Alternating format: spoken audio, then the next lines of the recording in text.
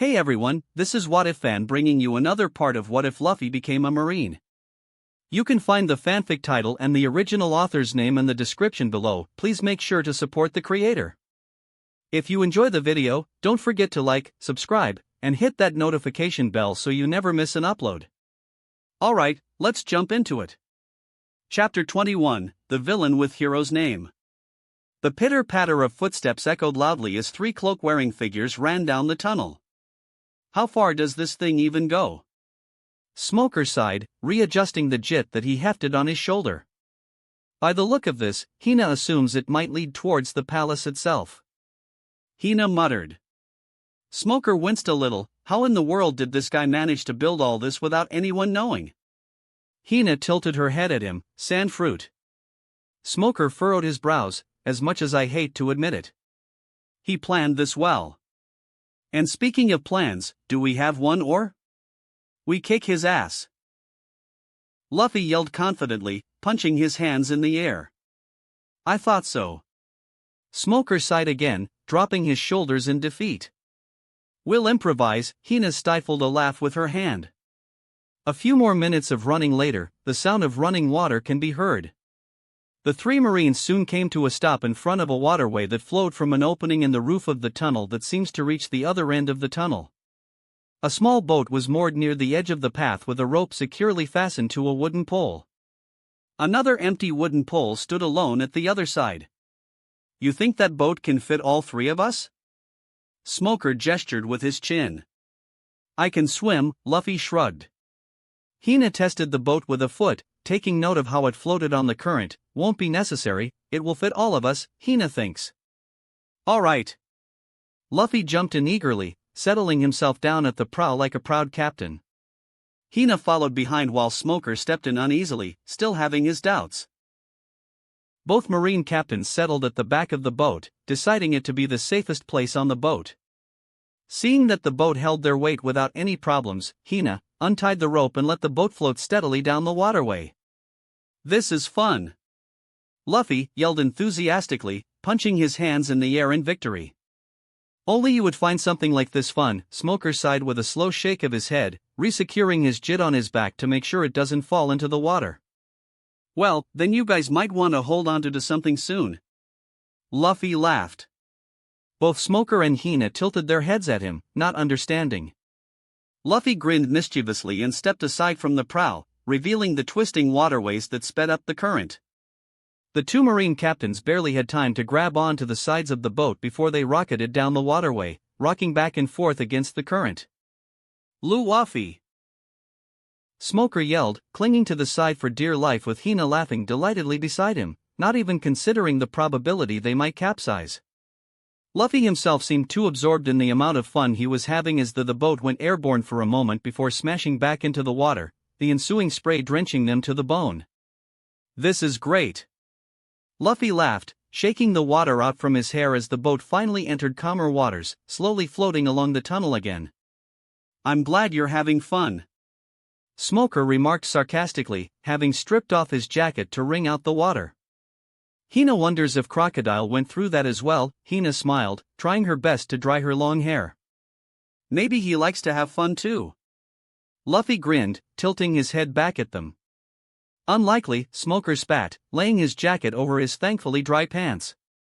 It's probably made that way to speed up the travel. Luffy pouted at Smoker, who pointedly rolled his eyes before glancing away. Hina grinned before pointing ahead. It looks like we're here.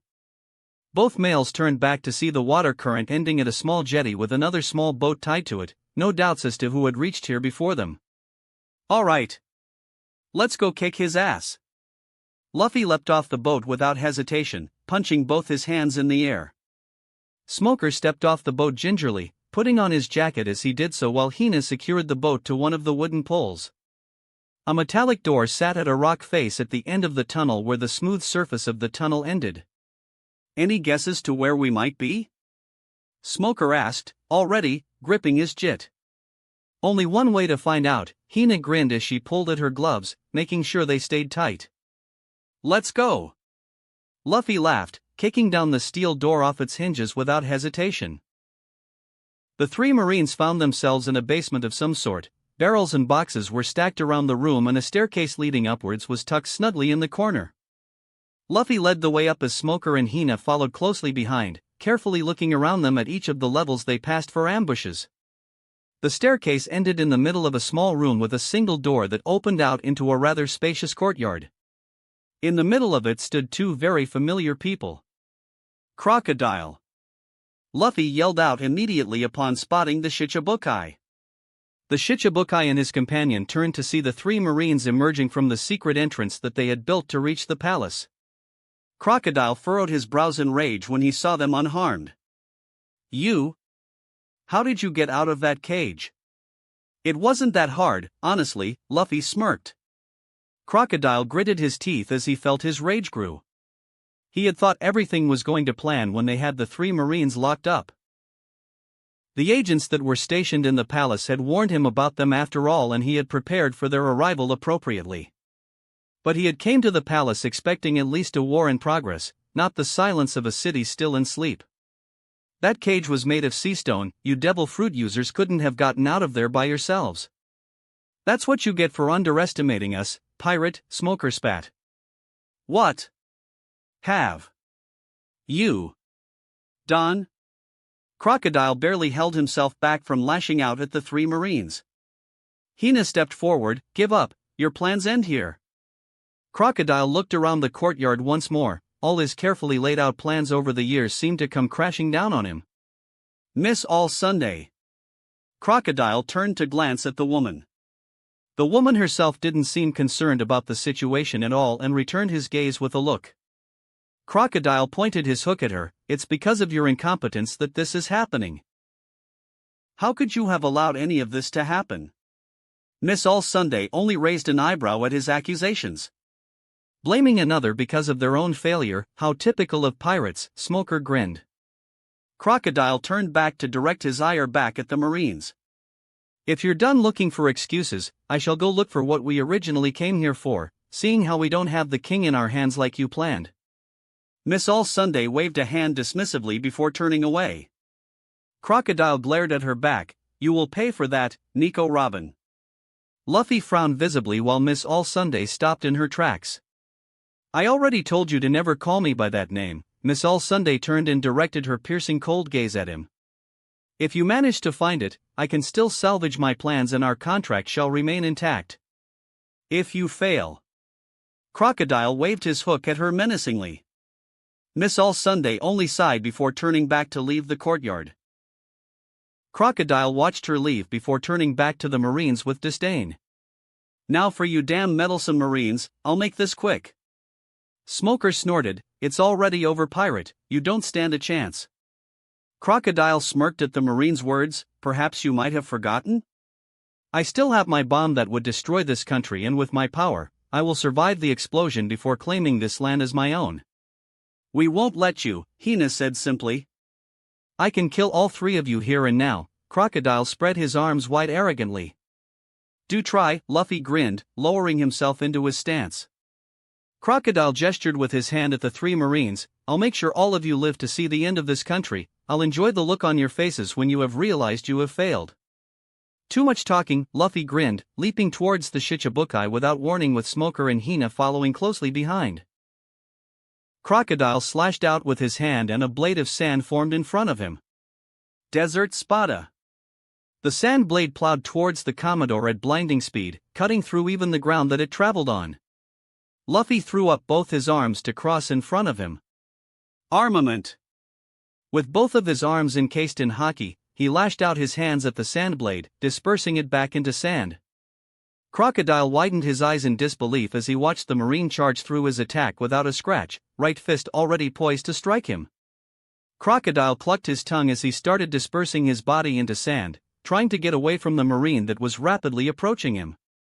Luffy grinned as he kicked the ground 10 times quickly, appearing right in front of Crocodile just as half his body was dispersing into sand.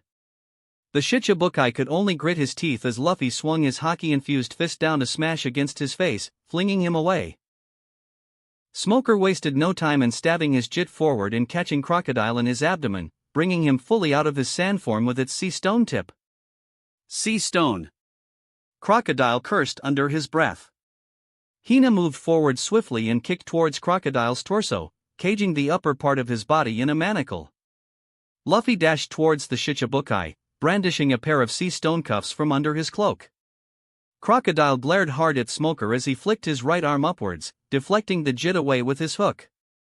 Smoker gritted his teeth in frustration as he watched Crocodile disperse his body into sand before Luffy could reach him and reformed on the roof, free of Hina's bindings. Crocodile glared down at the three Marines. "I see I might have underestimated you three a bit. A Commodore and 2 captains from headquarters. I guess I should take this a bit more seriously.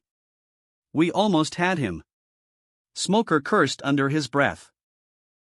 "We'll get him on the next one," Luffy grinned, spinning the sea stone cuffs around his finger casually. Crocodile narrowed his eyes at Luffy. "How can you handle sea stone without it draining your strength?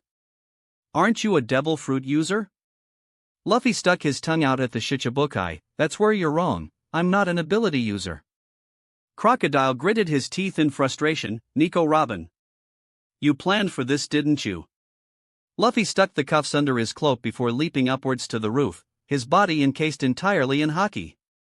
Too slow, Crocodile mocked the Marine as he dispersed his body into sand, letting Luffy's punch through him. Luffy turned just in time to see Crocodile reform behind him with a solid wall of sand formed in between them. The wall flew straight towards Luffy, smashing against the Commodore and plowing through the roof of the building Crocodile was standing on moments before. Crocodile dispersed once more just as Smoker stabbed his jit towards the Shichibukai, aiming for his exposed back. "How naive, you think I'll be that easy?" Crocodile grinned sadistically, reforming himself above the captain. "Damn pirate!" Smoker yelled, swinging his jit in an arc, aiming to smack him across the face.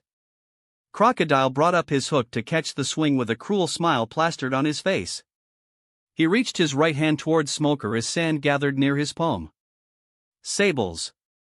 A miniature sandstorm manifested itself on Crocodile's palm, blowing Smoker back and smashing him into the ground. Hina leapt up and kicked at the Shichibukai, catching him across his torso only to have her leg pass through thin air when he changed his upper body into sand. Crocodile grinned down at Hina, reforming his right hand in front of her. "Such a pity, you can't touch me without haki." He grabbed her outstretched leg and pulled her up, dangling her upside down in front of him. Hina furrowed her brows and kicked at his head with her other leg, gritting her teeth in frustration as Crocodile reformed his head when the kick reached him. Crocodile let a sadistic smile cross his face. "Did you know, my right hand can absorb moisture from anything it touches, even from another human? Shall we find out what happens when all the water from your body is gone?" Before he could carry out his threat, Luffy appeared once more at his side with his fist raised and encased in haki. Crocodile clucked his tongue in annoyance as he released his grip on Hina, dispersing his body once more to avoid Luffy's punch. Hina flipped herself in midair and landed on both her feet, watching as Crocodile reformed himself on the ground a few feet away from her. Crocodile gritted his teeth in frustration. "You meddlesome Marines." Luffy landed beside Hina just as Smoker reformed himself from his smoke form, standing beside the crater he was smashed into. Luffy lowered himself again, encasing his whole body in haki. "Smoker, Hina, surround him." The Commodore launched himself forward without waiting for a reply, delivering a flurry of blows towards the Shichibukai. Crocodile furrowed his brows as he did his best to deflect and block each of Luffy's strikes, the sudden aggression from the Marine coming as a surprise. "Smoke trap." Smoker reached out his arms, changing them into smoke and spreading them out to encircle the area around Luffy and Crocodile. "Away's Bowery."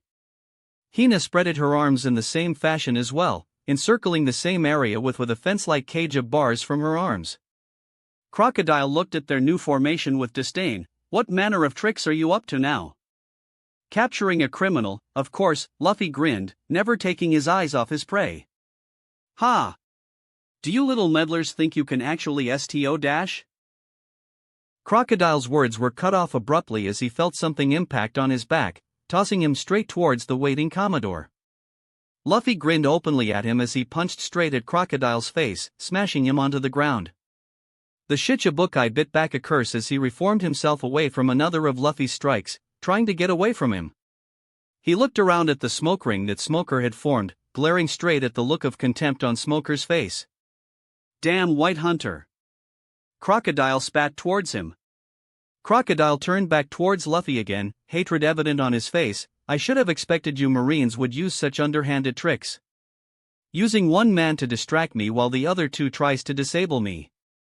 Luffy's grin grew wider as he lunged towards Crocodile once more, aiming a punch towards his face. Crocodile sidestepped the lunge before ducking to avoid a stab from Smoker's jit that appeared from the ring of smoke. The Shichibukai wanted to disable Smoker first, but Luffy made sure to always be in his way, slowly pushing him towards the edge of the ring and closing the trap on him. Crocodile shifted away to avoid another of Luffy's kicks before deflecting another stab from Smoker with his hook, constantly shifting his eyes around to watch his front and back. Such irritating flies.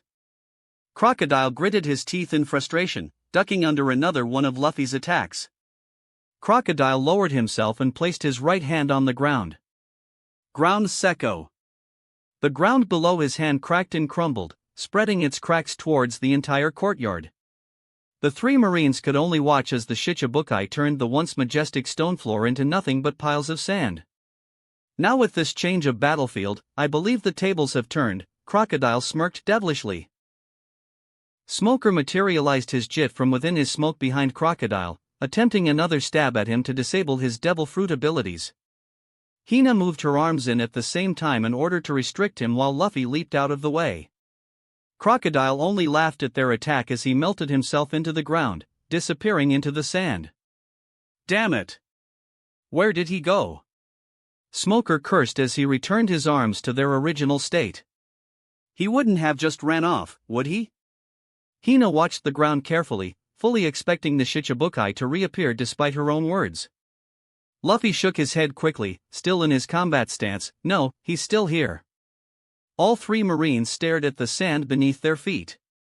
Crocodile laughed as he reformed himself behind Hina, his left hand poised in the air with his hook ready to strike.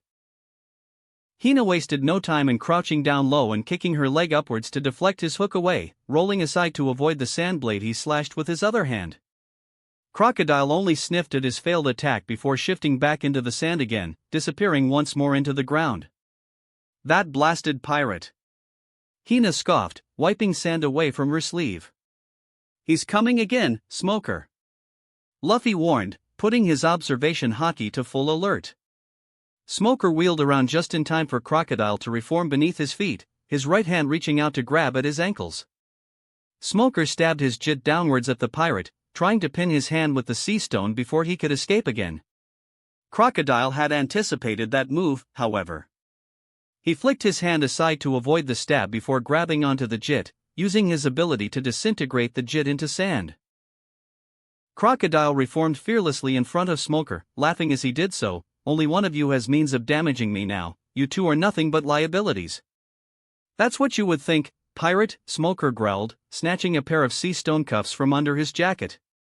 Crocodile shifted away in record speed the moment he saw the cuffs slash out at him, disappearing into the sand again. Hina! Luffy shouted out a warning, watching Crocodile form behind her with his right hand stretched to grab her. Hina immediately twisted around to kick upwards at him, aiming to drive him back towards the other two Marines, but Crocodile managed to catch her leg with his hand. Sand bara! Sand poured out from his hand and traveled down Hina's leg, covering her entire body with sand. Within a few seconds, the Marine captain was covered in a layer of hardened sand, trapping her in her kicking posture like a statue. That's one down, Crocodile said proudly as though he had chiseled the statue himself. Bastard! Smoker yelled, charging towards Crocodile with Luffy alongside him. Luffy kicked at the right side of Crocodile's head while Smoker went for Crocodile's legs from the left, the sea stone cuffs ready in his hands. Crocodile leaned back to avoid Luffy's kick while manipulating the sand beneath him to blast Smoker away. Crocodile laughed as he shifted away from the Marines, forming himself at the roof of a building nearby. Weren't you three going to finish me up fast? Time is ticking, you know, my bomb could go off anytime soon. TCH, this guy's more trouble than he's worth. Smoker frowned. Luffy placed his hand carefully on Hina, closing his eyes and concentrating on the sand that was surrounding her. When he was satisfied, he lightly punched at her, shattering the sand that had encased her, much to Crocodile's disappointment. Thanks Luffy, Hina gasped, glad to be free from her confinements. Smokey, Hina, go take care of the bomb, Luffy said offhandedly, keeping his eyes on Crow. Crocodile. The two captains looked at each other. But what about him? Smoker pointed a finger at the smirking Shichibukai. Luffy clenched his fists. I'll take care of him, but the bomb comes first. Hina glared at the pirate, who seemed extremely confident that his plans were going as they should have. She turned and placed a hand on Luffy's shoulder. Don't take too long, Luffy. Smoker raised an eyebrow at her as she walked past. You're going to let him do it alone? It's not like we'll be much help anyway. Hina waved her hand at him. Smoker frowned, taking one last look at Crocodile before turning his back on him as well. No you don't, Crocodile laughed, shifting himself towards the two departing Marines. Can't have you guys ruining my plans any further. Luffy jumped up to meet him, kicking at the Shichibukai and sending him crashing back towards the courtyard. Your opponent is me, Luffy cracked his knuckles slowly as he landed opposite Crocodile. Oomph, they let a brat like you become a Commodore? The standards of the Marines must be dropping. Crocodile sneered. Luffy smirked, indeed, they let someone like you become a Shichibukai too. Desert Spada. Rankyaku. Crocodile lashed out the sand blade with blinding speed, while Luffy kicked out his compressed blade of air. Both projectiles deflected each other off course, cutting past both fighters inches away from them. Crocodile furrowed his brows as he raised his right hand in the air, concentrating on gathering all the sand he could in his palm before launching it at the Marine. Sables. Sorrow. Luffy disappeared from where he stood, reappearing behind the pirate with both his fists clenched raised in the air. Crocodile cursed and turned himself to meet him, facing him just as Luffy launched his barrage of punches at the pirate. Desert Scudo. A huge wall of sand materialized in front of Crocodile, blocking a few of Luffy's punches before collapsing from his barrage, giving Crocodile time to shift himself away from the Marine. Crocodile placed his hand on the ground, watching as Luffy advanced on him again. Desert Grande Espada. Luffy barely jumped aside in time as a large blade of sand erupted from the ground underneath him, cutting across his side and drawing a small trickle of blood. Crocodile sneered, You're fast, I'll give you that, but you're still too weak to beat me. Shishishi, it's true I still have a long way to go to become strong, I'm still not at where I want to be yet.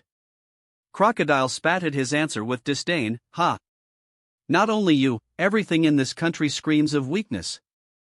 The king won't do anything against his own people to save himself. The people are no better either to believe such lies and turn against their king so easily. Luffy frowned as Crocodile said those words but held himself back. Even you Marines too, for not even suspecting anything while this was going on. That little princess of yours will perish alongside all of you. Luffy broke out in a grin suddenly, That will not happen. Why not? Because I will beat you here. Flashback. Luffy fiddled with his red-colored tie as he sat on one of the many plush chairs inside the room. The room itself was huge compared to the furniture that adorned it, to the point that the place seemed rather empty despite its plentiful decorations. The grand double doors opened slightly to reveal Jabra walking in with his usual wolfish grin. He strutted up to the still-seated Luffy, who had acknowledged his presence with a slight nod. So, Luffy my boy, Jabra grinned, taking a seat in the chair opposite him. What can I do for you? Luffy looked up at the wolfman who was leaning comfortably in his seat, both of his feet placed on the coffee table in between them. Luffy took a deep breath before meeting Jabra's eyes. Jabra, please teach me how to fight. Jabra lifted an eyebrow and tilted his head to the side in confusion, watching the one whom he had initially dismissed as a kid riding on his grandfather's coattails to an extremely terrifying existence. You already know how to fight, Luffy. What are you talking about? Luffy thought over his words carefully. I've been thinking about what you said. And I'm still nowhere as strong as I want to be. You're plenty strong enough. Jabra rolled his eyes and muttered to himself. So I'm asking if you can teach me the way you fight? As I said, Luffy, what are you talking about? You already know how to fight. The straw hat wearing agent shook his head quickly. What I know is just to punch and kick at things, there's no technique in them. In the past, I've met someone strong who told me I lacked experience. I believe part of it also attributes to the fact that I don't really have a fighting form of my own. Jabra frowned. Having no fighting form could be both considered a strength and a weakness. Fighters well versed in martial arts would find him difficult to predict due to the flexibility of his movements, but most of his attacks would be weaker. Besides, Luffy as a martial artist? That was something no one could easily come to terms with, knowing the way Luffy is. Impossible, impossible. Jabra waved his hands dismissively while shaking his head. What? Why? Luffy frowned. Jabra leaned further back on the chair, sighing, you don't have the aptitude for it, it's better for you to stay how you are now. Then, is there another way for me to get stronger? TCH. Why are you so insistent on getting stronger? If you ask me, you're already stronger than you have any right to be. Luffy hesitated. It was true that he was strong, he had been training himself to be the strongest from the start after all. But he knew with all that strength he was still far from his goal of becoming an admiral. Others might already see him as strong, but that goal of his still seemed so far away to him. I still have things I can't protect with my current level of power, Luffy said finally. At my current state, it's still not enough. Jabra snorted, humph, even if you say so, there's nothing much that I can teach you, it's better if you find someone else. I see. Luffy hung his head low, staring blankly at his hands. No way to get stronger. No way to get stronger. No way to get stronger. Luffy repeated while sighing to himself. Jabra sighed at the overwhelming melancholic feeling he was giving out. He scratched his head lightly, considering his next few words carefully. Luffy. Damn it. I'm not the only one who can teach you, you know? You don't have to be so depressed over it? But ever since I came here, you've been the one teaching me everything. If it wasn't for you, I might have not been able to stay here. Well, yeah. I was hoping you could take over my job and make my life easier. Jabra thought to himself, glancing to the side uncomfortably. Alright, fine. Jabra slammed the table with finality. I know you're after my Tekai Kenpo, you little brat, you've been pestering me about it since the first time you've seen it. Luffy nodded with a huge grin on his face. Jabra pointed a finger at him, I'll work you to the bone, you hear? Don't come crying to me if it turns out too much for you. Understood. Jabra came to regret his decision later. Beat me here? You think just because you know a few moves you can stand against me? Crocodile laughed, spreading out his arms in an exaggerated fashion. Foolish boy, I'll make you understand the difference between us. Shishishi, I look forward to it. Luffy grinned, raising up both his fists. Crocodile furrowed his brows as he shifted into sand again, reforming himself directly in front of Luffy and thrusting his right palm towards Luffy's chest. Sand bara. Sand poured out from Crocodile's hand and spread itself on Luffy's chest, rapidly covering his entire body and hardening. Crocodile smirked as he watched the sand engulf the marine, entombing him in the sand coffin. As I thought, you're all talk. Crocodile took a step back, looking down at the statue. Before he could turn his back to Luffy, cracks appeared all over the hardened sand and shattered, revealing the empty space inside. Freestyle armament. Luffy grinned behind the still confused Shichibukai, his whole body turning a glossy black color. Crocodile barely had time to gasp as he was blasted forward from 2 impacts on his back, crashing into a nearby wall before he could dematerialize himself. What? Crocodile shoved the debris out of the way, trying to push himself back on his feet only to see Luffy standing over him with his right fist poised in the air. Crocodile could only watch as the fist descended upon his face, punching him through the wall to end up at another of the palace's courtyards. He desperately dematerialized himself as he felt Luffy approaching him again at high speed, dispersing himself into the sand beneath the ground. Luffy grinned as he spun himself mid-air and smashed his fist down into the ground, creating a shockwave that blasted most of the sand into the air. Closing his eyes calmly, he activated his observation haki as piles of sand surrounded him in the air. In an instant, he locked onto his target and leapt upwards, kicking at a pile of sand from underneath and sending the rematerialized crocodile higher up into the air. The airborne Shichibukai did his best to gather as much sand as he could onto his palm, aiming it at the marine that was rushing towards him in that instant. Sables. Freestyle armament, Rankyaku. The sand tornado and air blades smashed against each other, sending out a small shockwave that blasted both marine and pirate away from each other. You impudent marine! Crocodile yelled, rematerializing himself behind Luffy with his hook poised in the air. Luffy ducked underneath the slash before twisting his body around on a foot and delivering a satisfying roundhouse kick into Crocodile's face, sending him crashing into another wall. Once again, Crocodile pushed himself up from the ground, breathing heavily as he glared hard at the marine standing across him. You're just a damn Commodore, why do you possess such strength? Luffy grinned at the pirate's frustration. It is not that I am strong, it's just that you can only destroy and not protect anything, that is why you are weaker than me. Bullshit. Only the strong will have the power to destroy. Being able to destroy anything is proof of one's strength. You're wrong, Luffy shook his head slowly. The strong are those who can protect what they treasure, and you have no such thing. That is why you are weaker than me. You dare! Crocodile lunged at him, punching his right fist at Luffy. Luffy somersaulted above Crocodile, kicking both his feet downwards and sending Crocodile crashing into the sand below, blasting out a huge shockwave and creating a crater of sand. Crocodile flicked his hands towards the still airborne Commodore, sending spires of sand crashing into him and blasting Luffy into a nearby wall. Desert Spada. Luffy barely had time to raise up both his arms and deflect the sand blade away from him. Sables. Crocodile throws up another sandstorm, concentrating it around himself and increasing its size and velocity gradually until it enveloped the whole courtyard. Luffy stood his ground as pieces of sand blasted against him, his haki protecting him from serious injury. Why?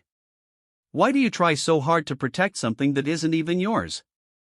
Crocodile yelled, increasing the intensity of the sandstorm. Small cuts started appearing on Luffy as he continued bracing himself against the storm. Crocodile gritted his teeth in frustration as he saw Luffy not wavering an inch. This country is filled with worthless people. With a simple trick, they turned against the very king they had placed their absolute trust in. Not even caring that they would destroy their country with their own hands. Luffy said nothing as he concentrated on strengthening his haki. And the king is just as pathetic as the rest. He cared too much about the people and neglected the country. Everyone in this country is weak. You're wrong. Luffy finally yelled back. Everyone in this country is fighting to protect what they treasure the most. They are willing to put their lives on the line and attempt the impossible just so that they can protect the things important to them. And what has that achieved? This country is on the verge of collapse and its people can barely save it. Luffy gritted his teeth. You did not see how they struggled. Everyone struggled to save this country, but they were all led astray by you. Ha! All I had to do was to give a little push and they started destroying themselves. I barely played a part in any of this. No, you used the fact that everyone loved this country to instigate this civil war. People like Vivi had to suffer because of it. Crocodile snorted in disdain, that little princess? True, it surprised me a little when I found out who she was. But in the end she still failed to do anything. She managed to get to us, and I promised her I will beat you. Meddlesome Marines and your twisted sense of justice. Luffy pointed a finger at Crocodile. I ask you one last time, Shichibukai Crocodile, surrender. Never. Crocodile lunged towards the marine, directing piles of sand towards the stationary marine while still keeping his sandstorm up. Freestyle armament, Tekai. Luffy braced against sand barrage without flinching and immediately countered with an uppercut when Crocodile tried to slash him with his hook. Crocodile spat out the blood in his mouth as he glared daggers at Luffy. You've done it now. He slowly pulled the tip of his hook until it revealed the nasty-looking greenish tip underneath. This one's coated in a deadly poison and just one slash of it is enough to kill a man, much less an impudent marine like you. Freestyle armament, Shurgon Rankyaku. Luffy shot the air bullet that cleanly cut through the end of the hook, watching with mild interest as the blade landed on the floor with a resounding clang. Crocodile stared slack-jawed at his hook. Shishishi, as I said Crochi, you're weaker than me, Luffy grinned. Arrgh! Crocodile, blinded with rage, tried to punch Luffy with his broken hook. Luffy ducked underneath the blow and punched upwards towards Crocodile's abdomen, sending him flying into the air. Sorrow! Luffy launched himself into the air, just above the airborne crocodile. Freestyle armament, Tekai Sai. Luffy smashed himself into Crocodile, sending him flying back down into the courtyard and smashing into the ground, throwing up a huge cloud of sand with a satisfying boom. Luffy landed beside the crater, staring down at the unconscious Shichibukai who now lay face down in the sand. Crocodile, with my authority as Commodore of the Marines, you are hereby stripped of your place as Shichibukai and will be brought into custody. With that, Luffy sat down heavily beside the crater with a long sigh. Ugh, freestyle armament really puts a lot of strain on the body. It lets me use other skills on top of hockey, but it still tires me out too quickly. Still, that was rather well done, Mr. Commodore, a voice commented from behind. Shishishi, thanks. Eh? You were still here? Luffy turned around to see Nico Robin standing behind him with a slight smile on her face. I had to know if I could be free from his control after all. And if you could actually keep your promise. Luffy grinned proudly, of course. I always keep my promises. Then may I ask for your pardon? I was forced to work against my will under him, after all. Robin tilted her head slightly, trying to get him to agree with her. She had honestly thought this young Commodore is nothing but a simple-minded Marine officer whom she could manipulate to get herself out. Before that, your name is Nico Robin, right? The smile disappeared from Luffy's face.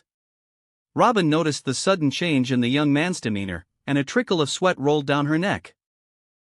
She stared hard at the Marine, eyes darting between his hands and face. She was starting to think that perhaps she wasn't the one manipulating him after all, she might have been the one to be manipulated instead. Why? Why do you want to know? Luffy stood up slowly from the crater, turning his back on the defeated crocodile to face her. When I was still training to be a Marine, I was put under Akiji as an apprentice.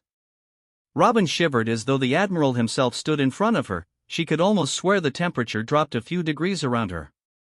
Luffy took a step forward, and before she could stop herself, Robin found herself taking a step back as well. I was told by my teacher to eliminate you as soon as I found you. Robin was already halfway and turning around to run as Luffy lunged towards her. Chapter 22, Among the Ashes. Flashback. In a remote port town somewhere in the Grand Line, a Marine battleship was moored along the coastline, watching over the town like a silent guardian. On the deck of said battleship, Akiji was leaning back on his lounge chair with his sleep mask pulled over his eyes. Luffy sat rocking on a chair beside him, reading out the reports he held in his hand to his mentor. From Marine headquarters, the 80 million berry pirate Dan Silvers is scheduled to be executed within the week. They are requesting for a battleship escort to transport the prisoner from Impel Down. Luffy looked up from the reports at his mentor, tilting his head to the side. Teacher, how do we decide how much bounty to put on a criminal? Akiji answered without lifting his mask, it's decided on how big of a threat they are to the world government. Then what did Nico Robin do to earn such a high bounty? Luffy, Akiji gave a sigh. We talked about this before, you're better off not knowing. Luffy frowned, he didn't like all the secrecy. He already had his share of it while in CP9 and it sickened him to always hear the same excuse over and over again. You're better off not knowing. So what was he supposed to do? Continue to follow his orders blindly? He didn't choose to be a Marine for all this secrecy. He looked up at his mentor once more. Please teacher, I want to know what she did. I don't think I can deal with killing her without knowing what crimes she committed to warrant such a bounty. Akiji sighed deeper this time. Luffy, really, you don't want to know? Teacher, please, Alright. Akiji sat up suddenly, pulling his sleep mask away. Don't say I didn't warn you. For the next hour, Akiji explained in detail the events that unfolded in Ohara, about the truth behind Robin's bounty and how her existence was a threat to the world government. All the while, Luffy had took it all in, his anger rising with each passing minute. That means her sentence is unjustified. Luffy protested. Akiji shrugged. That's how things work around here, Luffy. The ones in power will always want to protect themselves and the powerless ones are the ones to suffer. Luffy gritted his teeth. This isn't fair. She's not a criminal. Unfortunately, she is one in the eyes of the world government. I know how you feel about this, Luffy. But if you value you and your grandfather's position, I'd suggest that you not voice your opinions so openly. Luffy winced, knowing full well what would happen should he be charged with treason. Isn't there anything I can do to save her? Akiji raised an eyebrow. If you're adamant about saving her, it'll be up to you to find a way. I'll do it. Luffy yelled confidently. Akiji held up a finger. But if I were to find her first, I will do everything in my power to eliminate Nico Robin. Robin came to a halt as Luffy appeared in front of her, both his hands raised in a placating gesture. I know the truth behind your bounty. Robin glared at him while crossing her arms in front of her. What do you know? 6 hands appeared around Luffy's body, grasping onto his limbs and neck. Luffy's eyes widened in surprise. Wait. I don't mean to dash. Cease fleur, clutch. Tekai. Luffy resisted against the submission move with all his might while Robin used all her strength to push down on his limbs. Luffy gritted his teeth. Nico Robin. I have no intention to harm you. Lies. You're his apprentice. There's no way you're any different from him. Robin furrowed her brows, increasing the pressure on Luffy. Armament. Ocho fleur, flip. 2 more arms appeared on Luffy's back as the other arms altered their hold on him, attempting to flip him on his head instead. Kami-e. Luffy let his body go limp, letting the arms flip him, but instead of crashing into the ground, he floated gently downwards, as though he was just laying himself down. Listen. I can help you. Luffy yelled out frantically, pushing himself up when the hands disappeared. Impossible. A marine like you would never help someone like me. Robin cried, fury evident in her voice. Listen. I can try to dash. Trientafleur, clutch. 30 arms appeared all around Luffy, grasping onto him with incredible force. Freestyle armament, Tekai. Luffy furrowed his brows as he resisted the submission move again. Robin. I don't agree with what they did to you. I'm trying to help you. Why would you help a criminal like me? Robin glared at him. I'm not a believer of absolute justice. Just hear me out. If I intended to kill you, I would have done so already. Robin gritted her teeth but finally relaxed her hands, dematerializing the other hands that held on to Luffy. What makes you think you have any power to help me in the first place? The words of a Commodore shouldn't hold much weight in Marine Command. I have a number of connections I can use. Robin raised an eyebrow, though her glare didn't diminish. Connections that can supersede the words of a Marine Admiral? Well, sort of. Besides, not everyone has to know that I've put you under my wing. The Marines have other things to worry about. Things like? The revolutionaries, for example. Luffy grinned mischievously.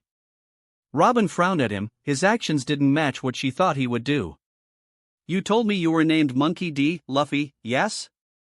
Luffy nodded enthusiastically. You wouldn't happen to be related to Garp the Fist, would you? Luffy brightened at the name. He's my grandpa. Do you know him? Robin let a very slight smile cross her face. I know him for someone who never likes following the norm. Shishishi. It runs in the family. Robin watched the Marine in front of her carefully. I guess that explains some things.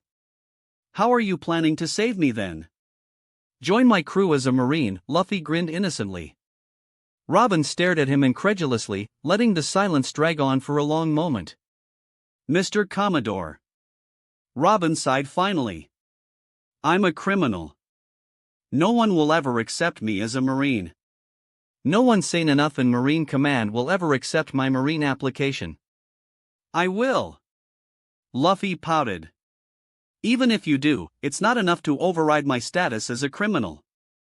It'll work out somehow. Mr. Commodore. I don't think things are that easy. Well, you can use your knowledge to help the Marines? Robin scowled. I'd rather kill myself than let those disgusting monsters use me to further their own agendas.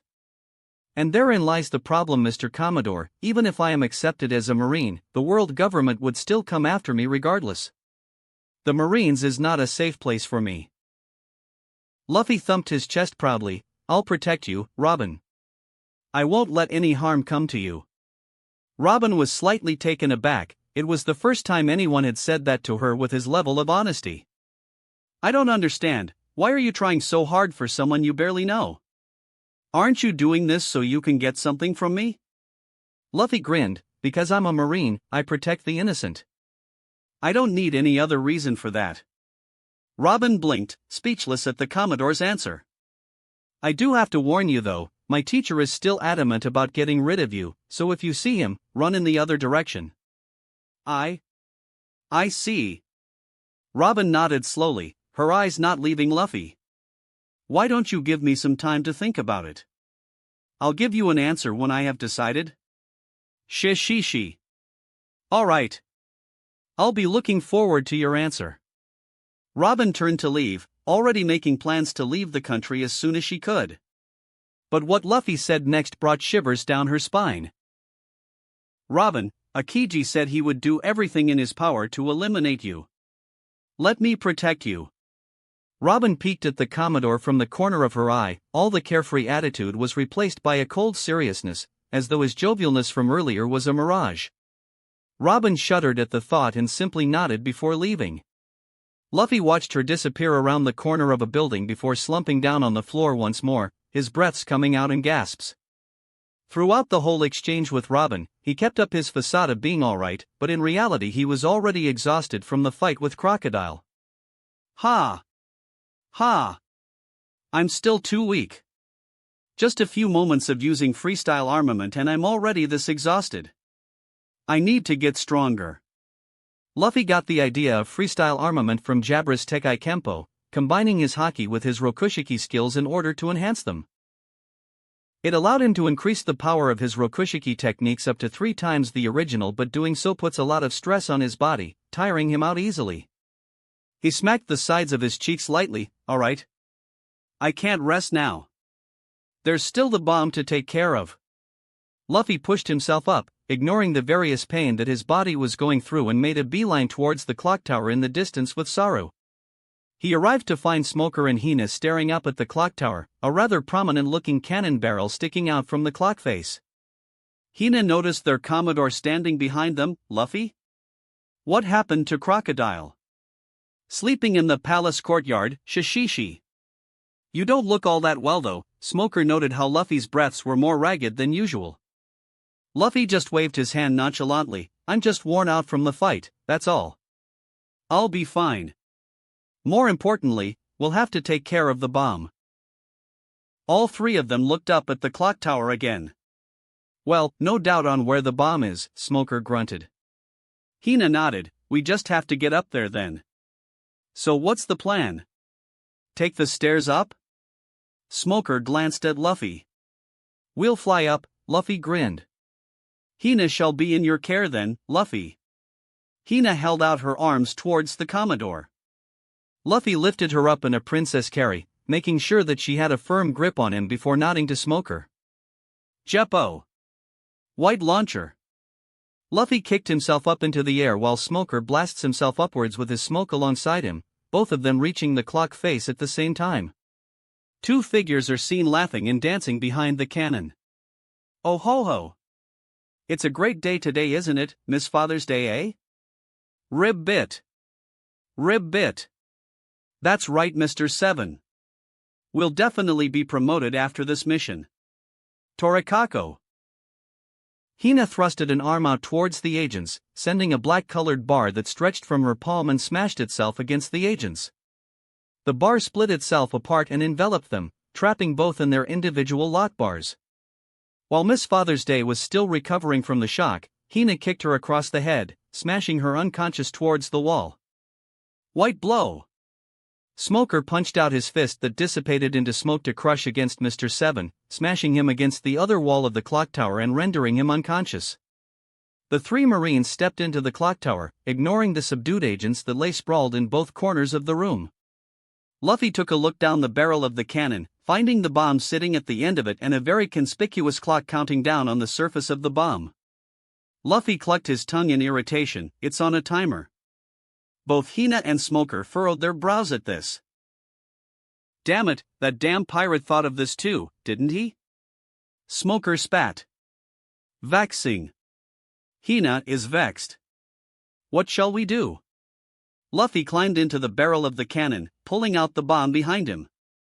We'll throw this up into the air and let it explode above the city. Smoker stared at him incredulously. You think you can throw it high enough such that the city isn't affected by the blast? This thing was supposed to take out a huge chunk of the city. We'll have to at least throw it as high as those drum rockies to be sure it doesn't cause any damage. Luffy grinned mischievously. That's where you come in, Smokey. Smoker's jaw dropped. No. No. You aren't thinking of.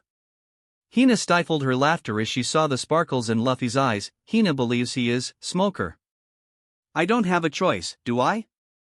Smoker sighed dejectedly, stepping out onto the edge of the clock face.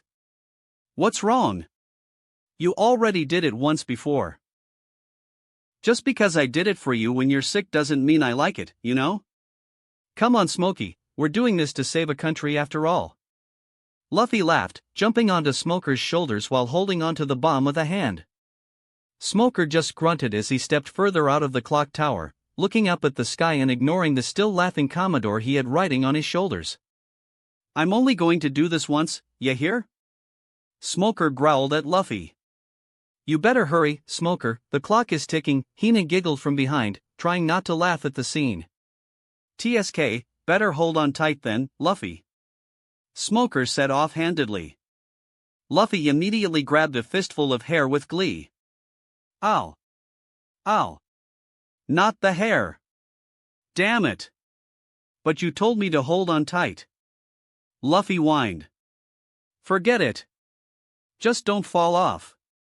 Smoker yelled, already changing the bottom half of his body into smoke. Without so much as a warning, Smoker exploded himself upwards, carrying both Luffy and the bomb as high up into the sky as he could. This is as far as I can go. Smoker yelled. Thanks, Smokey.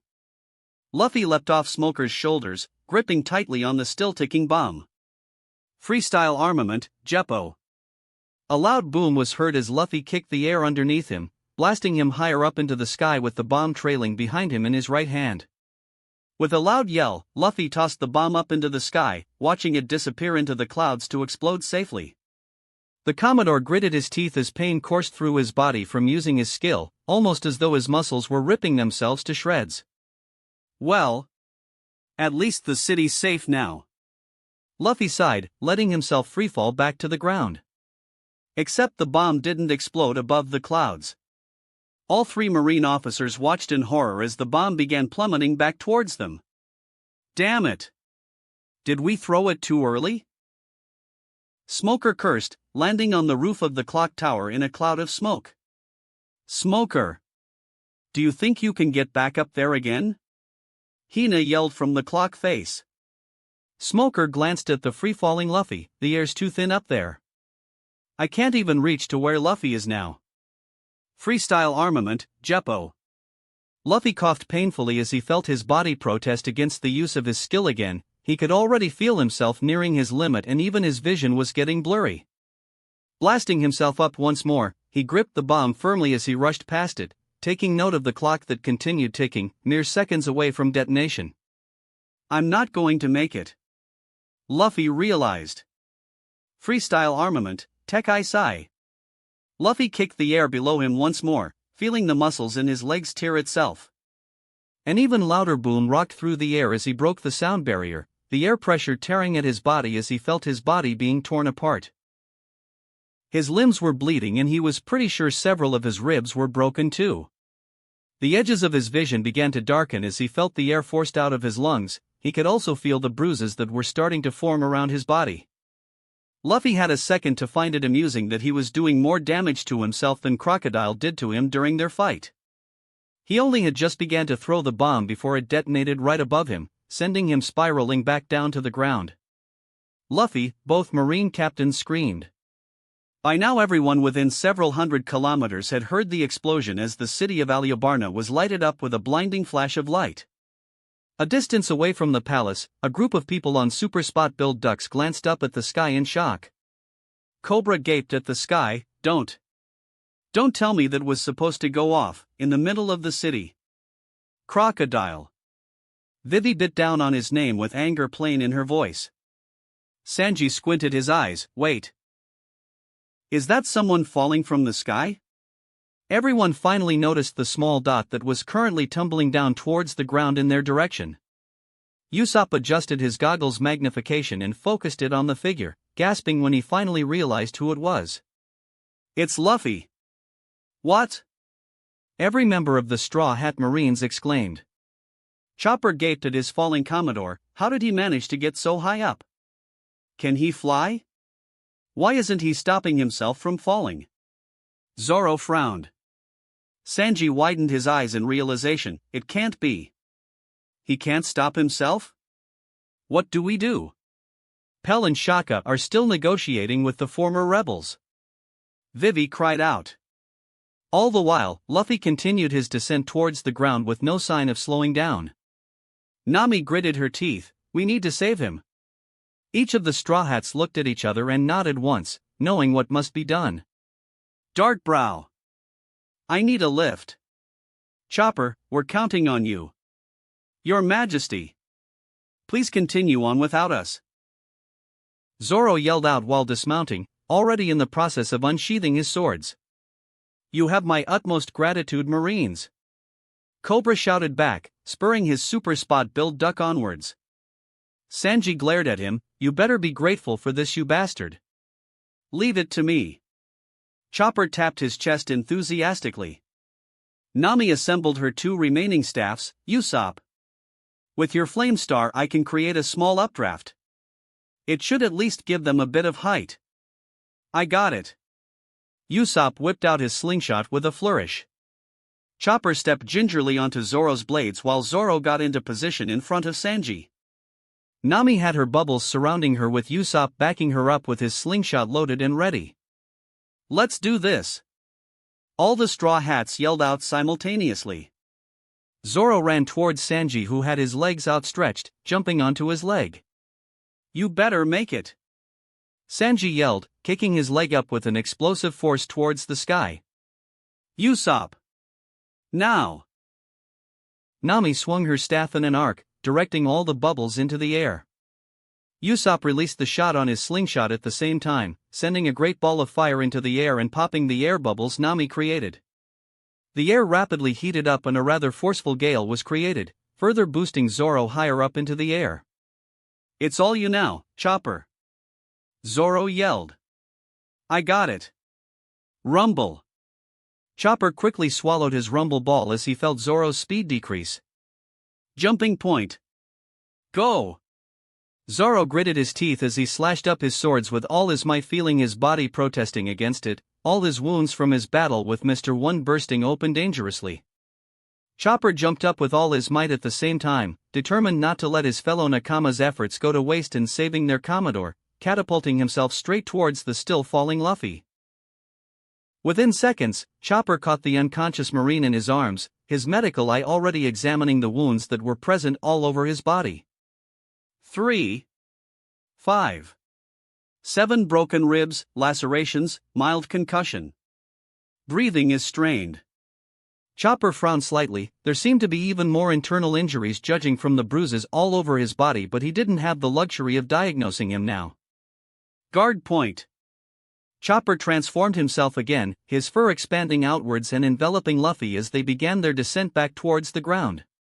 Before they fell too far, a huge mass of bubbles appeared from underneath them, enveloping Chopper and slowing his descent. Success! Nami fist-pumped the air proudly. Well, now we have one less problem to worry about, no thanks to this guy. Sanji nudged the Marine swordsman that had collapsed into a heap on the floor ever since he came back down, not particularly caring that he was already bleeding badly. Shut up. I just need to sleep, Zoro groaned, shoving Sanji's foot away. Chopper's not going to be happy, Usopp commented from the side. Whatever, Zoro rolled his eyes. The four Straw Hats watched as the Bubbles and Chopper descended gracefully onto the ground with a soft plop, depositing the reindeer safely on the ground. Chopper changed out of his guard point and gently laid Luffy down on the ground. Everyone grimaced as they saw the condition their Commodore was in. Both his arms were obviously broken while nasty cuts and bruises adorned almost every visible part of his body. It was definitely a sight they were not used to seeing from their Commodore. Nami had both her hands covering her mouth in shock. Did Crocodile do this to him? If I get my hands on him. Zoro cursed softly, barely standing on his own two legs while Sanji supported him by his side. Chopper, how is he? Sanji frowned. He'll be fine, right? Usopp tried to stop his voice from shaking. Chopper was already fussing over their Commodore, doing his best to stop the bleeding and patching him up as best as he could from what little equipment he had. We need to get him back to the palace, most of my equipment are there. There's only so much I can do here.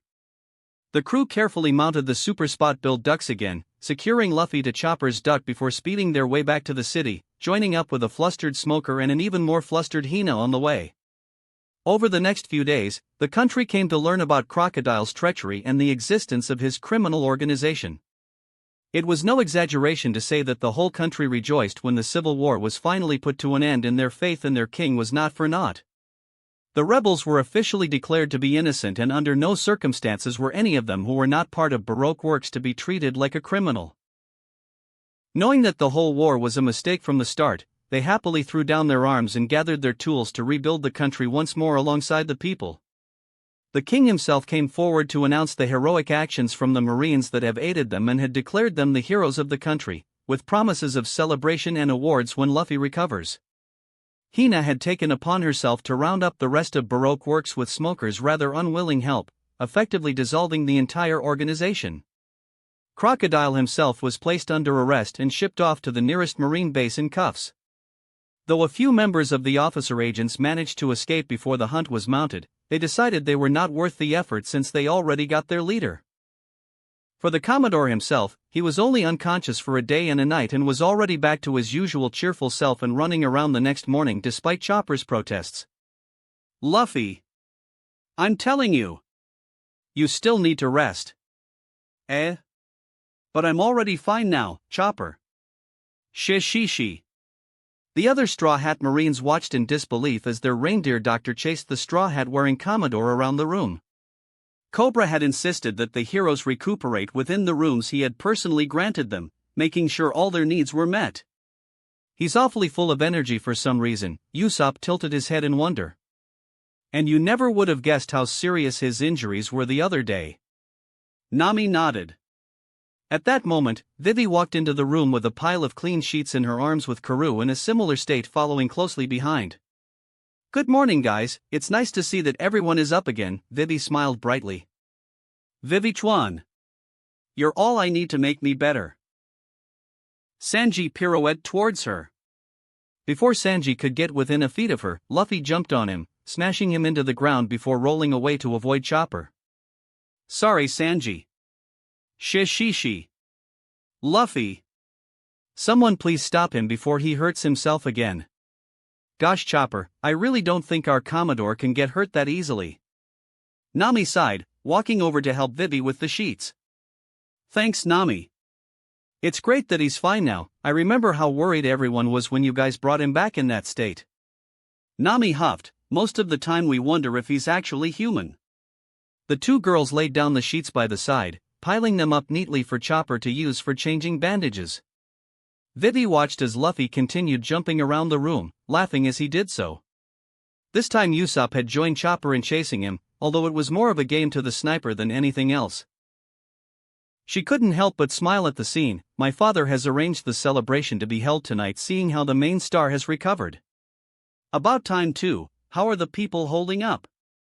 Nami blatantly ignored what was going on behind her. Everything's fine, the people are just happy that the war is finally over and everyone can finally return to their homes. Though there's still remnants of Baroque works, Miss Hina is working really hard taking care of them. Besides, it rained for the first time in a long while just yesterday. I see, that's good to hear. You managed to save this country, Vivi. Vivi punched Nami's shoulder playfully. Please, you guys are the ones who saved this country. I couldn't have done it by myself.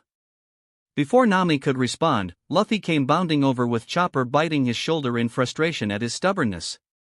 Vivi. I heard we're having a party. Where is it? Good morning, Luffy, I'm glad to see you've recovered. Miss Hina wanted me to tell you that she already handled Crocodile so you don't have to worry about it.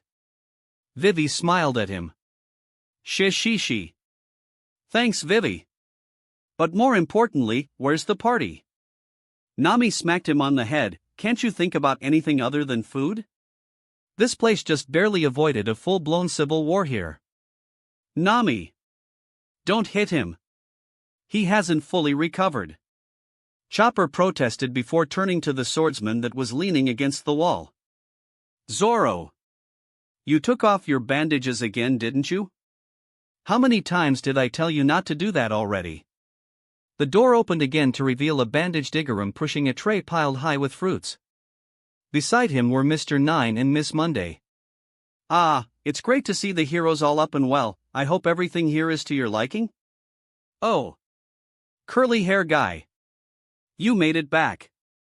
Luffy waved at him enthusiastically. What? When did they? Zoro raised an eyebrow.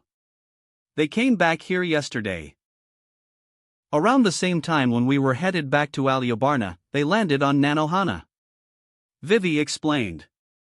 Mr. Nine immediately knelt down on the ground in front of Vivi, to not know that I've been beside genuine royalty and still continuously claim myself to be one. Please forgive this one's insolence. Miss Monday knelt down as well, to be unaware of the harm that our actions have been doing to our friend. I'll accept any form of punishment. Vivi gasped and immediately pulled them up. Please guys, it's not really a big deal. Everything is fine now and you don't need to treat me any differently than before. We're still friends. To hear such compassionate words. Such is the difference between true royalty and one that pretends to be one. Mr. Nine began wailing comically. Miss Monday grasped Vivi's hands in gratitude. Truly, thank you. If I have to serve you my whole life to repay back the wrongs I've done, so be it. Vivi was at a loss of words after witnessing their actions. Fortunately, Igaram came to her rescue.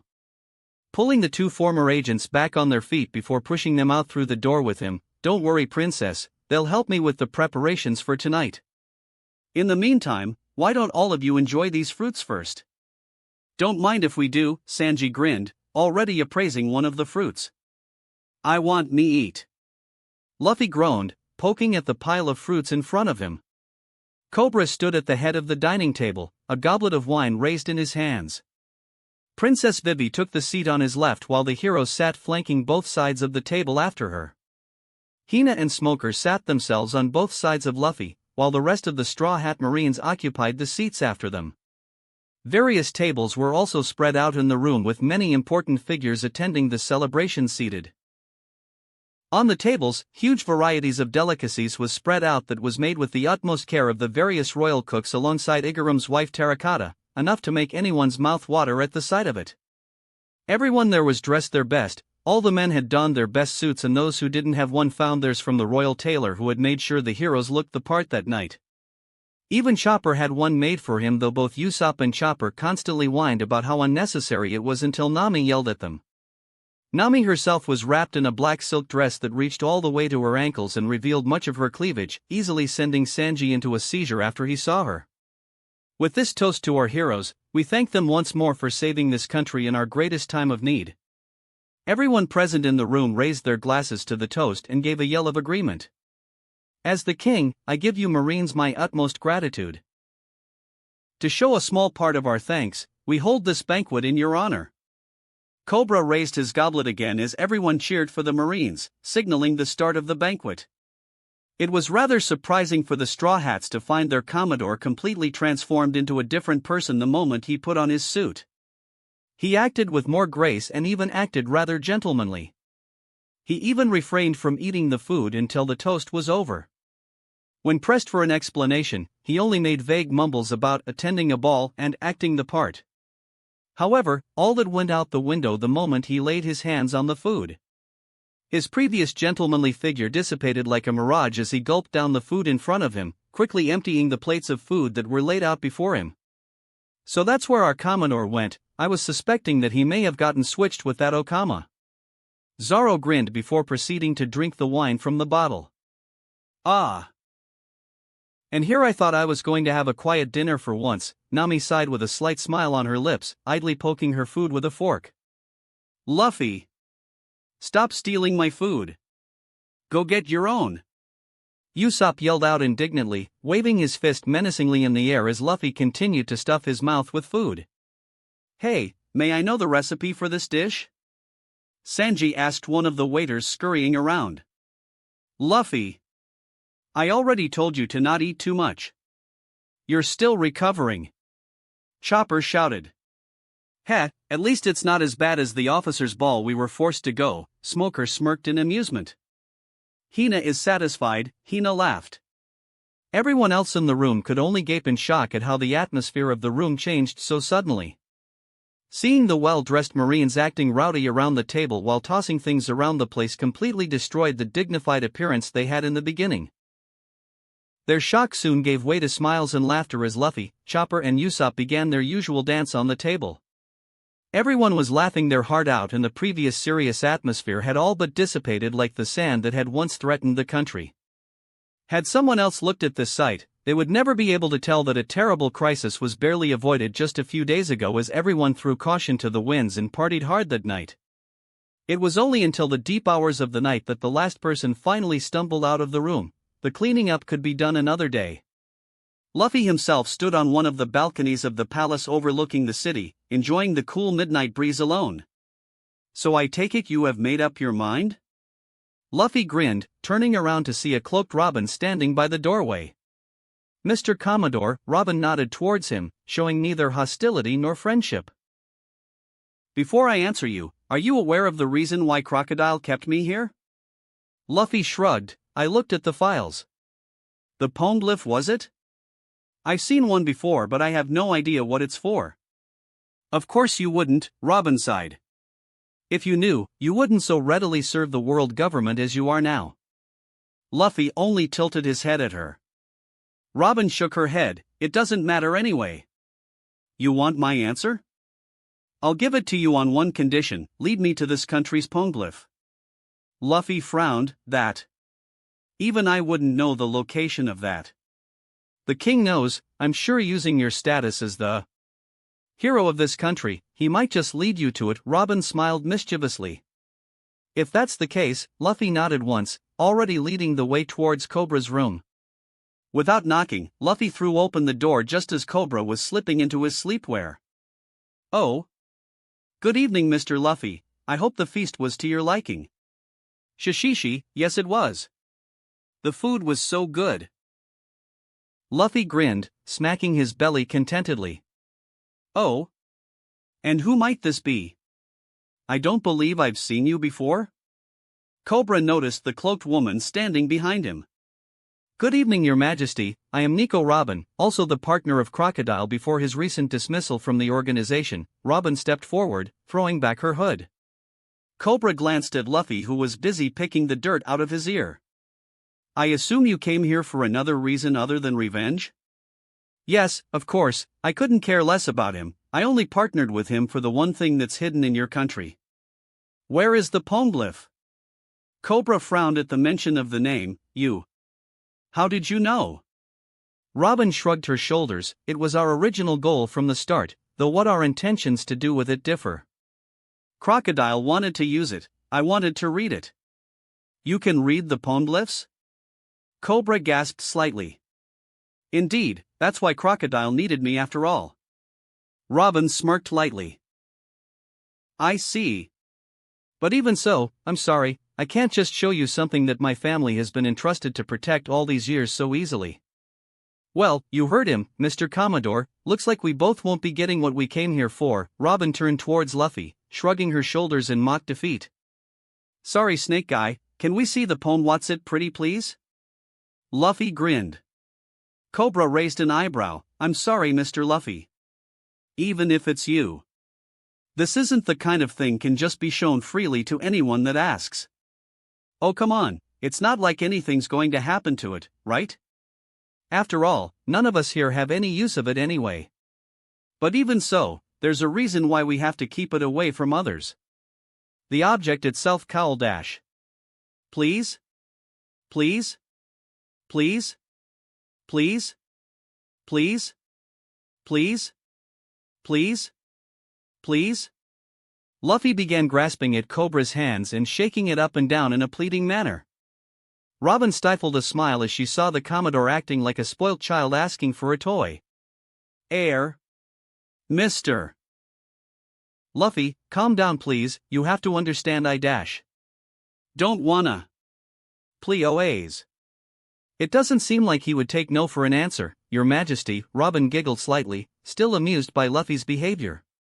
Cobra sighed, I guess. Alright, I'll take you two there. But please, this has to remain a secret. Alright.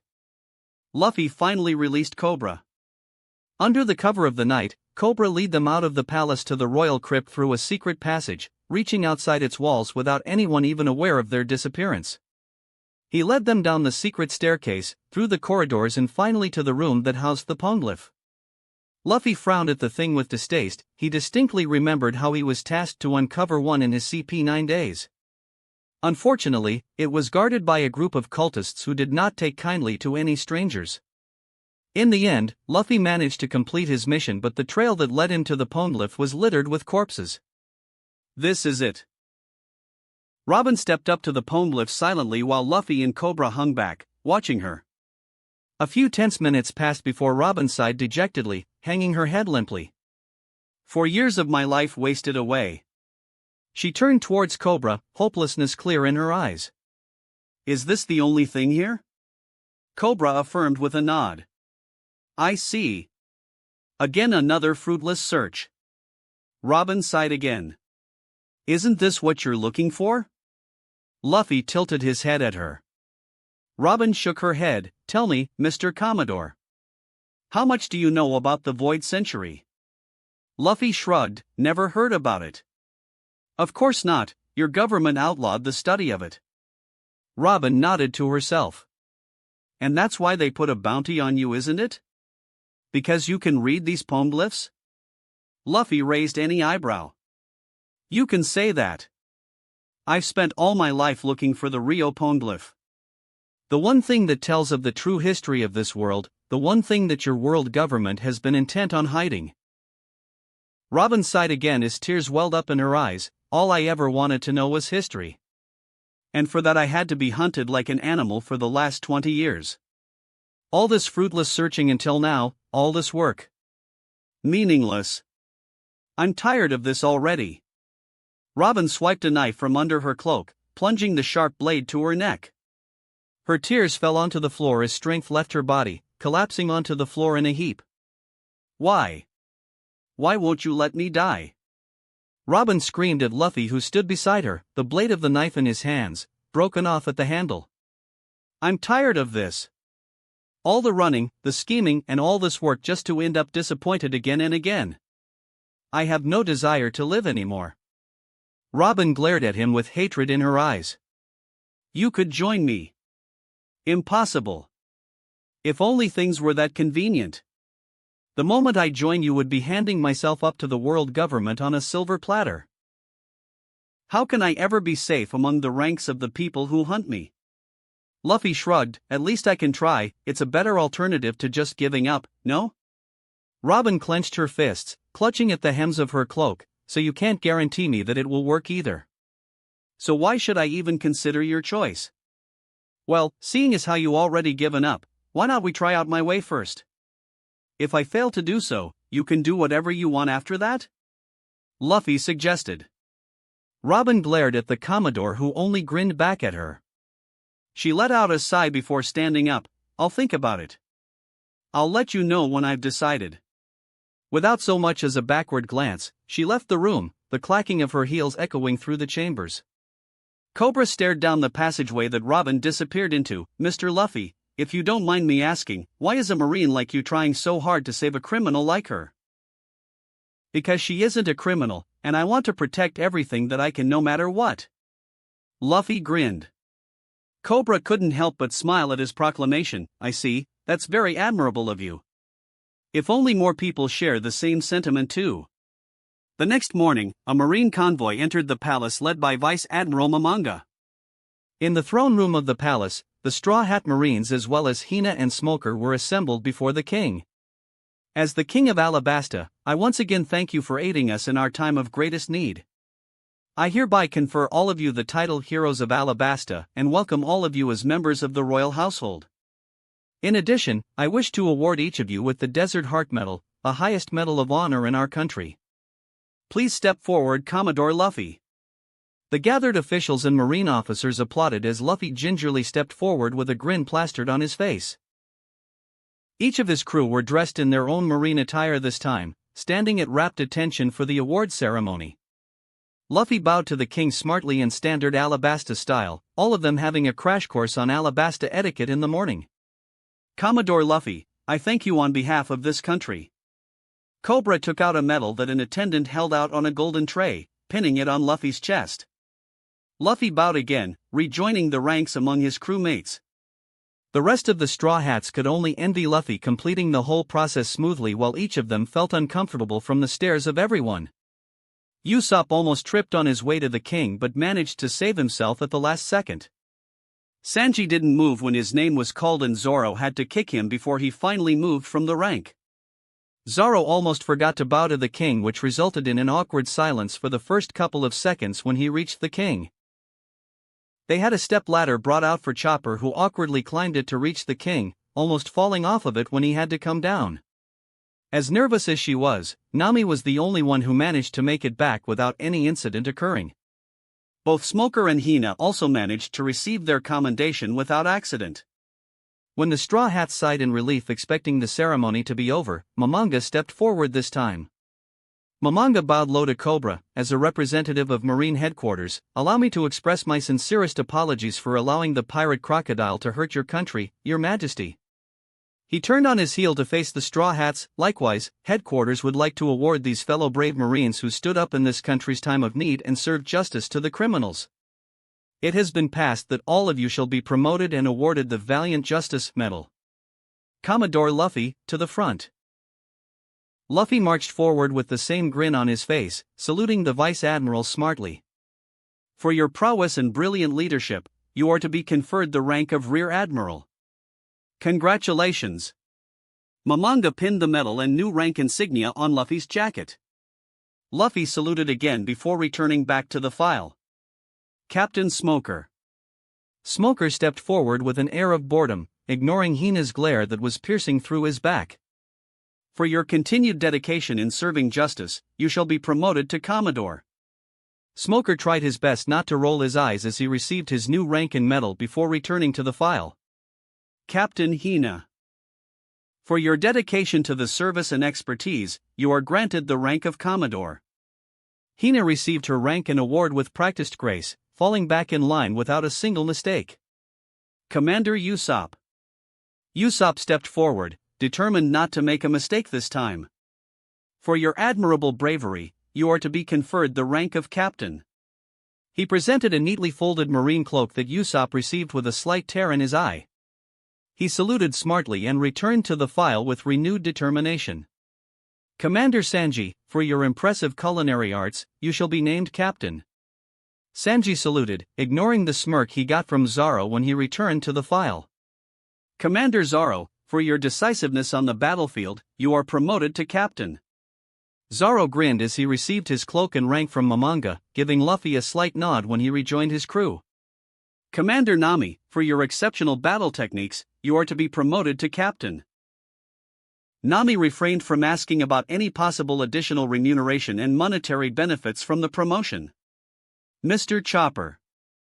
Chopper did not forget that he was still not officially part of the Marines, only joining in on their mission partway through. He gulped nervously as he stepped onto the ladder prepared for him, reaching the Vice Admiral's chest level. Though he could have chosen to transform into his human form, everyone had agreed that it would look much better for him to remain in this form.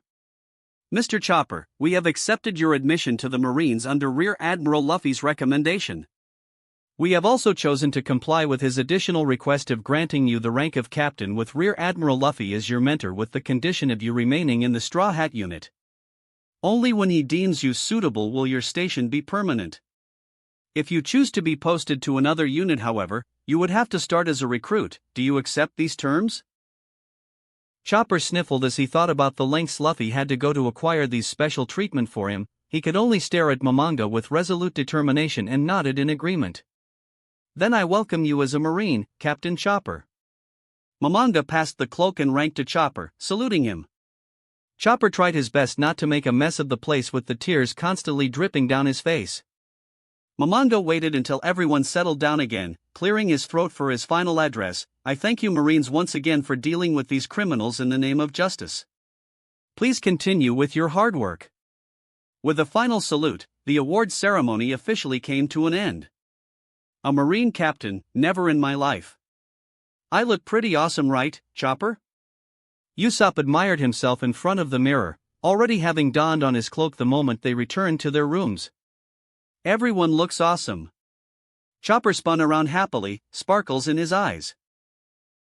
Nami Swayan, the cloak looks perfect on you. Sanji complimented, hearts spewing out from all over him. Thank you, Sanji, Nami replied offhandedly, her focus on the medal she held in front of her, wondering if it was worth anything monetary in value. Zoro snorted, as for you, it looks terrible on you, you might as well use some dirty tablecloth as your cloak instead. What did you say, you stupid Marimo? You heard me, perverted Darkbrow.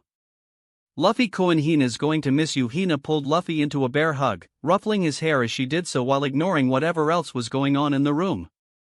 Be careful escorting the rest of the criminals, Hina. Don't work yourself too hard, Luffy grinned. Rear Admiral Luffy, Smoker Mock saluted him with a smirk. I've received my new assignment from headquarters, so I'll be heading out as well.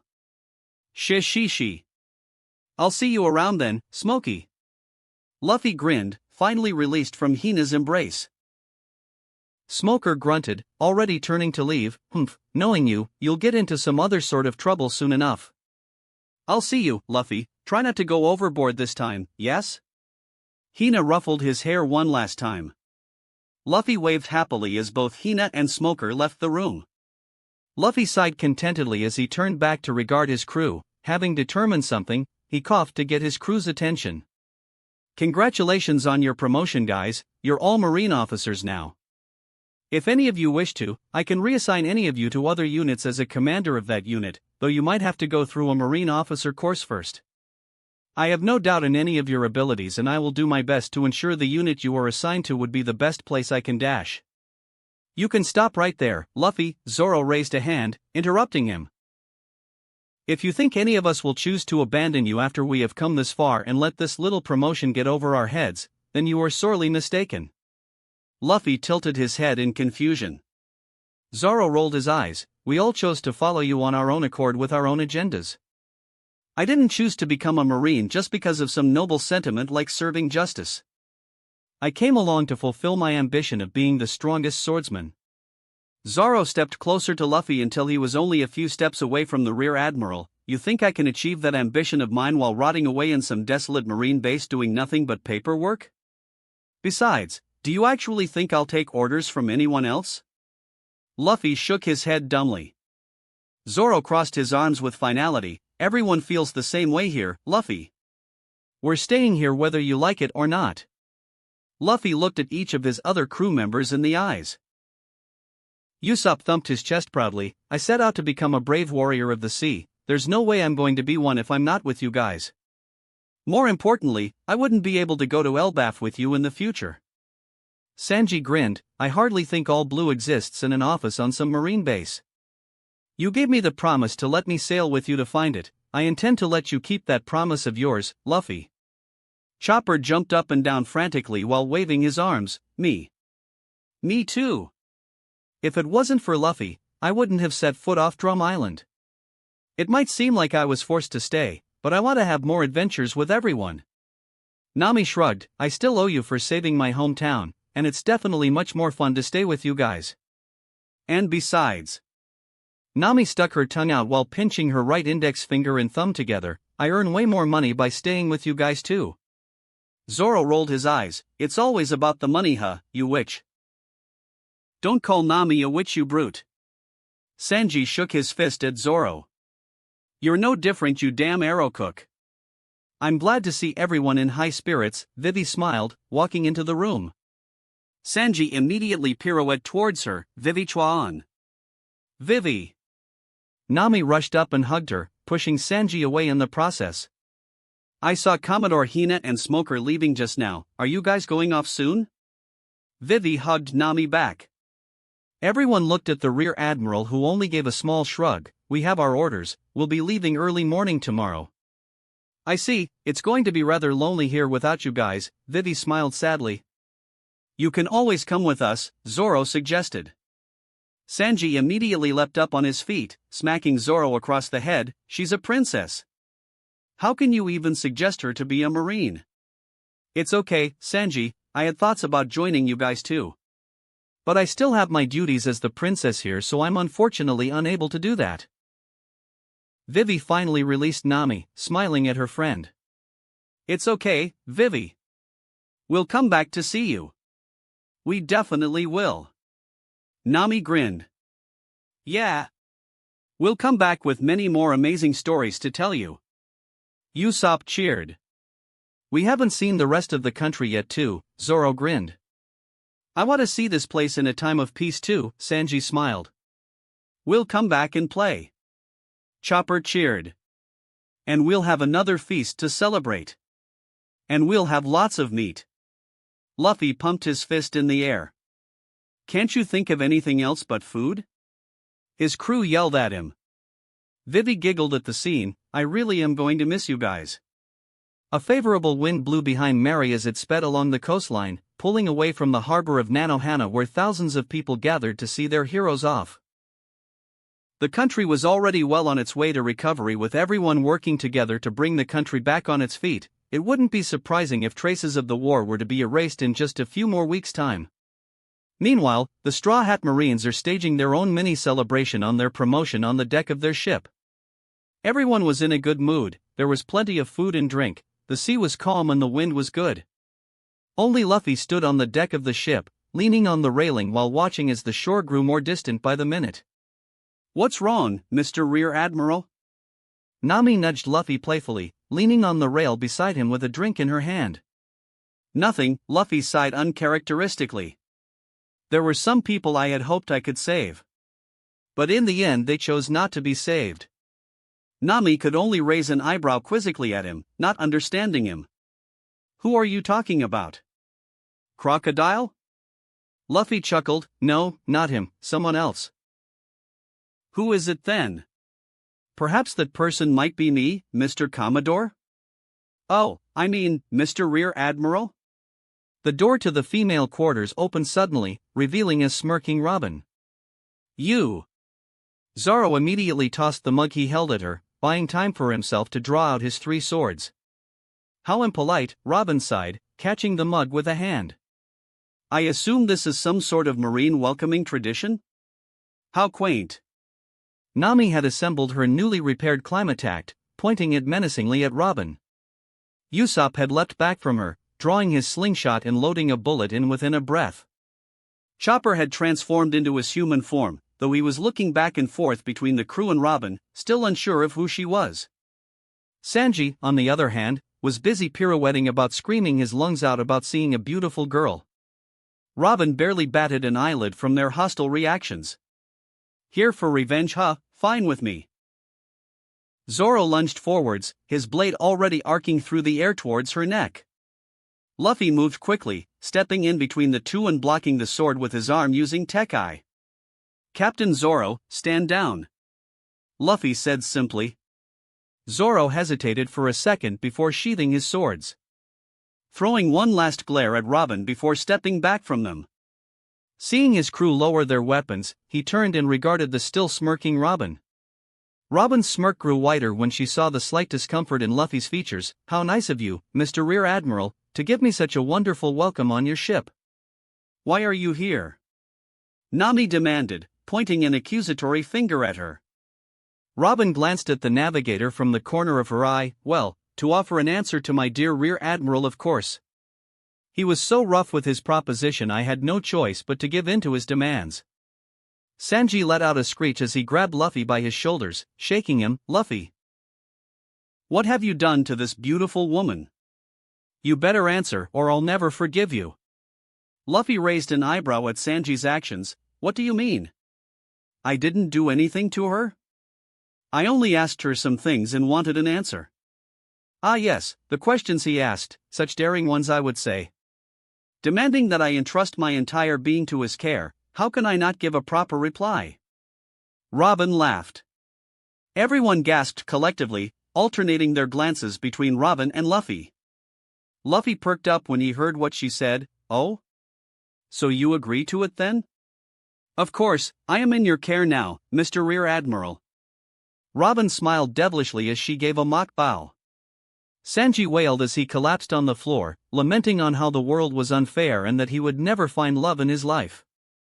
Usopp was grinning like a madman as he tried his best to hold back his laughter, finding the whole situation unbearably hilarious. Zoro still had his hand on the hilt of his blade, watching every one of Robin's movement for the barest hint of hostile intent. Chopper continued to glance at everyone, still unsure of what was going on. Only Nami rolled her eyes at her words. Enough of this, Luffy, tell us what's really going on here.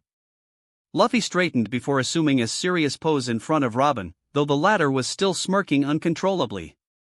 Miss All Sunday, real name Miss Nico Robin, wanted for 79 million berries for the sinking of 6 marine battleships. Sinking 6 battleships? Usopp gasped, his earlier grin disintegrating. 79 million? Nami's eyes became berry signs. That's me, Robin shrugged, not caring about the crew's reactions. Luffy frowned. I've looked through the records. The sinking of battleships was a falsified report someone came up with. The number of battleships sent to hunt you tallied with the number of ships that reported back. Someone had intentionally removed these reports and filed in a claim that the ships were sunk instead. Robin just smiled at the Rear Admiral, not confirming nor denying his words. As of right now, I am placing you under my protection on the possibility of a false charge which led to your current bounty. I will do everything in my power to find out the truth behind this incident and root out the ones responsible for it. Why, that's very kind of you, Mr. Rear Admiral. I shall leave myself to you and your wonderful crew's protection then, Robin grinned, turning around to return to the female quarters. The crew watched Robin close the door behind her before turning their collective gaze back to Luffy. Luffy, are you serious about this?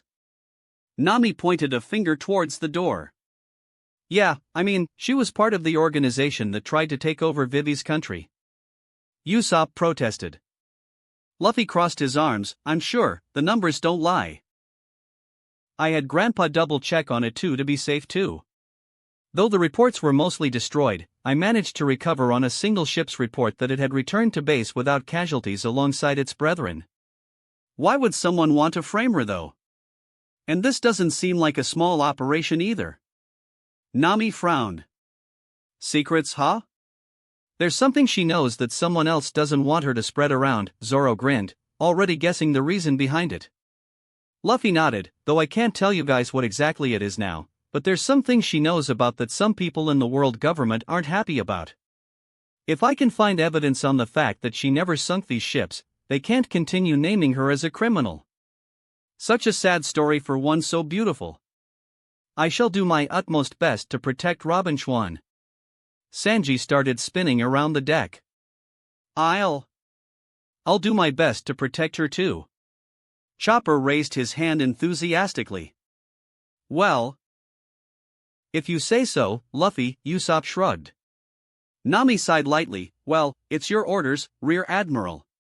If she tries anything though, I won't hold back on her either. Zoro tapped his sword handle meaningfully.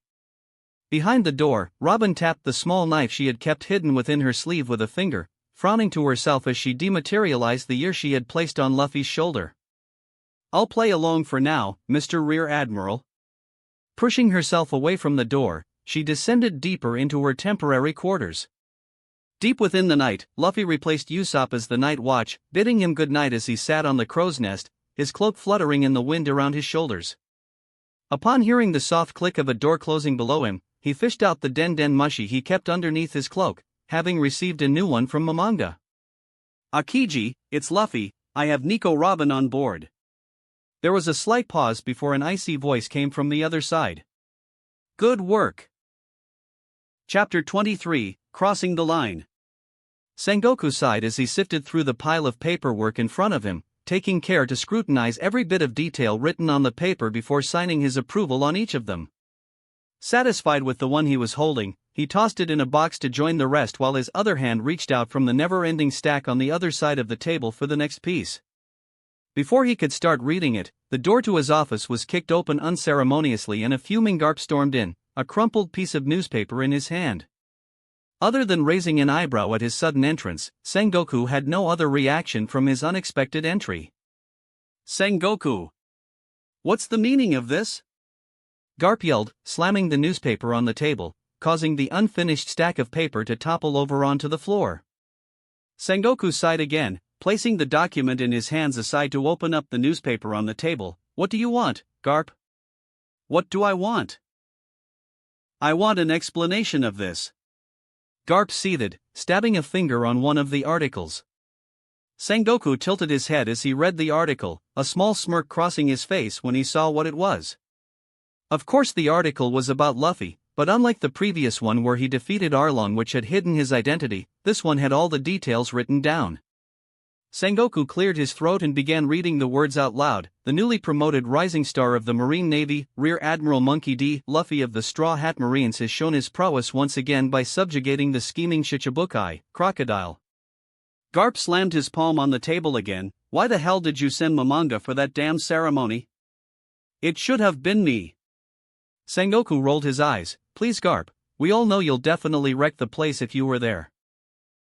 With that grandson of yours, you two will definitely do something so unbelievably stupid that the amount of paperwork that I have to do will guarantee my confinement in this office for the next few weeks." "That's not true." Garp huffed indignantly, crossing his arms to emphasize his point. "Remember his graduation parade? What was wrong with that? It was a perfectly fine one, the best ever even if I do say so myself. It was a parade. Not some beatdown tournament that you and your grandson turned it into. We had to postpone it for 2 months because half of the graduates were hospitalized. And the amount of complaints I got from the guests was unbelievable. Having you two in the same room is a bomb waiting to go off." Sengoku shook his fist at him. "Bah! If those people were hospitalized just from that, then they need to train harder." "That's not the point, Garp." Ignoring him, Garp stabbed his finger at another paragraph of the article. "Anyway, why the hell did you put that gag order on me and you let these newspaper guys tell them he's my grandson?" The paragraph had clearly revealed the relationship between Luffy and Garp and even glorified the fact that Luffy was following his grandfather's footsteps. They had even called Luffy the young hero of the Marines and would definitely stand side by side with his grandfather in the near future as the hero duo. Sengoku sighed again, bending down to pick up the scattered pieces of paper. "He's gained too much attention for me to keep the lid on it anymore. It wouldn't be hard for people to connect the dots when they see how much his name resembles yours, Garp. It's best we reveal this now to at least deter away some of the potential threats to him in the immediate future." Garp frowned. "And attract the bigger threats to him? That doesn't seem any better." "That would eventually happen with or without our intervention. It makes no difference if it happens now anyway." "You're using him," Garp stated suddenly, the shock in his eyes evident as he realized what his friend had done. "You're using my grandson to get Dragon out." Sengoku's hand twitched. "You're using my grandson." Garp slammed the table again, breaking it in half this time.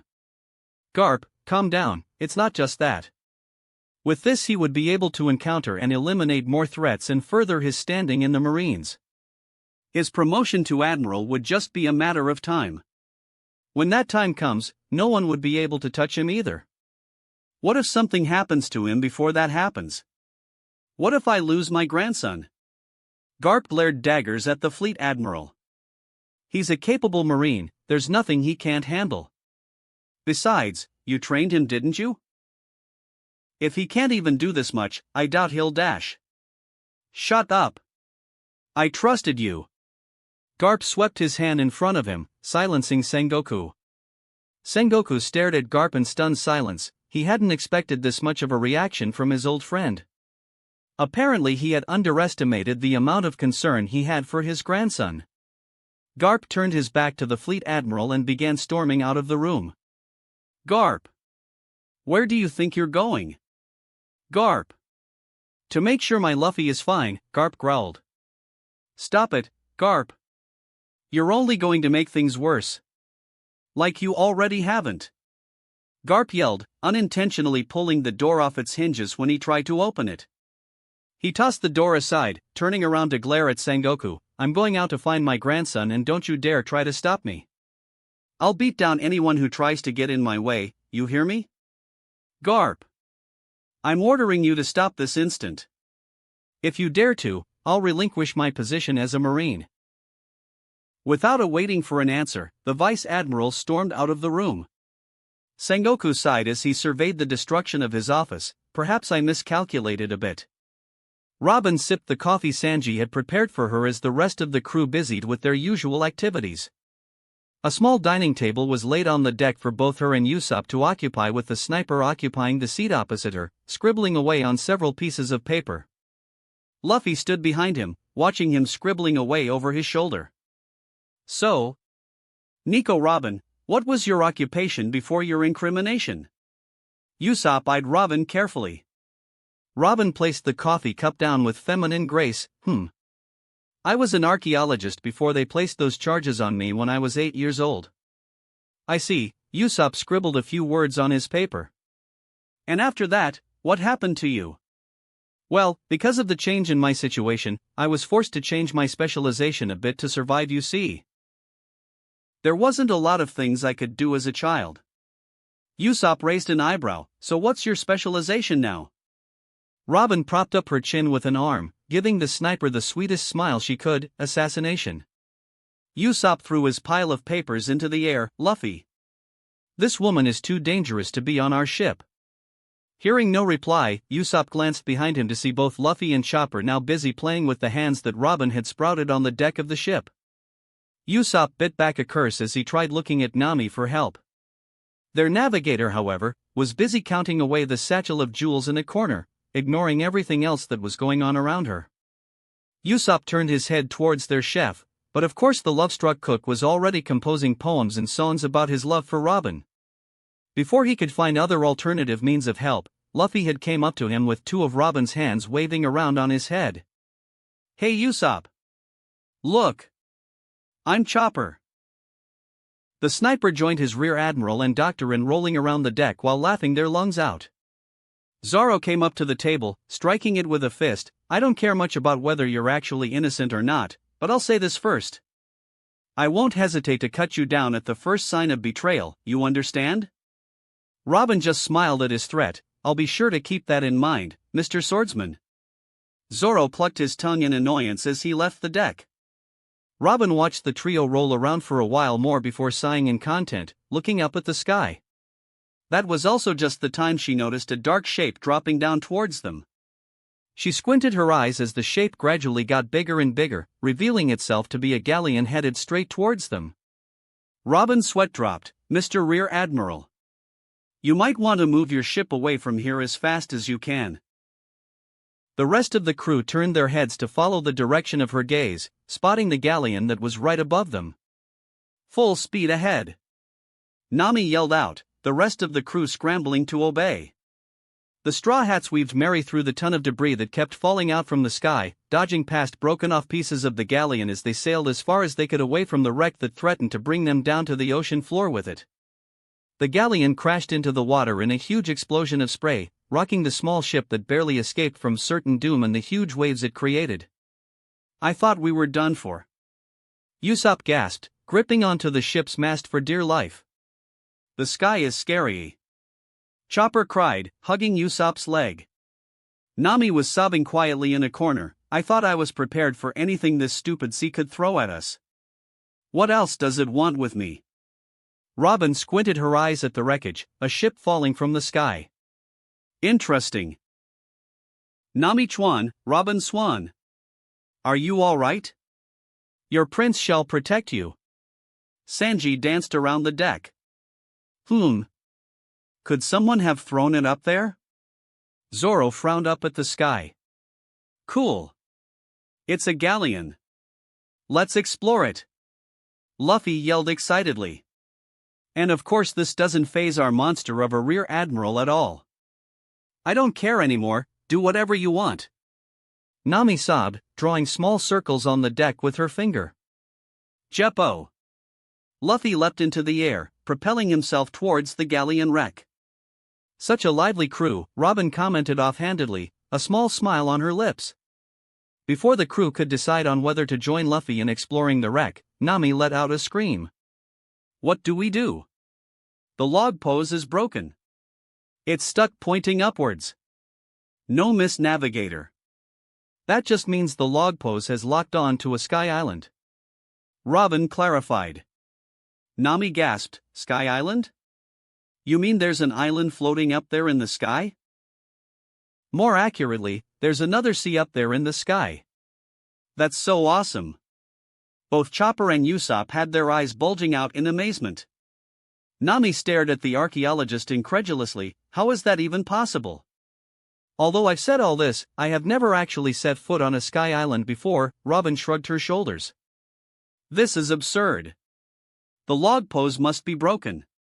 There's no way for another sea to be in the sky. Nami protested. Incorrect, Miss Navigator. Here in the Grand Line, no matter what kind of impossible situation you experience, you must never doubt the log pose. For wherever that needle points, there's sure to be an island there. But, even if that's true, there's no way for us to get up there in the sky. Can't Luffy fly there? He was flying in Alabasta. Chopper glanced at the rear admiral still jumping around the steadily sinking wreckage. I don't suppose he could carry the ship on his back while he jumps up there, could he? Zoro scratched his chin thoughtfully. Sanji grimaced, if he manages to do that, I won't ever be able to see him as a human being ever again. Hey guys! Look what I found! Luffy jumped back on the ship, waving a piece of map happily in his hand. Everyone huddled around the map that Luffy brought back. The edges were torn and the paper itself was obviously old from its brown coloring. But the word that caught their attention the most was still the name of the island on the map. Skypiea. That sounds like a cool island. We should go there, Nami. Luffy grinned. Yeah, Luffy. We're wondering on how to do that right now. There's no way for us to make the ship fly up into the sky. Sanji sighed. Oh, okay then. Let's make the ship fly up into the sky. Luffy, there's no way we can do that. Usopp face-palmed. This isn't happening. Why do we even need to go to the Sky Island anyway? Can't we just request an eternal pose to another island from headquarters and continue from there? We don't actually have to go up into the sky, do we? Nami begged. That's not fun. We should go up there. Onwards to Sky Island. Luffy yelled, pointing his finger up at the sky. Zoro sighed, Luffy, unless you can lift this ship up with you into the sky, there's no way we're getting close to this Skypiea of yours. Luffy took a look at the deck, then at each of his crew members in the eye, then finally up at the sky. Alright then, the rear admiral nodded before shrugging off his cloak and rolling up his sleeves. Wait. You're not serious, are you, Luffy? Usopp stopped Luffy from going any closer to the railing of the ship. Well, I never know if I can do it unless I try, right? Luffy tilted his head in confusion. Our lives aren't for you to play with. His crew smacked him on the head angrily. Oh come on, it'll be fine guys, Luffy laughed, scratching his head. No, it won't. Do you guys hear that? Robin said suddenly. The crew stopped beating Luffy and perked up their ears. The soft whisper of a song could be heard, increasing in volume with each passing second. Salvage, salvage, salvage. A huge ship with a monkey as its figurehead anchored near the where the galleon had sunk, its size easily dwarfing Mary. Pirates? Zoro unclasped his sword. Hey boss! There's Marines here! A voice shouted out from the pirate ship. Did you say boss? That would be me. Salvage King Masira. A figure jumped up onto the railings of the ship, striking a pose with his huge arms. Oh look, a monkey! Luffy pointed. Masira started scratching his head in embarrassment. Oh? Did you say I look like a monkey? Ah shucks, you're making me blush. Another weirdo. Nami sighed. Boss. They're Marines. Masira finally noticed the Marine uniform and colors they were flying. The salvage pirate rolled his eyes in annoyance. TCH, and I just thought we could have a nice quiet salvage. Who are you? Rear Admiral Monkey D. Luffy. Luffy crossed his arms with a grin. Who are you? Rear Admiral? All the way out here? What do we do? Masira's crew started panicking. Masira narrowed his eyes at the Marine, watching his movements closely. I see. Have you come to arrest me then? Arrest you? For what? Luffy tilted his head in confusion. Masira raised an eyebrow. For being a pirate, of course. Huh? Why would I arrest you just for being a pirate? Isn't that what you Marines do? I don't do that, that's both boring and troublesome. I only arrest bad people. Luffy grinned proudly. Everyone on his crew face-palmed. Luffy noticed the prolonged silence as he realized everyone was looking at him. He settled his sights on Masira, uncertainty in his eyes. Are you a really bad pirate? We're salvage pirates. Masira thumped his chest proudly. Salvage pirates? So you guys are planning to salvage that sunken ship from earlier? Nami pointed at the spot the ship had sunk a while ago. Masira grinned proudly. Of course. That's what we do. Really? That's so cool. Can we watch? Luffy yelled out excitedly. Masira's crew gasped collectively when they heard Luffy's words. You want to watch us? Watch us salvage? Masira stuttered. Yeah. It sounds like fun. Luffy grinned. Alright boys.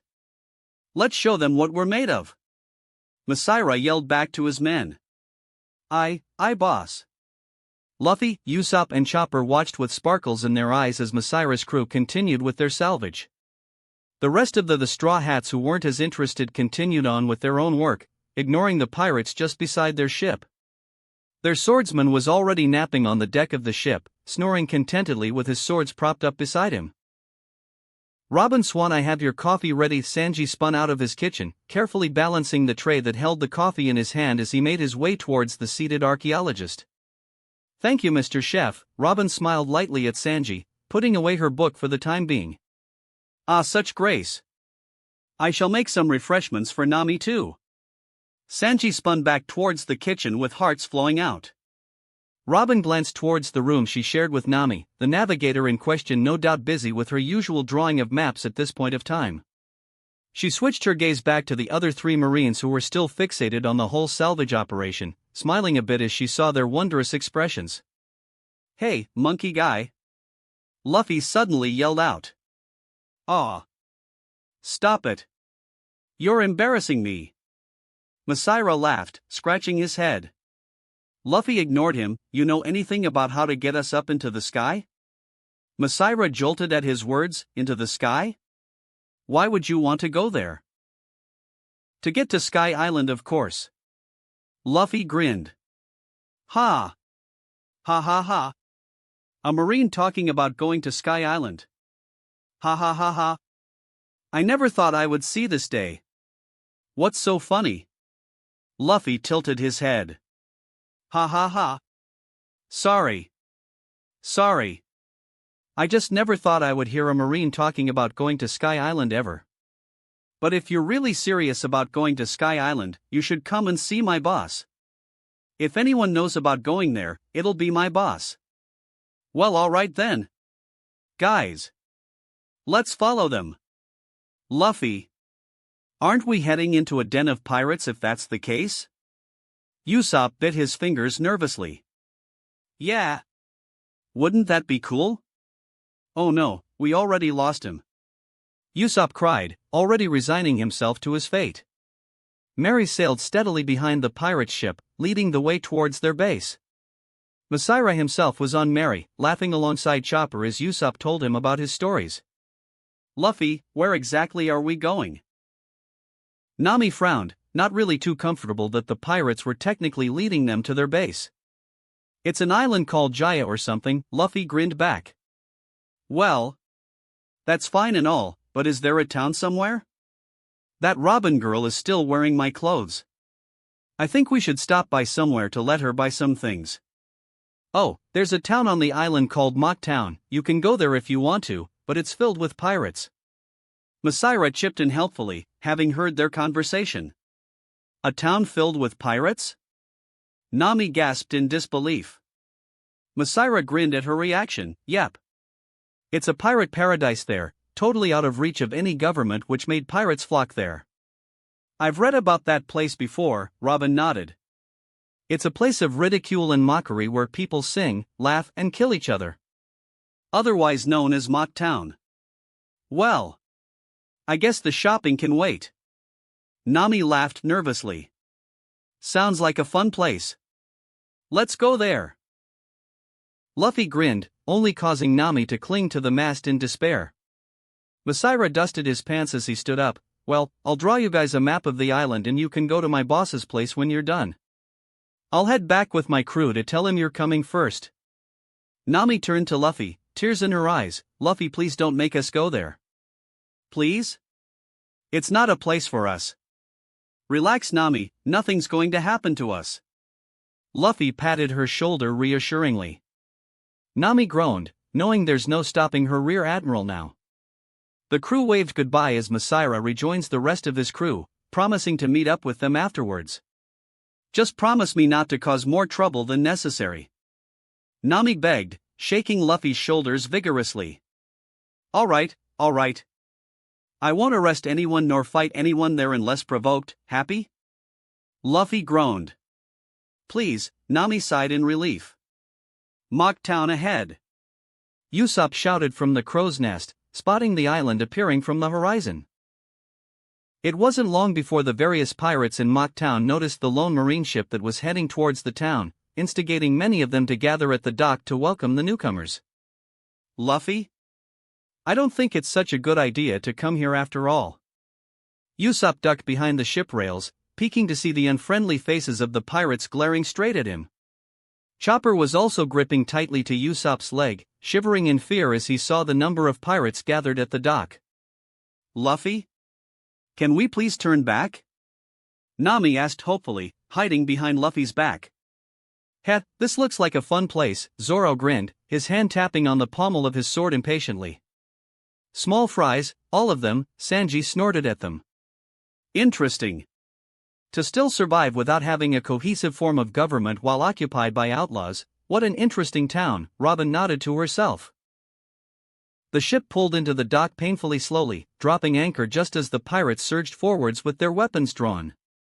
Before they could get within 5 meters of the ship, Luffy jumped in front of the pirates, stopping them in their tracks. Luffy held up a palm. Stop, we're not here to fight or arrest any of you.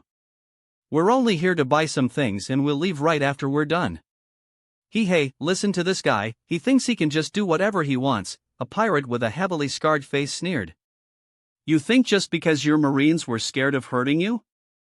Another pirate who had a hook for a left hand spat. The pirates surged forward again, intent on slaughtering the pompous Marine in front of them. I do not wish to fight unless you give me a reason to, Luffy said simply, unfazed by the huge number of pirates that were marching towards him. You're just scared of us, ain't ya? He's just a weak little Marine that got lost at sea. I see he has women on his crew too, we'll make sure to have fun with them after we kill you. The lead pirate suddenly stopped in his tracks, spotting the flag that flew proudly on Mary's mast. Guys, aren't they the Straw Hat Marines? Straw Hat Marines? Another pirate asked, also stopping beside the first one. I've heard of them. They took out all the big shots in East Blue. The commander is supposedly a Marine captain. I heard they took down the fishman pirate Arlong. He was worth 20 million berries. There's no way this guy did that. He doesn't look strong at all. Hey. Maybe we should just let him go. He said he won't fight after all. Why are you chickening out? We outnumber them. Yeah.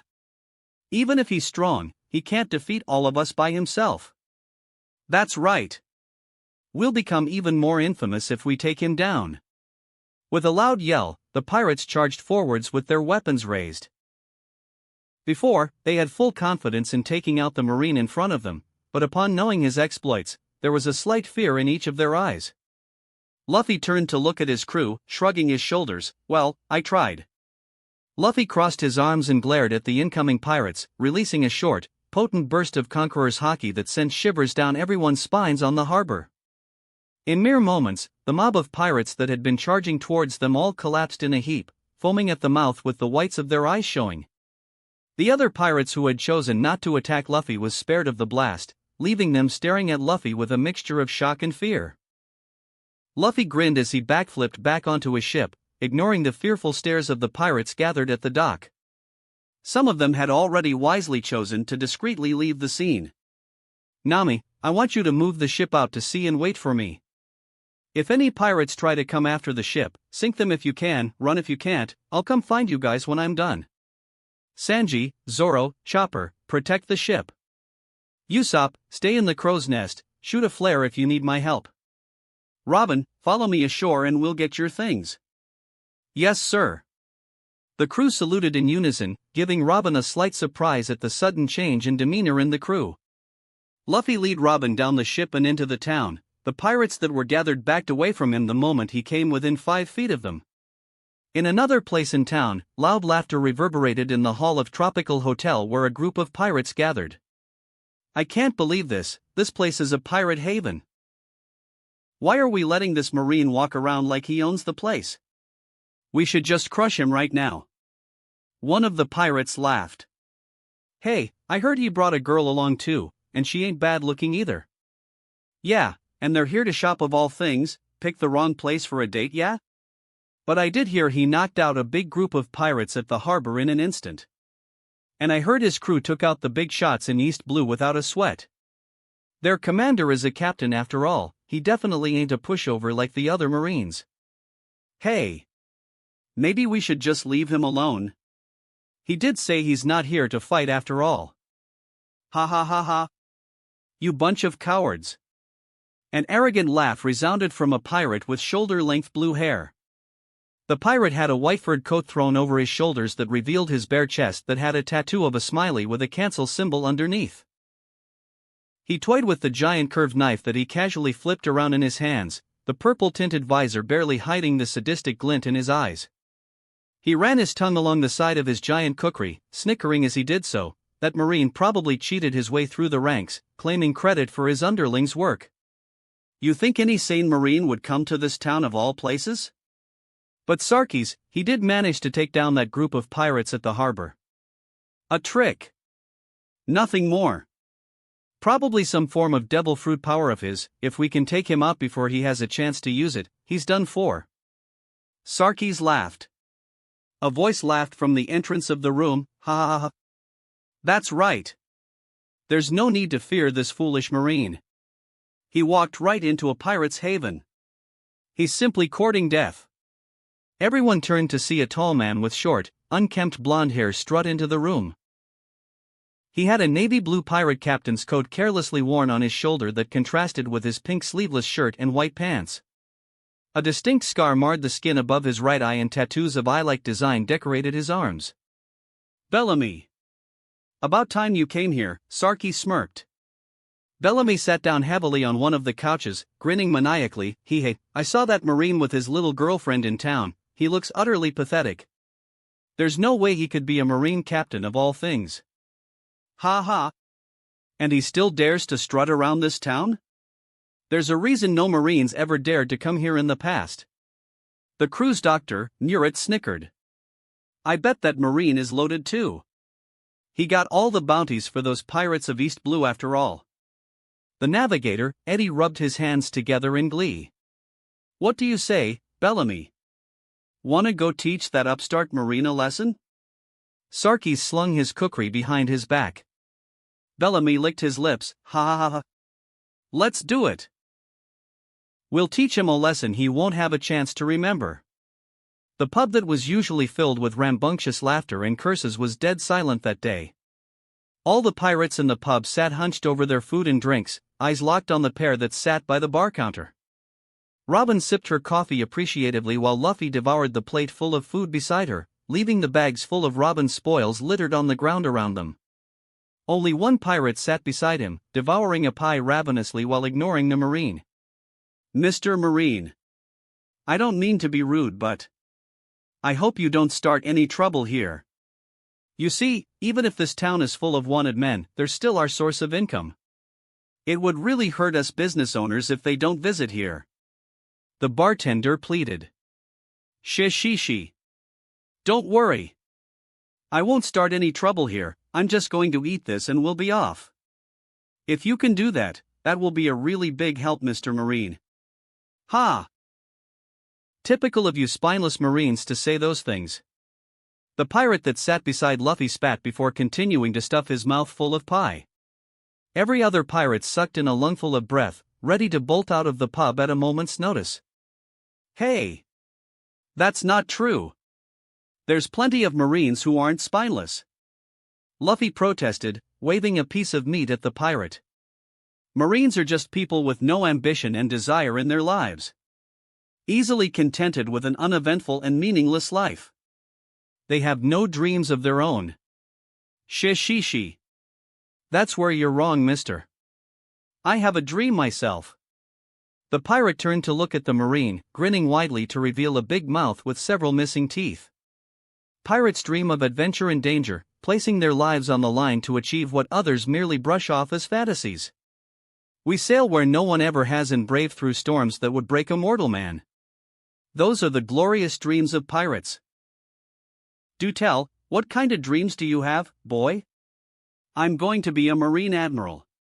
Luffy thumped his chest proudly. Zihahaha. If that's your dream, then why are you in such a place like this town? I'm looking for a way to get to Sky Island. I don't suppose you know how? The pub suddenly exploded into laughter, releasing the tension that had been in the air moments before. Sky Island, he says. Ha ha ha. I can't believe it. A Marine would actually say that. Ha ha ha. A Marine. Ha ha ha. Wants to go to Sky Island. Ha ha ha. Luffy tilted his head at the pirates who were currently rolling on the floor, laughing their lungs out. What's so funny?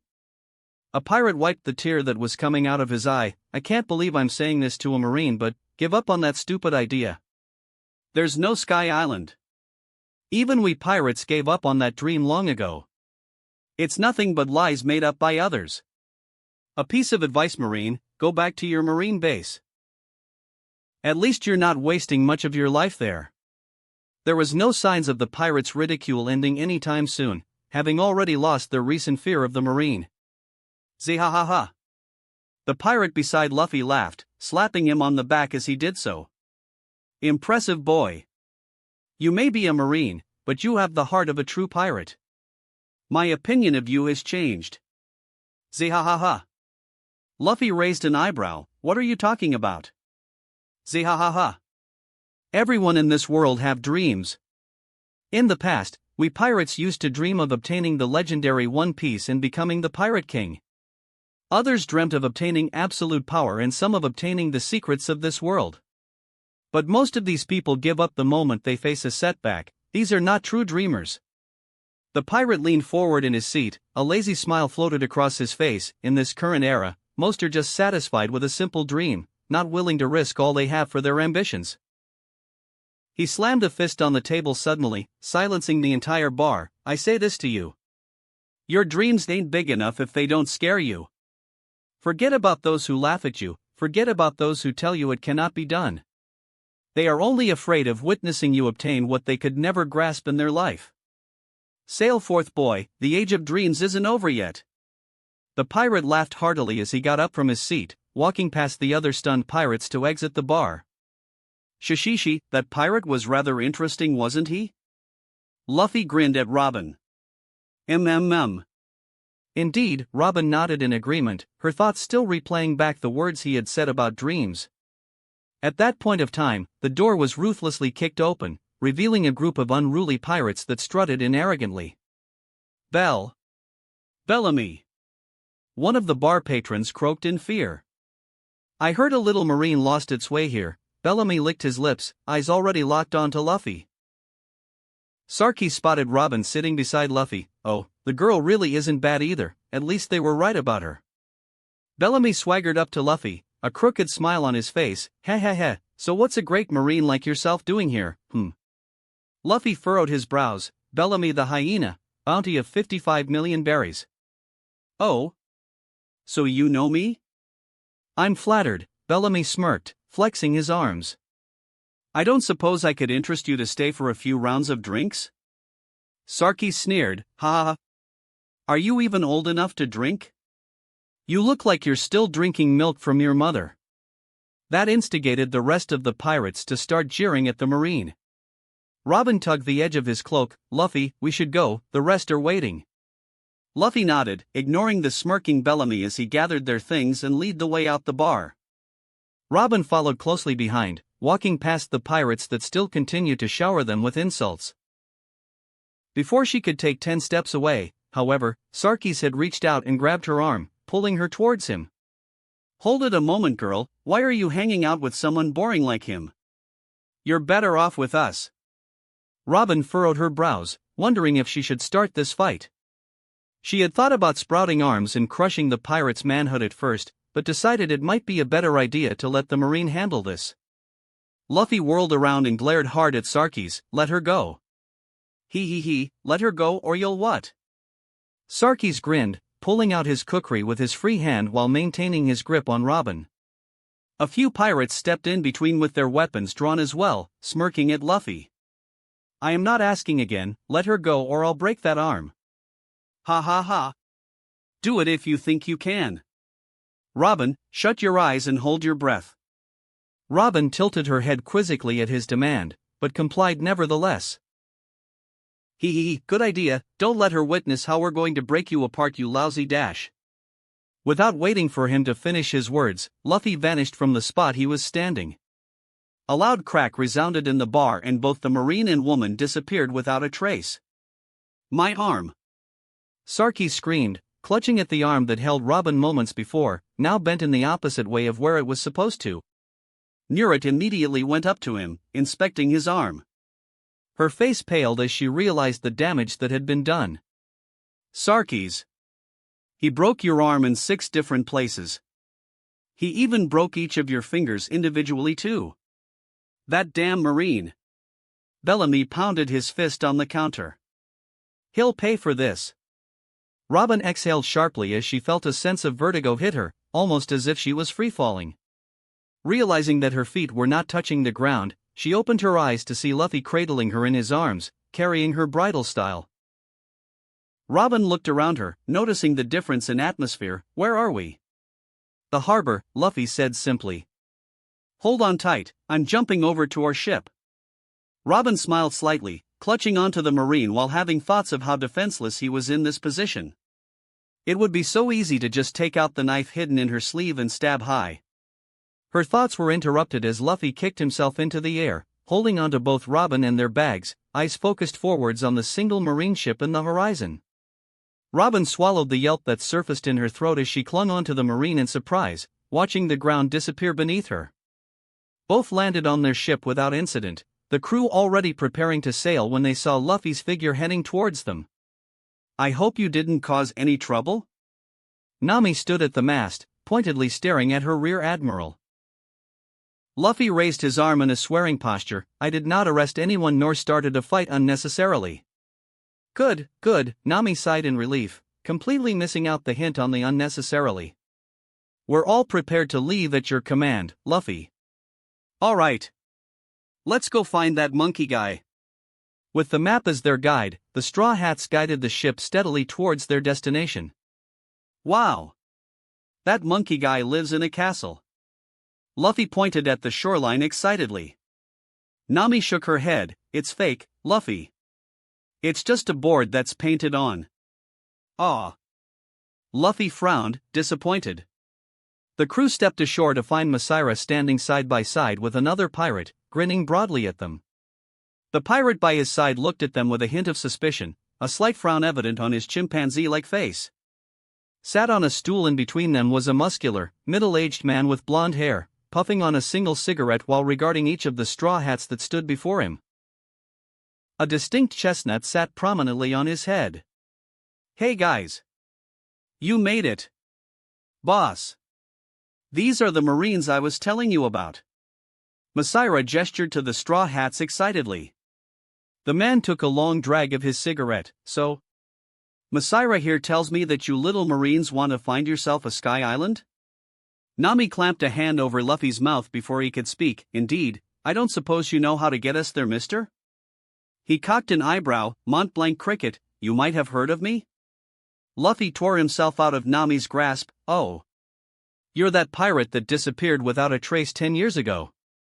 I think your crew was apprehended a few years ago, but they said you had drowned at sea.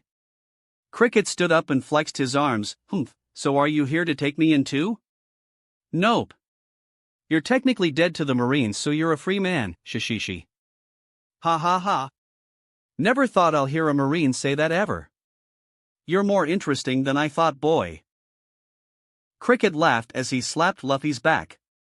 The other pirate frowned. But boss, we're still pirates with a bounty on our heads. They might just be waiting for us to let our guards down before attacking us. Hey! Shuju! Those are my friends. Stop threatening them. Masira protested. Oh? They are? Then why didn't you say so earlier? We don't have anything to worry about if that's the case, ha. Shuju laughed, all traces of his previous anxiety disappearing. They're too trusting. The Straw Hat's sweat dropped. Well, so you're really looking for Sky Island? Cricket grinned, sitting himself down on the stool again. Yeah. Do you know how to get there, mister? Luffy's eyes sparkled. Cricket rested his chin on his palm, his eyes turning serious. What if I told you I may know a way there, but I cannot guarantee any of you will come back using this way? What do you mean? Sanji frowned. I mean you guys might die trying to get up there. Luffy. Sky Island's too dangerous. Can we go somewhere else instead? Usopp wailed. But Luffy wasn't listening anymore. He sat starry-eyed in front of Cricket, already urging him to go on. Cricket crossed his arms. Have you heard of the Knock-Up Stream? Knock-Up Stream? Nami's ears perked up. Cricket glanced at the navigator. It's known as a natural disaster around these parts. A giant pillar of water blasting upwards into the air in the middle of the sea. Nami frowned. How can such a thing be possible? It doesn't make any sense. Ha! If you still have the mentality of impossibility, you will never survive on the Grand Line, girl. Besides, as impossible as it sounds, it's your only way up there. The pirate reached behind him, pulling a worn-out book and waving it at the Straw Hats. You guys aren't the first to think about going to Sky Island anyway. If you trust the words of a man condemned to death as a liar, you can believe it exists. Sanji widened his eyes. Condemned to death as a liar? You can't mean King of Liars, Noland? Oh? You're from North Blue, aren't you?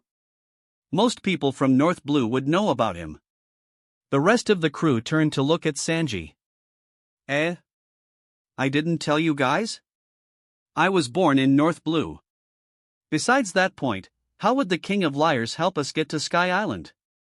Nami eyed the book Cricket still held in his hands. Cricket grinned slightly, thrusting the book out to her. Why don't you read it for yourself then? Nami gasped when she realized what the book was. A captain's log? Could that be Nolan's? Cricket just nodded before Nami began flipping through the book, the rest of the crew crowding behind her. Year of the Sea 1120, June 21st, clear weather. We left the town of Villa and sailed northeast following the log pose. We encountered a merchant ship in the afternoon and bought quite an unusual snowboard-like object called a waver. It quickly became quite a popular toy among the crew.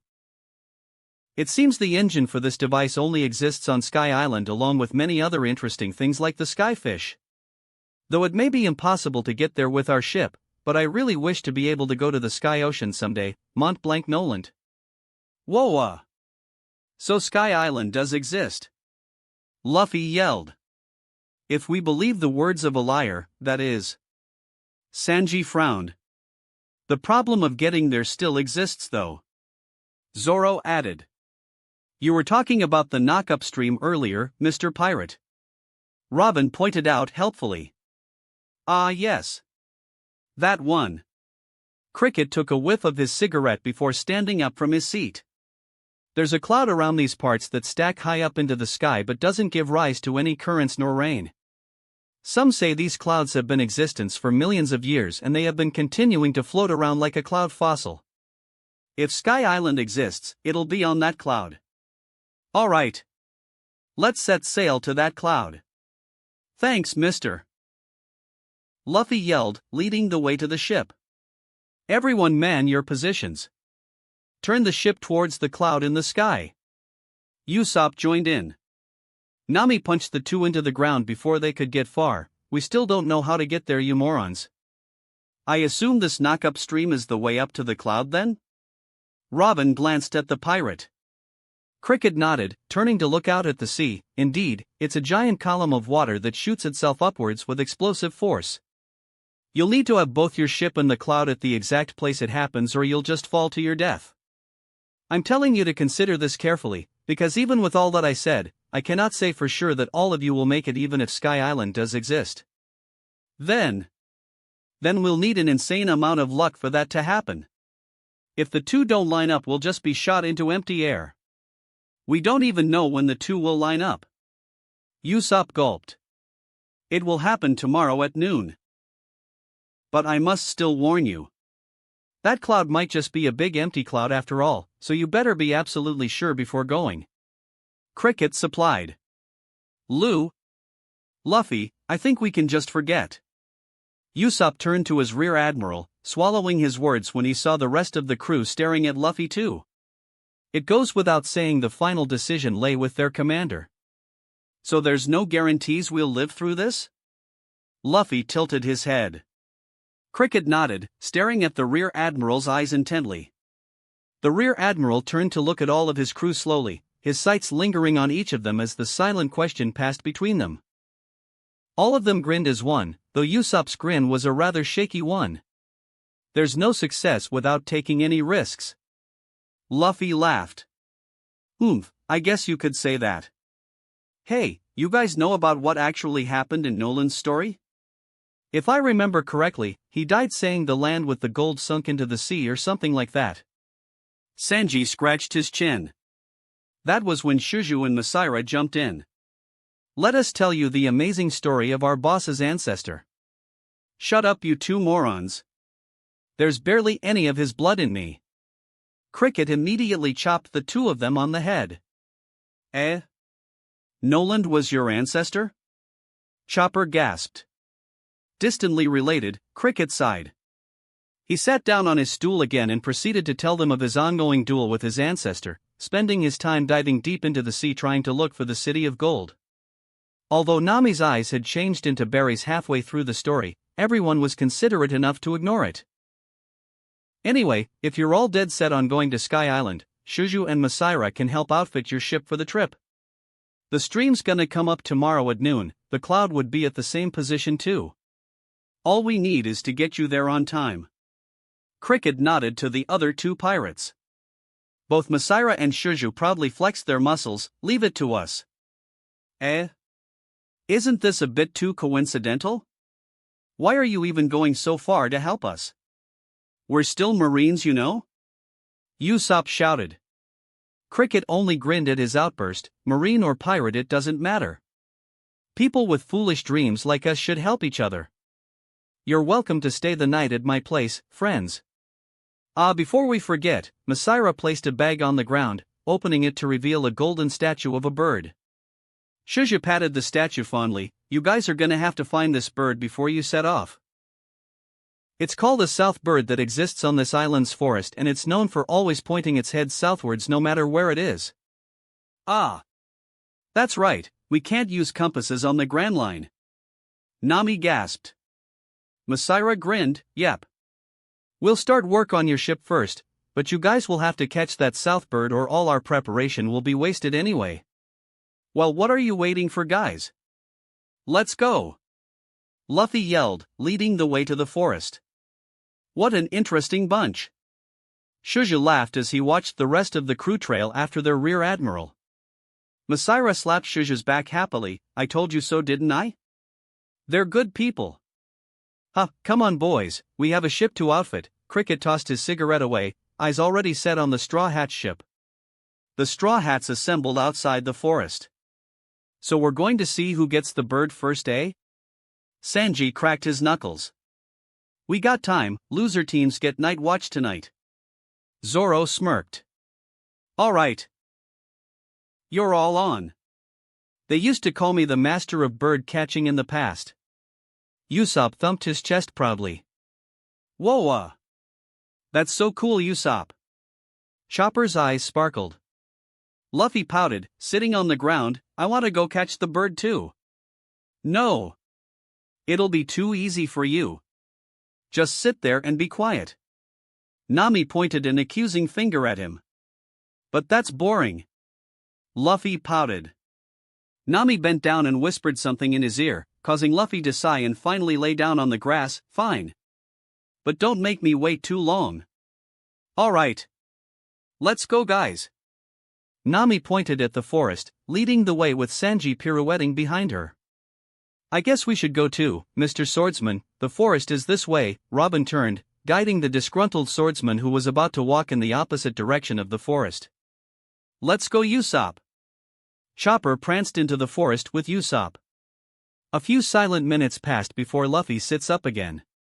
Well, she did tell me not to compete with them, but it should be fine if I just take a walk in the forest, right? She. Luffy jumped on his feet and disappeared into the forest moments later. That's their ship. I knew it, they're here. Sarkis bellowed, his broken arm in a cast that hung by his chest. We'll give those damn Marines the lesson they deserve. They think they can waltz here and do whatever they want? We'll chop them up and crush them for what they did to us.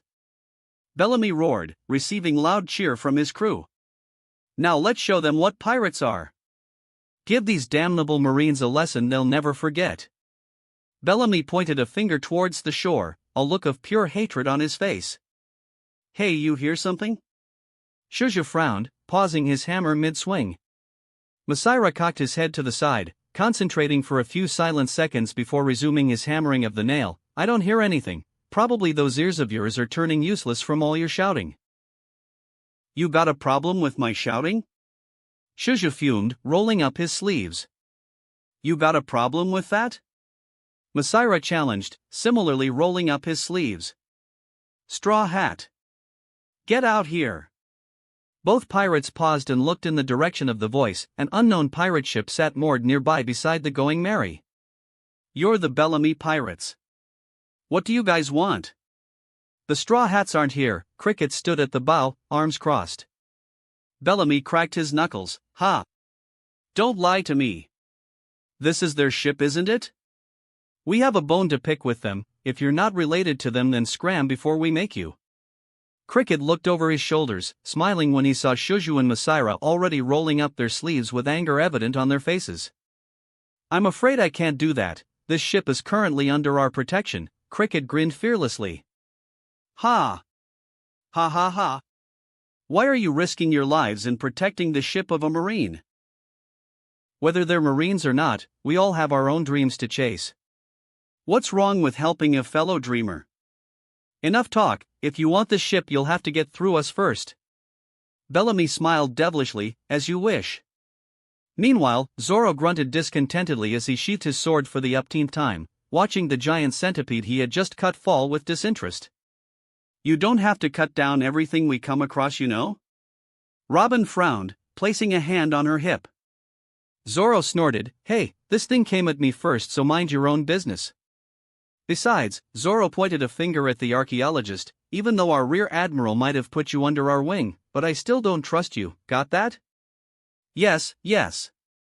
All very professional, Mr. Swordsman. But you do know you're walking in the direction we just came from, right?" "Ugh. I'm just searching this area again." "As you say, the bird cry we heard earlier came from this direction, so let's not waste time anymore, shall we?" Robin pointed with a finger, already walking away without a glance back. "TCH. This damn woman." Zoro grimaced, following after her. Meanwhile, both Usopp and Chopper were running for their lives. "What the hell is wrong with this forest?" Usopp screamed, running from the giant cloud of wasps that was chasing them. "The bird is commanding them. He does not want us here." Chopper yelled, glaring at the south bird that flew over them, mockery clear in its eyes. "What's the big idea, you damn bird?" Usopp turned to shake his fist angrily at the south bird. "Chopper! Duck!" Chopper yelled suddenly. "Where?" Usopp turned back, just in time to run straight into an overhanging branch, smacking him straight across the face. Chopper wasted no time in changing to his human form and tossing the unconscious Usopp over his shoulder, dodging through the trees and gaining distance from his pursuers. "This is going to be harder than we thought," Chopper huffed. On the other hand, Sanji was having the time of his life. "Nami Swan, the call came from this way," Sanji pointed cheerfully. Nami shivered, and it wasn't from the cold either. Yes, I heard it too."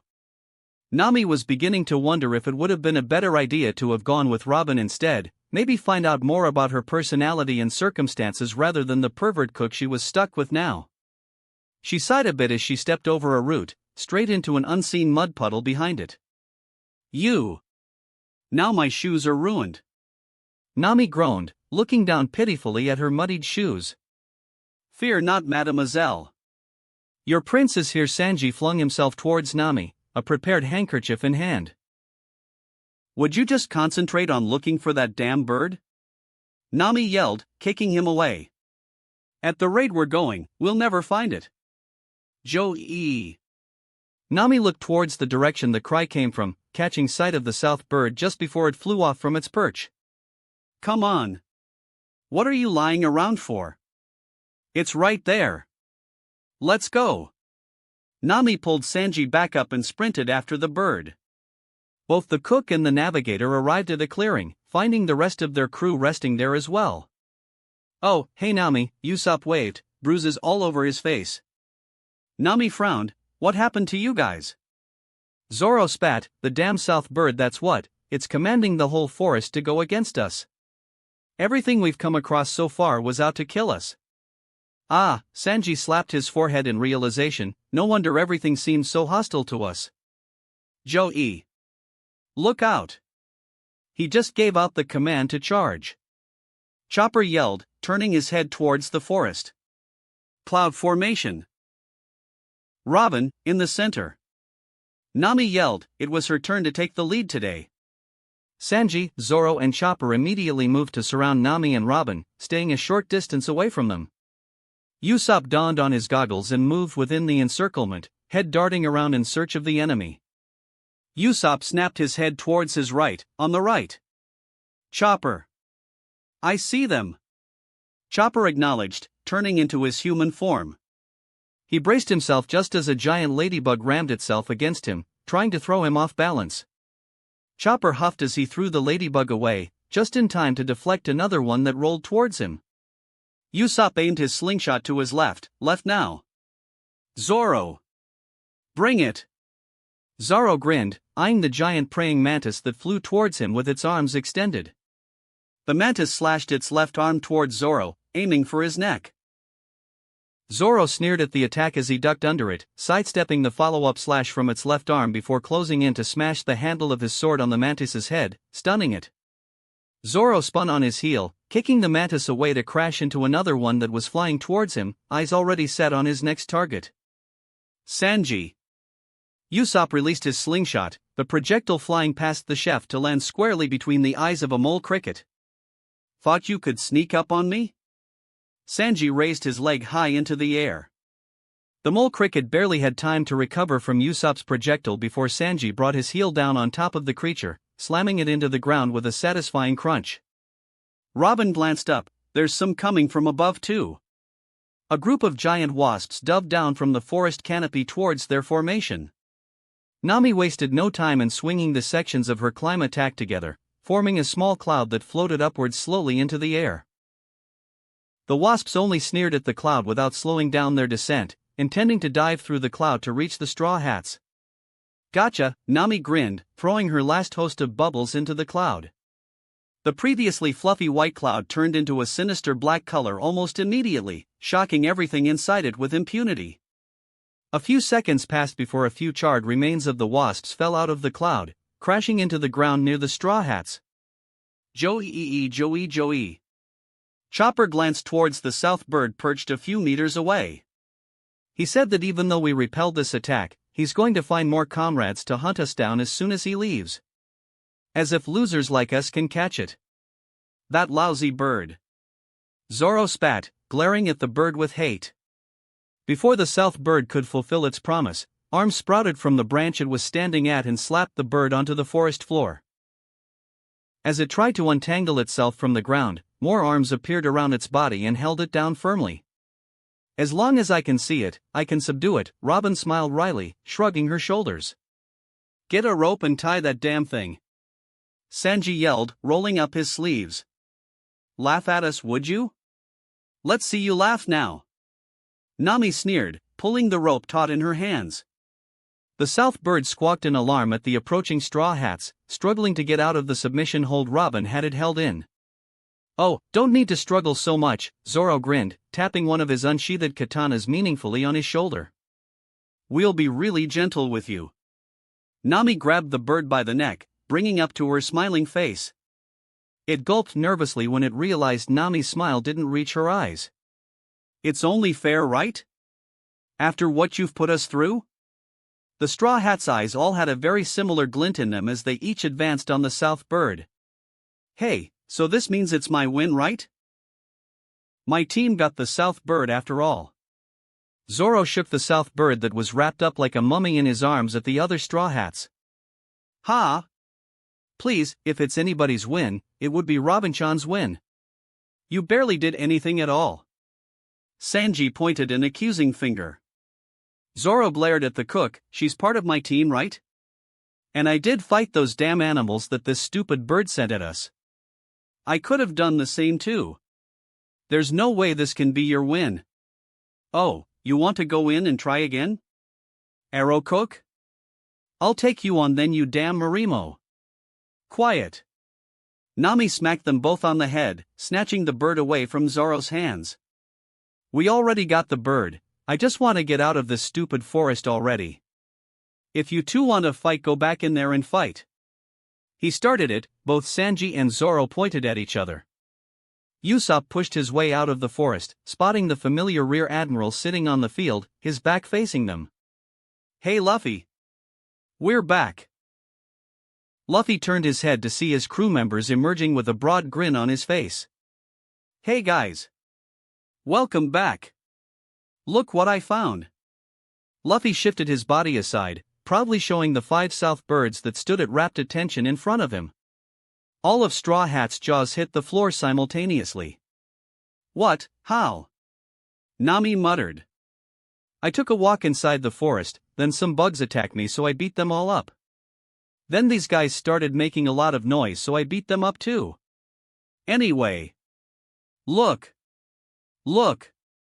Their heads all point in one direction no matter what I do to them. To prove his point, Luffy turned each of their heads in different directions and laughed as they all turned back to face towards the south. What were we trying so hard for? Sanji collapsed onto the floor crying. That's so awesome, Luffy. Chopper's eyes were sparkling. All the trouble and we could only get one. Zoro sighed. Robin stared at the rear admiral with renewed interest. Whatever. I don't care anymore," Nami cried, drawing circles on the floor. The group slowly made their way back to Cricket's place, most of them more exhausted than they had been moments before. "What happened here?" Sanji gasped. The Straw Hats returned only to find Cricket, Shoujo, Masira and all of their underlings beaten and sprawled all around the place. "Aha! Mary!" Usopp cried. The Straw Hat ship had her main mast broken into two with the top half hanging across half the deck. Various holes littered along the sides of the ship as though someone had smashed through the hull repeatedly. The marine insignia that once proudly decorated the sail had also been vandalized with a crudely drawn pirate symbol. Chopper ran up towards Cricket, his medical bag already at his side with the rest of the Straw Hats trailing behind him. "Mr. Cricket!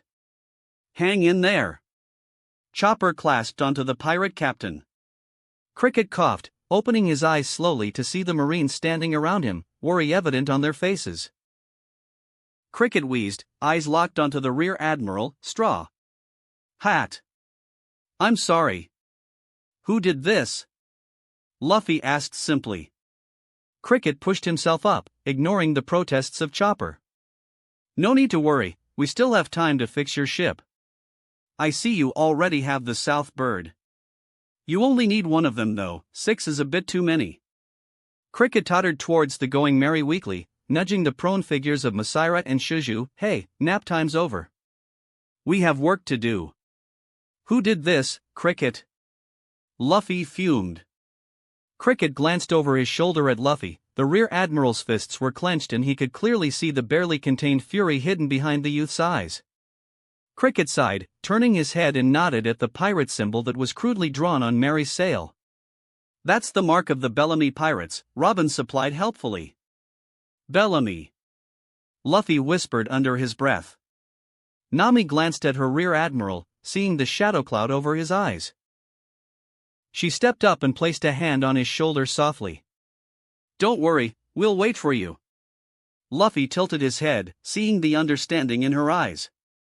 Behind her stood the rest of the crew, all bearing the same set of eyes as her. "Don't worry about it, Luffy, we'll take care of these guys," Zoro grinned. "Yeah, with my help, we'll fix up Mary in no time."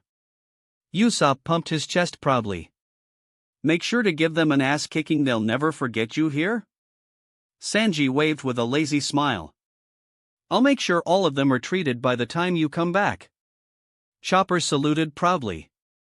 Away from the crew, Robin watched the crew with mild interest, not showing any reaction to the scene before her. Luffy grinned slightly, cracking his knuckles. "I'll be right back." The Rear Admiral leapt into the air, taking a second to orientate himself towards the town's direction before blasting himself off towards it. "All right. Let's get to work, you guys. We have a ship to fix and patients to treat," Nami yelled. The crew gave her a mock salute. "Yes, ma'am." Back at the bar in Mocktown, the Bellamy pirates were throwing a lavish party for themselves.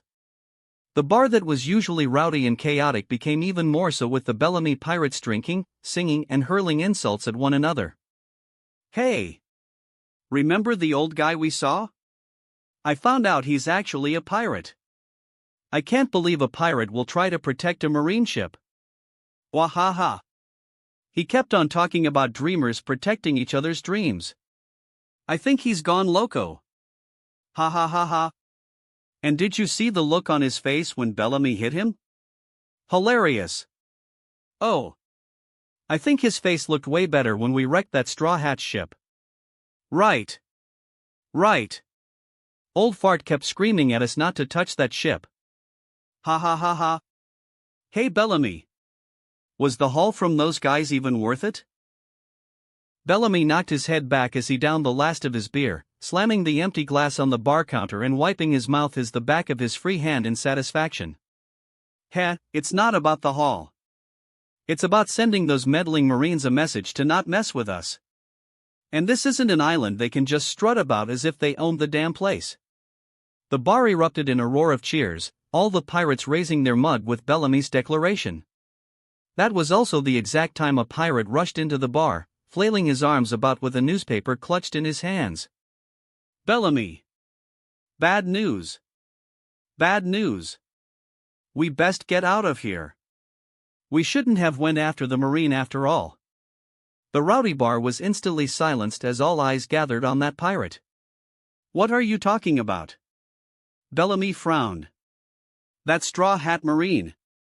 He wasn't a captain like we thought. He's a rear admiral. A damn rear admiral. Ha! That pipsqueak a rear admiral?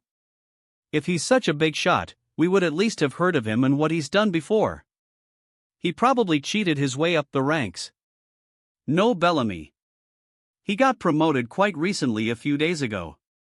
After he defeated the Shichibukai crocodile single-handedly. There was a collective gulp as the rest of the pirates heard what he said. A Marine that could equal a Shichibukai, that was not in existence, they wished to piss off. That's not all. It says here that he's actually the grandson of Garp the Fist. The grandson of the Marine hero Garp. That was definitely not someone they want to piss off. Che, the newspaper probably exaggerated things to make the Marines look better. If he's the grandson of that Garp, he probably got credit for taking down that Shichibukai even when he didn't do anything. Not that hard when you have a vice admiral backing you. Bellamy waved his hand dismissively. But Garp might set his sights on us for antagonizing his grandson. One of the pirates protested. Ha ha ha ha. The seas are vast. I hardly think a vice admiral has the time to sail all the way here to settle his grandson's squabble. Before the rest of the pirates could agree with him, the door of the bar was roughly shoved open, revealing a youth with a straw hat slung behind his marine cloak. The rear admiral glared hard at the seated pirate captain, Bellamy. Ah. We were just talking about you, boy. How nice of you to drop by. Bellamy grinned, raising his glass towards the Marine. Luffy stepped towards the pirate, only to have Sarkis step in between them. Remember me, boy? I haven't paid you back for my arm, you know? The pirate unsheathed the kukri behind his back with his free hand and slammed it down hard on Luffy's head. Instead of the blood that everyone was expecting to erupt, the blade shattered into a million pieces. While Sarkis was still comprehending what has happened, Luffy had already raised his arm and backhanded the pirate across the face, sending him crashing through the wall and out onto the street. Bartender, Luffy glanced at the cowering man behind the counter. I apologize in advance for wrecking your place. Luffy tossed a bag of berries towards the bartender, who caught it with both hands. He then looked at the pirates in the bar. All of you will pay for hurting my friends. You insolent Marine! Bellamy sprung himself from his seat, reducing the seat and the counter behind him into splinters. The pirate captain leapt towards the rear admiral with his right fist clenched and aimed at his adversary's face. The rear admiral swayed to the left and raised his hand to catch Bellamy by his face, instantly stopping his momentum that should have broken a normal person's arm in trying to stop him. Bellamy gasped before he was flung back towards the bar, smashing him into the shelf behind the counter and shattering the wine bottles that lined the shelf. Get him! The pirates leapt to their feet, drawing their weapons and attacking the lone Marine simultaneously. Rankyaku! The Marine brought his right hand up and swung it down quickly in a chopping motion towards the pirates. Moments later, screams reverberated throughout the bar as the group of pirates that was lunging towards the Marine all had their hands severed. Monster! The rear admiral looked towards the pirate that had called him that, sending shivers down the pirate's spine. He realized the rear admiral's eyes were clouded over, almost like he was dead inside, or rather, he had killed his own emotions. The Marine disappeared from his sight before a sharp pain blossomed from his abdomen. The pirate looked down to see a hand embedded in his belly. His sight traveled along the arm to once again stare into the lifeless eyes of the Marine. Stir! The pirate gulped before collapsing. Curse you! Another pirate slashed at him from behind. The Marine backstepped nimbly, slashing his arm upwards as the sword came down towards his left. Blood and steel mixed as the sword was cut in half and the pirate had a deep slash wound across his chest. Shay! Take this! Several pirates drew their guns and fired at the Marine. Saru! The rear admiral disappeared and rematerialized directly in front of the pirates, passing through the bullets' paths without harm and with both his arms crossed in front of his chest. He slashed his arms outwards, sending compressed air blades that utterly destroyed the guns and leaving deep slash marks across the pirates' chests, several of them losing their arms in the process. Aiiee. Seeing the gruesome spectacle before them, it was hard not for some pirates not to scream. A few decided they had enough and made a run towards the exit. He appeared in front of them with his leg poised in the air, swinging it down and smashing the wooden floor. The pirates were immediately sent flying back with various slash wounds across their body, crashing into the furniture littered across the room. Bellamy now stared at the Rear Admiral with fear. He never knew he could feel that fear from someone that wasn't Doflamingo. In fact, even that Shichibukai had never instilled this much fear in him before. The one standing before him could not be described as human, not with those lifeless eyes that surveyed the people around him as nothing but targets. At least the Shichibukai still retained his sense of reason. At this point of time, all the pirates knew instinctively they could not win nor could they escape this monstrosity before them. Gat! Get him! On of them shouted through gritted teeth. The pirates roared and charged, some of them shooting their guns while others slashed at him with their blades. Saru! That was the word the ones closest to him heard before their visions were dyed red. The pirates that had attempted to close in with swords collapsed in a spray of their own blood. Gunshots rang out as the surviving pirates opened fire on the Marine in a panic, not even considering they might hit one of their own. The Rear Admiral weaved through the hail of bullets and spun in a circle, slashing his arms outwards as he did so. All of the pirates in the bar had collapsed with slash wounds over their bodies. The Marine now advanced towards the collapsed captain. Bellamy was staring at him with a mixture of fear and awe now. Even with all of the blood splaying around, not a drop of it had landed on the Marine. Bellamy had now realized how truly foolish he was to challenge such an absurd being. He had been too arrogant to see the world was much more vast than he had imagined. The Rear Admiral stared down at the pirate captain without a shred of emotion in his eyes. The cowering bartender could only see the word justice emblazoned across the Marine's back as he stood unmoving in front of the once feared pirate captain, struck down with impunity like his own pride. Luffy raised his fist and Bellamy closed his eyes, already accepting his fate. There was a loud crash when the Rear Admiral brought his fist down, shaking the very foundations of the bar. Consider this a warning, Luffy whispered as he retracted his fist. Bellamy opened his eyes and watched the Marine walk out of the bar, stepping over his unconscious subordinates. He glanced to his left at the fist imprint the Rear Admiral had made in the wall, still smoking from the impact of his punch. What have I been doing all this while? Bellamy whispered to no one in particular. Luffy landed in the clearing in front of Cricket's house with a small sack slung behind him, his crew already helping to put the finishing touches on the ship. The caravel had been reinforced with steel plating along its sides and two giant wings attached on top of them. The figurehead of Mary had also underwent a revamp with the crown of a rooster attached in between its horns. It looks like a turkey, Luffy exclaimed with sparkles in his eyes. Right? I thought so too.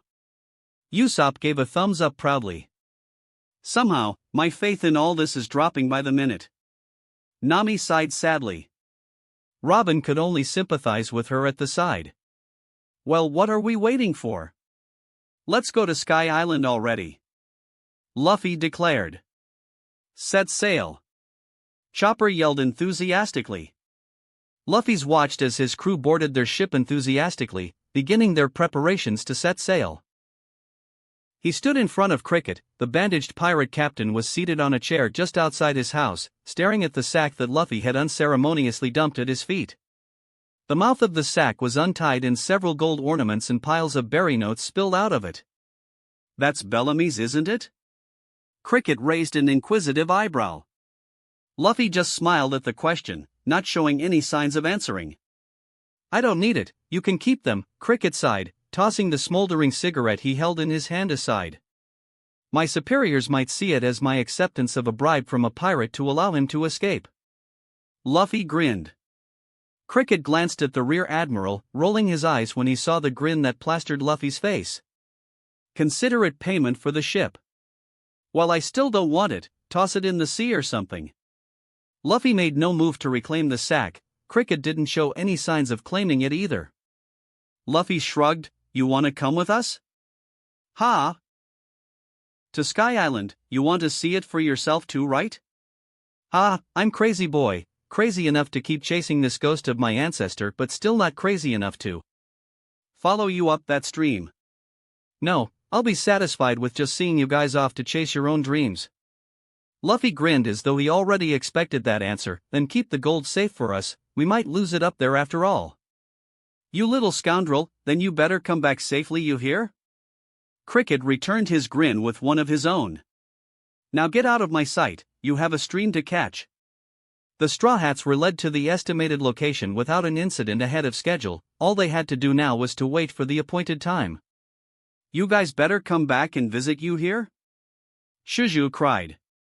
"And we'll have a big party for it. You have to tell us what you guys saw up there." Masaira cried as well. "Yeah. There better be lots of food," Luffy yelled enthusiastically. Just as the crew were contemplating beating up Luffy for his insensitivity, the sky darkened without warning. "It's here! Right on time too!" Shuji yelled, pointing at the huge mass of cloud currently drifting towards their position. As if on cue, the waves started rocking back and forth, as if a plug had been released beneath the surface. "What's going on now?" Sanji stared at the waves. "This can't be possible." Nami gasped, recognizing the patterns of the waves. "Release the sails. We're getting out of here. A whirlpool is forming right under us." "No. You're exactly where you need to be. You'll be in danger if you move out now," Masaira protested. "We'll be in danger if we don't move out now," Nami shouted back. Too late, Zoro pointed at the sea. The ship was already within the whirlpool, slowly edging closer and closer towards the center. "We're all going to die," Usopp screamed, running head first into the mast and knocking himself out. "Ah! Usopp's down. We need a doctor," Chopper yelled. "You're the doctor," Robin pointed out helpfully. "Ah! You're right. Man the rudder. Turn the ship with the waves. We'll ride along it," Nami yelled as the rest scrambled to obey. Despite their best efforts, Mary continued to edge closer and closer to the center. The roaring of the waves never seemed so deafening to the crew. But as sudden as it came, the waves settled and the whirlpool vanished without a trace. Nami blinked in surprise. "Wadash." Her words were cut short as a huge pillar of water blasted from underneath their ship, hurling both the ship and the crew into the sky. Masaira, Shuju, and their crew saluted as they watched the marine ship disappear into the sky with a tear in their eyes. "Arrgh!" the crew screamed collectively. "Yay! We're flying!" Luffy laughed as he clung onto the railing of the ship. The crew couldn't even find the will to rebuke him anymore. "Everyone hold on to something!" Sanji yelled, tying a rope around his waist while holding onto the still unconscious Usopp under his arm. "We have a problem though." Robin glanced over the ship with an uncharacteristic worry in her eyes. Nami followed her gaze and gasped in horror. "We're losing grip on the stream. At this rate we'll fall back down. What do we do?" Chopper cried, clinging onto the mast for dear life. "Full sails. We'll use the updraft as our ride." Luffy lunged towards the rope that held down the sails, pulling it free to unfurl the sails fully. The ship jerked as the sails caught the wind, throwing the crew around the deck. "Shit! Usopp!" Sanji yelled as he lost his grip on their sniper, sending him tumbling off the deck into open air. "Zoro!" Luffy leapt towards the swordsman who had already unsheathed his sword. "Better make it back with him." Zoro slashed out with the flat side of his blade just as Luffy stepped on it, propelling him towards Usopp. At this point of time, Usopp had already regained consciousness and was now screaming out his lungs and flailing about, trying and failing to fly. Luffy grabbed his crewmate's hand, pulling him towards him. "Hold on. Freestyle armament, Tekai Sai." Usopp held on for dear life as they both accelerated towards their ship. He felt something spill on his face and initially dismissed it for water from the spray, only realizing it was blood when he saw the gaping wounds that marred Luffy's legs. "Luffy! You're bleeding!" Luffy only smiled lightly, watching the ship gradually gaining distance away from him. "Still so weak." Luffy thought those words to himself bitterly. Sorrow. He just managed to reach the back end of the ship, his fingertips barely brushing against the railing. Freestyle armament, tech dash. An intense pain flooded through Luffy's body and a feeling of vertigo assaulted his senses. His wounds might have healed over the last few days, but he still lost a lot of blood that has not been fully replaced. Now he could feel his vision fading again from his blood loss. He looked back at Usopp, who still clung to him with hope in his eyes, believing everything was okay. "Sorry, Usopp," Luffy smiled sadly. He gritted his teeth and threw Usopp overhead, smiling when he saw Usopp landing safely at the back of the ship. "Well, that's that." Luffy sighed. He closed his eyes as he hurtled back towards the sea below, a smile on his face. Even he couldn't survive a fall of this height after all. "Sorry guys, I couldn't keep my promises after all," Luffy thought bitterly as darkness took him in its embrace. Chapter 24, Heads in the Clouds. Luffy cracked open his eyes, expecting the pain to hit him as soon as he did. Surely falling from that height should have done some damage. Instead he felt fine, maybe a bit sore, but fine nevertheless. His vision adjusted and white fluffy clouds greeted him, floating lazily through a sinfully clear blue sky. So this is what heaven is like? Luffy mused, watching the clouds drifting by. He chuckled before feeling something shifting its weight on top of him. Fearing the worst, he glanced down to see Robin clinging on top of him, her head resting on his chest. Confused, he finally glanced at his surroundings, finding himself on the deck of Mary and his crew all around him in various states of unconsciousness. He carefully lifted the unconscious woman and placed her gently on the deck beside him, mindful not to wake her. Luffy then proceeded to inspect his crew, who were sprawled on the deck in various positions, dutifully ignoring Usopp, who was face planted with his ass high in the air on the deck. The rear admiral squatted in front of his navigator, who was lying on her back, and began prodding at her face with a finger. Nami groaned as she opened her eyes to see Luffy with a stupid grin on his face. "Good morning, Nami," Luffy smiled as though nothing was out of the ordinary. "Good morning, Luffy," Nami smiled back, drawn into believing it was just another usual day on the ship by his smile. It took a few seconds before the navigator's eyes opened wide and sat bolt upright. "No. What happened? You idiot. How can you do something so reckless?" Nami screamed, grabbing the collar of her rear admiral. "I had to save Usopp. And I'm fine, aren't I?" Luffy protested while being shaken back and forth by his navigator. "That's no excuse. We came to this place because of you. At least take responsibility of bringing us back down. What's the meaning if you aren't here at all?" By now the rest of the crew were starting to wake from her shouts, each of them getting up to survey their surroundings. "Ugh. Did we make it?" Sanji groaned, massaging his head. "Either that or we're all dead," Zoro nodded as he stared at the clouds. "Scary, scary. The sky is scary." Chopper cried in a corner. "I'm fine, right? I'm fine?" "Yeah, I'm fine," Usopp patted himself down with sweat pouring down his face. Robin stayed silent and stared at Luffy, still enduring the shaking from Nami. "I would still like to know what happened to me though? I thought I fell off the ship?" Luffy asked when Nami finally got tired of shaking him. "Robin saved you," Nami crossed her arms, seemingly still unappeased. The archaeologist simply shrugged when Luffy gave her an inquisitive gaze. "You're much more useful to me alive than dead," Robin smiled. Flashback. "No! Luffy!" Usopp yelled from the back of the ship, watching the figure of his rear admiral shrinking further and further away. His arm was stretched out towards the figure as though he could just reach out and pull him back to safety. But of course, something like that couldn't happen since his arm could not stretch. He cursed his powerlessness in his mind as Luffy continued falling further and further away from him. As though something had answered his call, Usopp watched in amazement as he saw his arm stretch towards Luffy. Did he consume a devil fruit by accident? One that allowed him to stretch?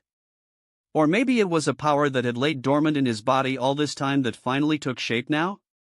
Don't move your arm! A voice yelled behind him. Usopp jumped at the unexpected voice from over his shoulder, taking a quick glance back to see Nico Robin with both her arms crossed in front of her chest.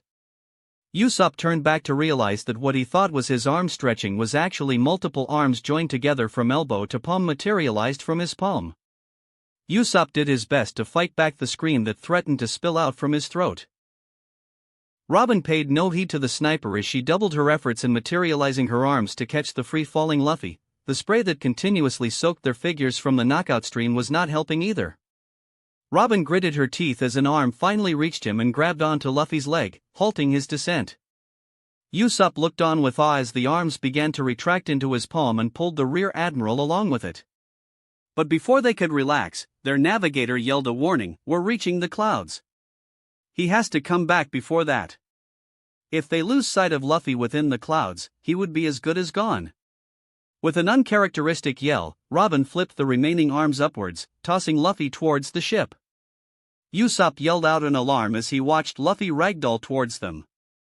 He reached out both his arms to catch him but was a second too late as Luffy crashed headfirst into him, sending him sprawling on the deck.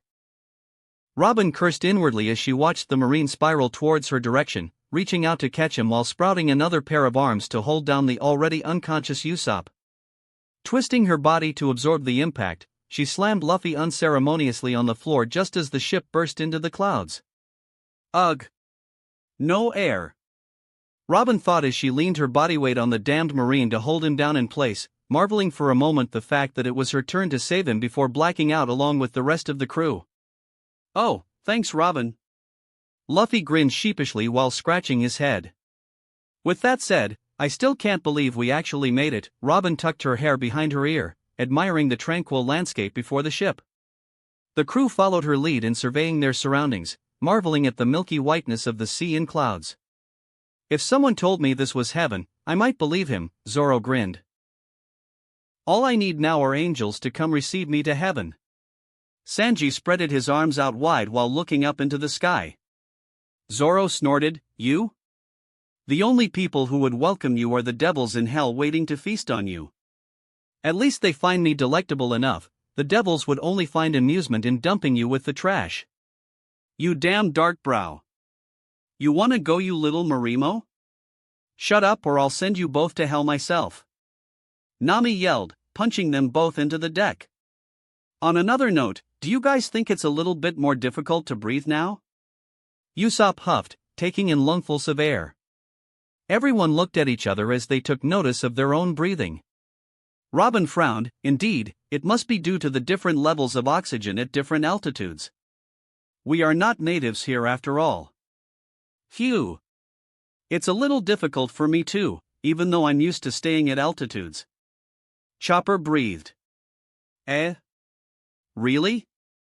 I don't feel that different though? Luffy tilted his head. Nobody asked you, you damn monster. Everyone glared at him with the same thought. Putting that aside, you guys think angels ride on birds and carry lances to welcome the dead? Usopp pointed towards the sky. Everyone looked up to see an armored knight with a lance in his hand flying towards their ship on a giant bird. The bird let out a screech as it flared its wings, slowing down its descent to hover in front of their ship. The knight hefted his lance on his shoulder, eyeing each of the straw hats individually before speaking. "Seeing your confused faces, are you guys lost?" The straw hats looked at one another. "Well, we technically are, since we don't know where this place is exactly. We came up here without a concrete plan after all." Nami pointedly glared at Luffy, who was whistling away without a care. "Came up here? Are you all citizens of the Blue Sea by chance?" "Blue Sea?" "If you're asking if we came from below the clouds, then yes, we did," Sanji supplemented. The knight raised his eyebrows in interest. "Ho? I see, I see. Still, the others are quite irresponsible for letting Blue Sea dwellers like you guys venture out here. Did none of the other islanders give you a map?" "Islanders? We saw no one ever since we came here." Nami frowned. "What? To not see anyone coming up here? Did you guys come by that monstrous stream? You mean there's other ways of getting here? Nami screamed. Well, we're here anyway, right? Luffy scratched his ear absent-mindedly. Nami screamed as she strangled him, you almost died, remember? You're not in any position to say that. Nami finally collapsed in a corner and started drawing circles on the ground. If we had just spent more time getting information, we could have found a safer method to get up here. I admire your crew's courage to use this method to get up here, the knight grinned, reaching his free hand to dig through his pockets. I am known as Gonfall, the Knight of the Sky. I work as a freelance mercenary and usually I'll charge 5 million XDOLs for my services, but... He tossed out a whistle that landed on the deck with a soft clang. As a gift of welcome to Sky Island, the first time you call me for help shall be free, but I'll still charge you for subsequent calls. What's an XDOL? Robin asked while picking up the whistle. Alright, I believe you people use the berry currency, right? 1 berry is equivalent to 10,000 XDOLs. If you're looking to go further upwards to the White Sea, you should head in that direction, it'll be the closest city to you guys now. Gonfall pointed in the direction of a cloud that looked like a waterfall. I bid you travelers good luck, and may we meet again. Gonfall gave a salute with his lance before flying off on his bird. The crew watched his silhouette disappear before simultaneously turning their eyes to the whistle that Robin held in her hand. Well, we'll hold on to that for now in case we do need his help. Since we have nowhere else to go, I suppose we're heading towards this White Sea he mentioned? Nami glanced at Luffy. Alright. Let's head to the White Sea. If you want to go up, it's 1 billion XDOL per person. An old lady with small angel wings on her back spoke monotonously while taking pictures of the crew.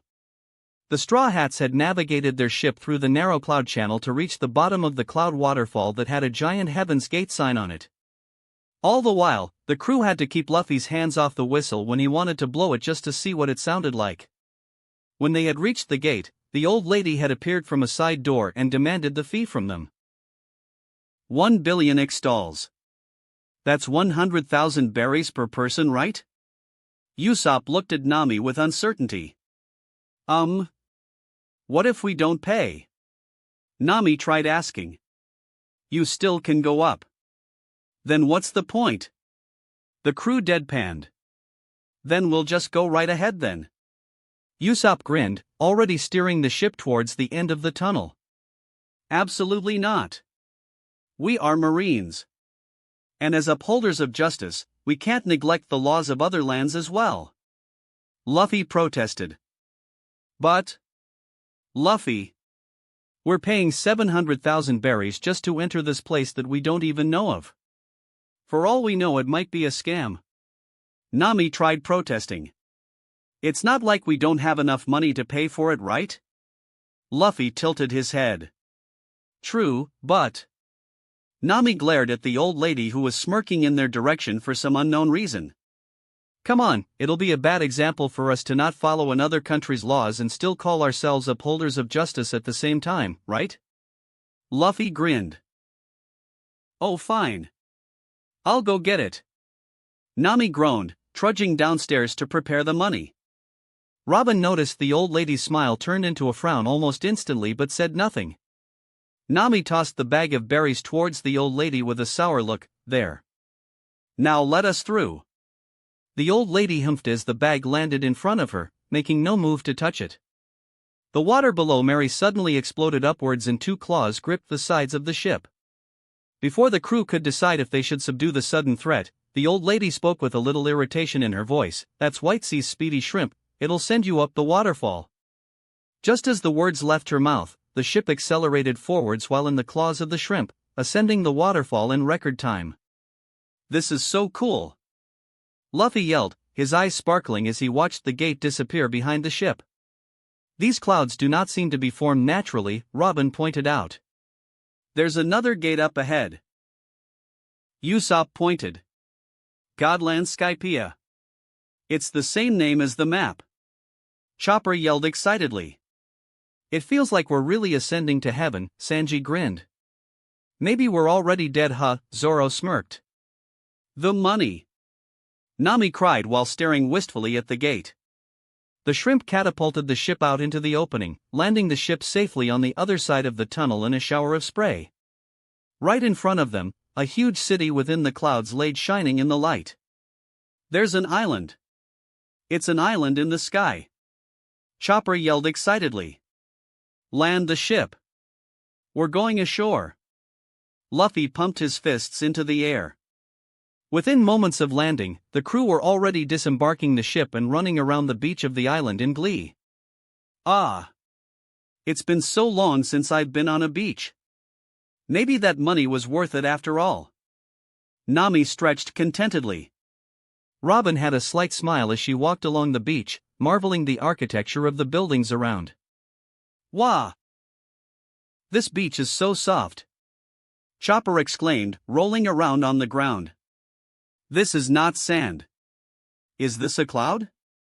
Zoro pondered as he stepped onto the beach. Why is this fruit so hard? Usopp complained as he tried to pry open the coconut-like fruit he had found. Name Swan. Robin Chuan. I found flowers for you. Sanji leaped around with hearts for eyes. This is so fun. Luffy laughed while hanging off a tree. Sue! Sue! Luffy heard a slight mewling sound and glanced downwards, finding a small fox-like creature staring back at him, tilting its head at him slightly. At that time, the melodious and soothing music of a harp reached the ears of the Straw Hats. Their sights instantly turned towards a small outcropping at the edge of the beach, finding a young girl with twin braided hair and angelic wings on her back strumming slowly on her hand harp. Hizo! The girl greeted with a charming smile. It's an angel. A real angel. Sanji cried, collapsing on his knees with adoration in his eyes. The fox scampered to the feet of the girl who bent down to pick it up before smiling at the Straw Hats. Are you perhaps visitors from the Blue Sea? Yes, we just came from the White Sea. Are you perhaps a local here? Nami asked. The girl's smile grew wider at Nami's words. Yes, I live here. My name is Konis. It's very nice to meet you. Konis noticed the fruit that Usopp was carrying in his arms. That's a ganesu, do you want to drink it? She gently placed the fox on the ground and received the fruit from Usopp, fishing out a small carving knife from her pocket before easily stabbing it into the bottom of the fruit. The exterior of the fruit is like steel, but a small area at the bottom can be easily cut out. Konis carefully carved out a small hole at the bottom before inserting a straw in and passing it back to Usopp. It tastes great at. Usopp yelled out in admiration as soon as he took a sip. Please open this one too. Chopper presented his fruit to Konis. I want to try too. Luffy held the fruit with one hand and raised a finger in preparation to stab it. Konis noticed he was holding the fruit the wrong way up. Ah, wait. That's the top of the dash. Sure gone.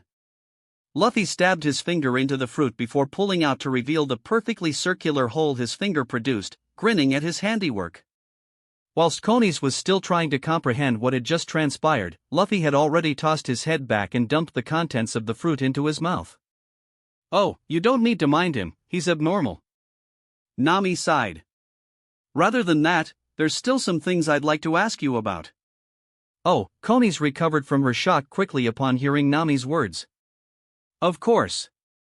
I'd be happy to answer anything you don't understand. At that point of time, Zoro perked up as he had a slight swooshing sound from the sea. He turned his sights to see a small figure riding on something resembling a small boat with handlebars attached to its prow. Heads up, something's coming this way, Zoro warned while unclasping his blade. Oh, that's my father, Hizo father. Konis waved towards the approaching figure. Hizo Konis, my darling daughter. The figure shouted back while still expertly manipulating the vehicle towards the beach. Excuse me, I'm going to stop now. Contrary to his words, the vehicle increased its speed instead, hurtling towards the beach and out of the water, crashing into the trees behind and sending the man flying into the bushes. Is anyone hurt? The man stood up on shaky legs while pushing his way out of the bushes. Ask yourself that first. Zoro yelled at him. Nami eyed the aquatic vehicle that laid on the ground. What kind of boat is that? Oh, that's a waiver, it's one of the things we use as transports here. Conies explained with a smile. Hello there, are these your friends, Conies? The man asked while lifting the waiver from the ground to set it upright. Yes, I just met them, father, they're from the Blue Sea. Oh. Nice to meet all of you. Pardon me, I forgot to introduce myself, I am Pagaya, welcome to the White Sea. If it pleases you, we can be your hosts during your stay here, I just happen to have caught a few sky lobsters from my fishing trip. Alright. We'll be troubling you then. Usopp cheered. Sanji rolled up his sleeves. If you're making Sky Island cuisine, please allow me to help. Nami inspected the waiver before addressing Pagaya. Before that, may I know how this waiver works? I do not see any sails or paddles of any kind on it. How is it able to move on the sea? Ah, that's right, you do not know what a dial is, right? There is a shell-shaped device strapped at the back of the waiver, that's what powers it. Conies explained. Nami spots the shell-shaped device just as described, but she still couldn't see how it would allow the boat to move. But how does it work?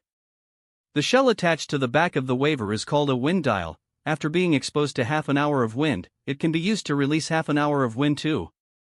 Pagaya explained. Usopp scratched his chin. So, it's like a container of some sort? That is correct. Other than the wind dial, there is also the heat dial, scent dial, and light dial, just to name a few of them. Sky Island's culture revolves around the usage of these dials. Conies presented a shell towards Zoro. This is a tone dial, you can say anything you want into it and press the button on top of the shell to play it back. Darkbrow is an arrow cook, Zoro said without hesitation. Why you damn Marimo? Sanji rolled up his sleeves. Ignoring the cook, Zoro pressed the button on the shell. Darkbrow is an arrow cook. Why you damn Marimo? While the shell talked. Luffy peered over Zoro's shoulder to look at the shell with interest. Sky Island is so interesting. Chopper exclaimed with sparkles in his eyes. For an entire culture to revolve around this, I wonder how it was first found and used. Robin pondered with a distant look in her eyes. Hey, I want to ride the waiver thing. Can I, mister? Luffy yelled enthusiastically. Of course, here, I'll show you how to control it. Pagaya led the excited rear admiral towards the waiver. If the sea here has no bottom, where do these shells come from? Zoro asked, still holding onto the shell. We get them from the edges of the beach. Conies gestured to the length of the beach they were standing on. There was a loud whoosh sound from behind them as Luffy sped off into the sea on the waiver. Wow, he did it! Chopper exclaimed. Just as the words left his mouth, the waiver hit a wave and catapulted into the air, spinning wildly out of control as Luffy was flung into the air along with it. Luffy gritted his teeth as he held on tightly to the waiver, kicking the air beneath his feet to control his spinning, eventually stopping himself in midair. He realized that the waiver was harder to control than it looked. Even the tiniest of waves could send the waiver flying out of control. A person like him who could not even navigate a ship properly could never ride the waiver on his first try. Dejected, he returned to the beach while carrying the waiver on his back. The two Scythians stood unmoving with their eyes wide and mouth open at the sight of the marine flying towards them with the waiver in his hands, as if they were witnessing the descent of God right in front of them. The rest of the Straw Hats immediately ran up to him as he landed. What happened? Why did you suddenly lose control like that? Sanji asked, perplexed. Ah. This thing is harder to control than it looks. Luffy scratched his head sheepishly. I think only Nami can drive this properly. Nami tilted her head. Eh? Me? Why? You need to take the movements of the sea into account while driving it. To be competent at it, it might take a long time for a person to learn. The crew turned their heads to look at the two Scythians. Conies was the first to recover her wits. Ah. That's right, I've been practicing since I was little and I only managed to succeed recently. It's that hard? I wanted to try it.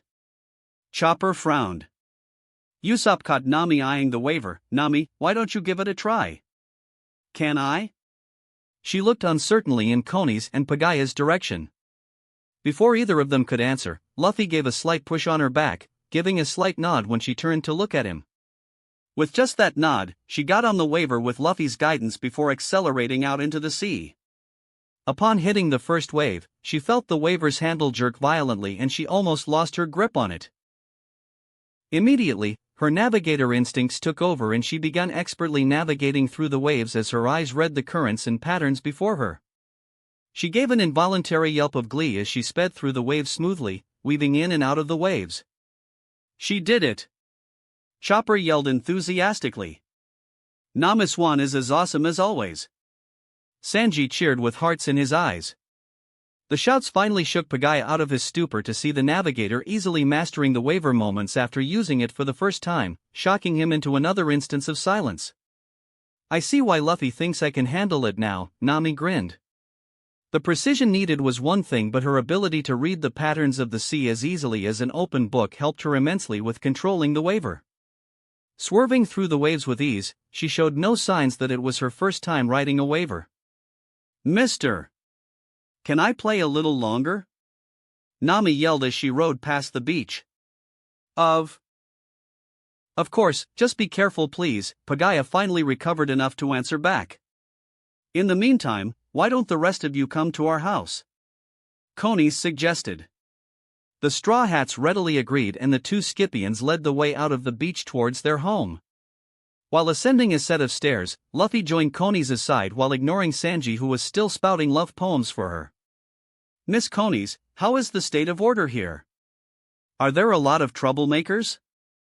Oh, no Mr. Luffy, the White Berets ensure law and order around here. There are hardly, if any, crime to begin with. Konis answered with her usual smile. The White Berets?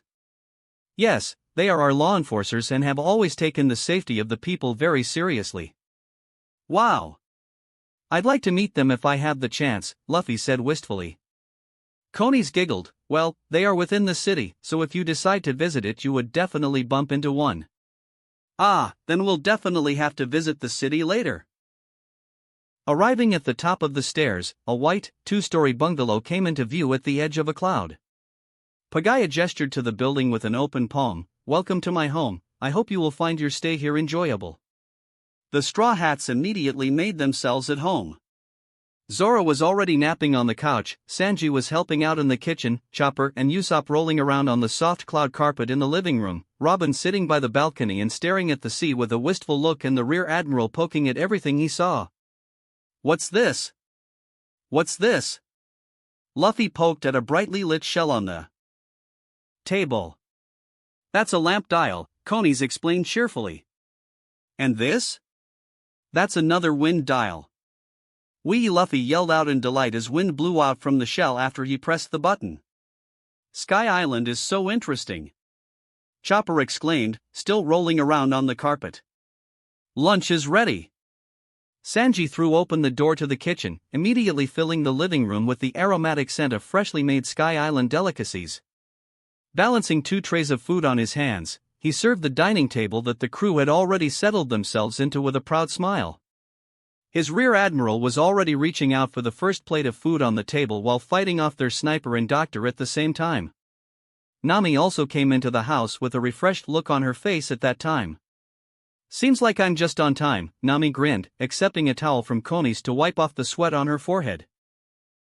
If you guys would like to, we can visit the city after this for a tour around? Konis giggled, leading the navigator to their dining table. Nami nodded excitedly. That would be lovely. I would very much like to visit your city's library too, Robin commented while taking a sip of her coffee. Namiswan, your food is ready, Sanji sang as he danced around her with a tray of food in his hand. Where's my food, you shitty cook? Zoro waved his fist furiously at the love-struck cook, gesturing to the distinctly empty space in front of him. Well, you can go make your own, you ungrateful Marimo. Sanji shouted back. This tastes so good. Usopp, Chopper and Luffy exclaimed together with tears in their eyes.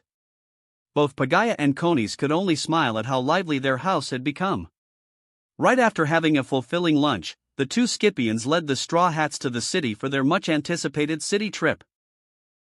Currently, they were gathered in the city square where a large fountain was built and crystal-clear water sprouted out from its many nozzles. May I suggest that we meet back here in about 2 hours' time? Pagaya suggested. The Straw Hats cheered in agreement. Deciding to split up to explore the city on their own, Sanji dragged a begrudged Zoro to look for the city's local produce, all the while ignoring the swordsman's complaints on the city's lack of a sword store.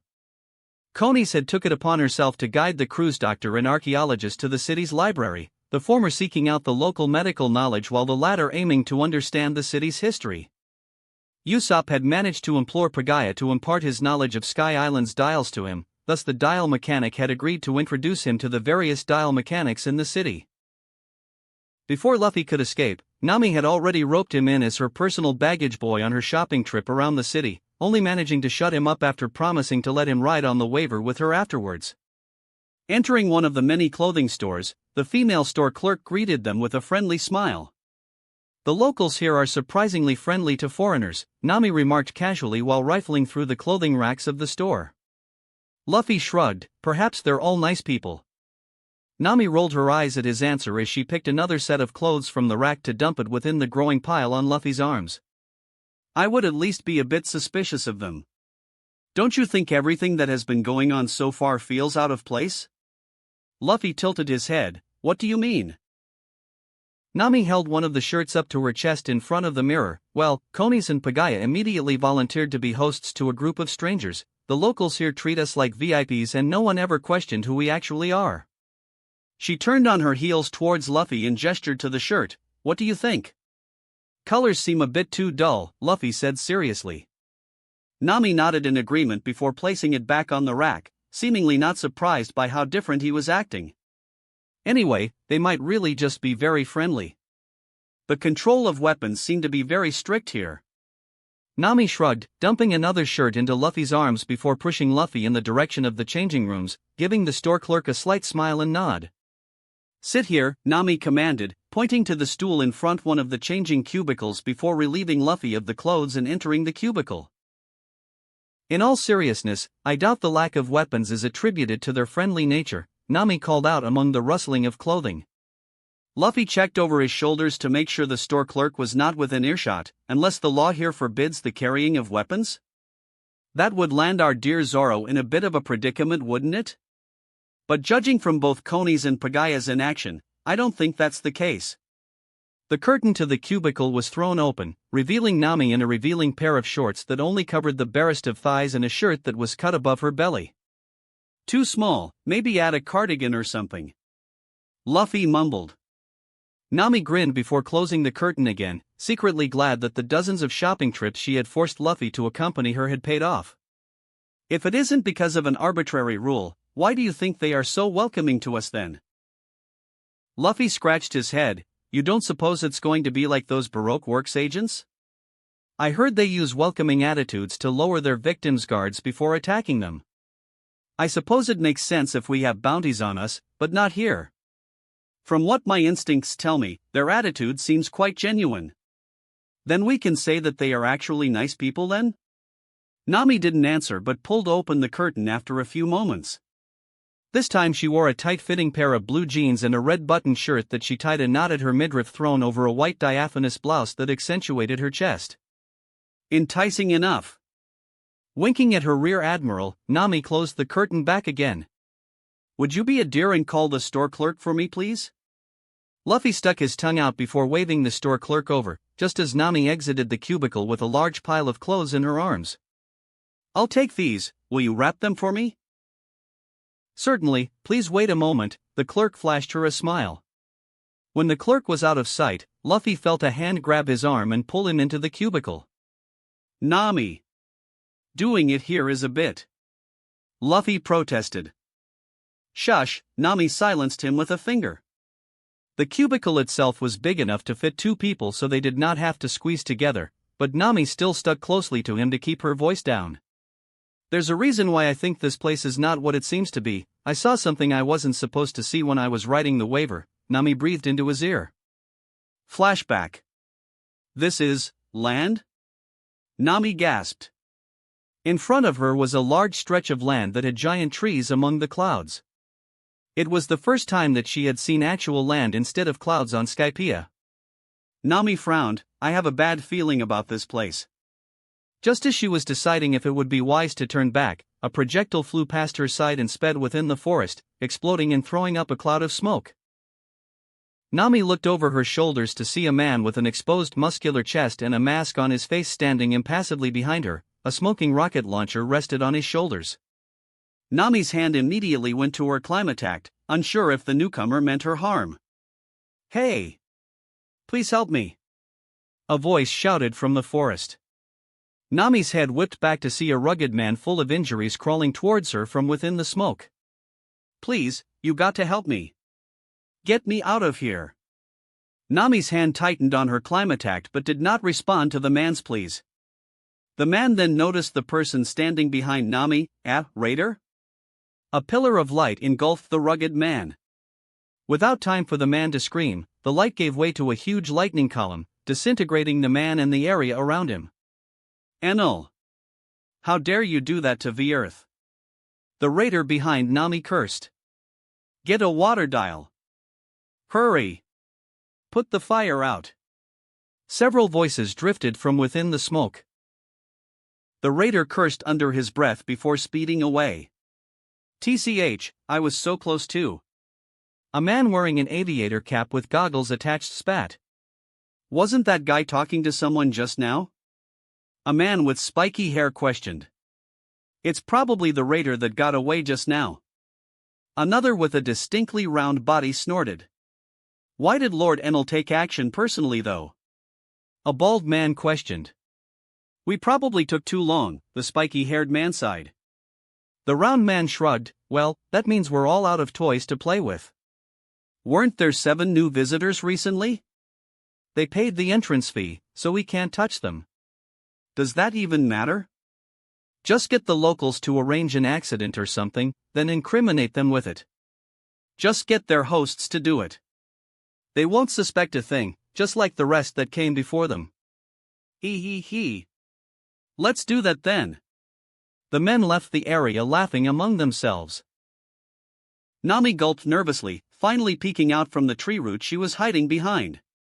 "Luffy, you better get us out of this mess." Nami cursed silently before spending away on the waiver. I see." Luffy scratched his chin thoughtfully. "We need to get out of here, now." Luffy nodded lightly. "We'll meet up with the rest. I still want to see those white berets that Konis talked about. Maybe I can get more information from them before we leave." "What other information do we even need? We just need to get out of here." Luffy snickered. "How? Don't suppose you want me to carry the ship on my back and jump off the cloud?" "I can try if you want me to." Nami bit her lip in frustration, finally realizing the glaring problem that they were currently thousands of meters in the air away from solid ground. "You can tell the rest about our plan to escape. I'll get as much information I can and get back to you guys." "Alright then, I'll push us out to sea by the end of today. In the meantime, we'll need to be wary of everyone around us." Luffy nodded, opening the curtain to step out into the shop. The store clerk was waiting at the counter with a bright red face and the clothes packed and ready. Your package is ready," she blurted out while blushing. Luffy and Nami glanced at each other, realizing the misunderstanding the store clerk had of what they were doing in the cubicle. Nami giggled lightly, deciding to use her misunderstanding to their advantage. "Darling, help me hold on to those, won't you?" Nami laughed while latching onto Luffy's arm. Luffy grinned widely at the clerk, picking up the bags and giving her a wink before leading his navigator out the store towards the meeting place, ignoring the Kaya sounds echoing behind. "What kind of city doesn't have a sword shop of any kind?" "Really?" Zoro grumbled, his hands full of bags containing various different kinds of ingredients. The chef trailed behind him with hearts for eyes, his arms similarly burdened with food. "The city is simply heaven. So many angels all around. Maybe I should ask the cake shop's Gina-chan out tonight? Or the grocer Madonna-chan? Or maybe even the florist Vita-chan? This place is just too perfect." Zoro dumped the bags in front of Luffy, who only grinned at him silently, swinging his legs while sitting on the fountain ledge. "Please don't put me with him ever again." "No promises," Luffy laughed. "The medical knowledge of this place is truly wondrous." I never thought hypothyroidism could be treated that way. Chopper exclaimed. With their ancestors expanding into the lower clouds, much more unique resources became available for them to use for all kinds of purposes. I guess that's also when their culture changed the most. Robin remarked. Conies giggled, I'm glad our library has been of help to both of you. Their library was really big, Luffy. We should go there together next time. Chopper tugged at Luffy's cloak excitedly. They had some collection of maps too, Robin added. They do? Perhaps next time then, Nami smiled sadly. Robin raised an eyebrow at her reaction but did not comment. There's so many things dials can do. I'm already itching to try out some of my ideas. Usopp gazed at the dials he held in his hands while walking towards the fountain in a daze. Ho-ho, I look forward to see the things you will make, Mr. Usopp. Pagaya laughed. Hey guys. Look. I managed to get quite a number of dials. You won't believe what some of these dials can actually do. Usopp waved towards them enthusiastically. Mr. Luffy, I believe you had mentioned you wanted to meet the White Berets before? Pagaya strolled up to them, a gentle smile on his face. Ah, that's right. Can you bring me to meet them? Luffy dismounted the fountain excitedly.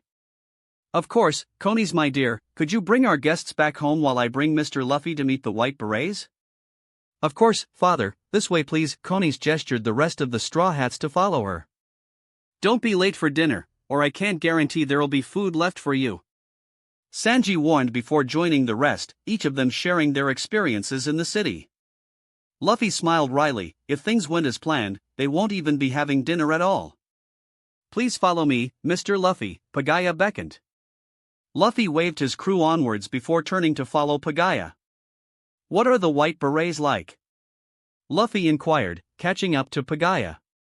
They are quite nice people actually, they keep our people safe from outsiders especially. Pagaya explained. You mean there are other people like us who visit Sky Island? Pagaya nodded with a smile, there are others, but not that many of course. Sometimes they are mean people and the White Berets deal with them. If their offense is serious enough, the White Berets will hand them to the priests to be judged. Priests? Is there a temple here? Pagaya scratched his chin, to put it simply, God lives on this island and the priests below him are his enforcers. Wah! There's a god here? That's right. Ah, here we are, Pagaya gestured to the building in front. The building was made out of clouds just like the others around it, consisting of 3 floors with a double-door entrance. 2 Scipions stood guard at the entrance, both of them wearing striking white berets on their heads. One of the guards saluted, Hizo, citizen. How may we help you today? Hizo, my friend here would like to meet with Captain McKinley, would now be a convenient time? The guard flashed a smile and nodded, of course, this way please sir. Luffy followed Pagaya through the double doors in front of the guards, not seeing the 2 guards sharing a look and nodding to each other behind his back. The Straw Hats were huddled close together in a room of their host's house. They had borrowed the room from Conies with the reason of sharing what they have learnt during their trip. Of course the real reason was for Nami to share what she had told Luffy to the rest of the crew in their course of action.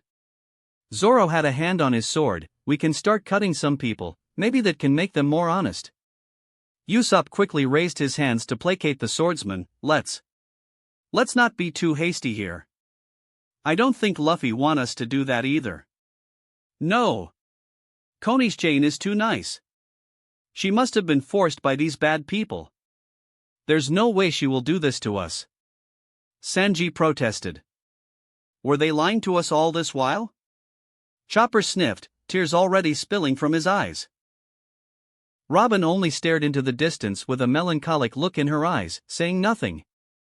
Nami rolled her eyes, exasperated, we just need to give them an excuse, then slip out back to our ship and wait for Luffy there. He'll come back with a way off this place for us and we'll be gone before they know it. Huh, but what can we tell them without arousing suspicions? Zoro scoffed. Everyone turned to look at Usopp. WH. What? Is there something on my face? Come on, you're the liar here, come up with something, Zoro nudged with a grin. I'm not a liar. Usopp protested. Nami waved her hand in front of her, doesn't matter, just think of something to tell Konis later. In the meantime, we'll start preparing to leave and dash. Trouble. A loud voice resounded outside their room, followed by the bang of a door being hastily opened. Pagaya spots the Straw Hats huddled in a corner and immediately approached them with shaky steps. The dial mechanic takes a few moments to calm himself before addressing the Straw Hats, grief and panic clear in his eyes. Mr. Luffy. Mr. Luffy has been arrested. Chapter 25, Impending Storm. Akainu stormed down the corridor, barely giving the saluting Marines a glance as he made a beeline for Sengoku's office, a file clutched tightly in his hands. 2 Marines stood guard outside his door on each side, stiffening when they saw who was approaching.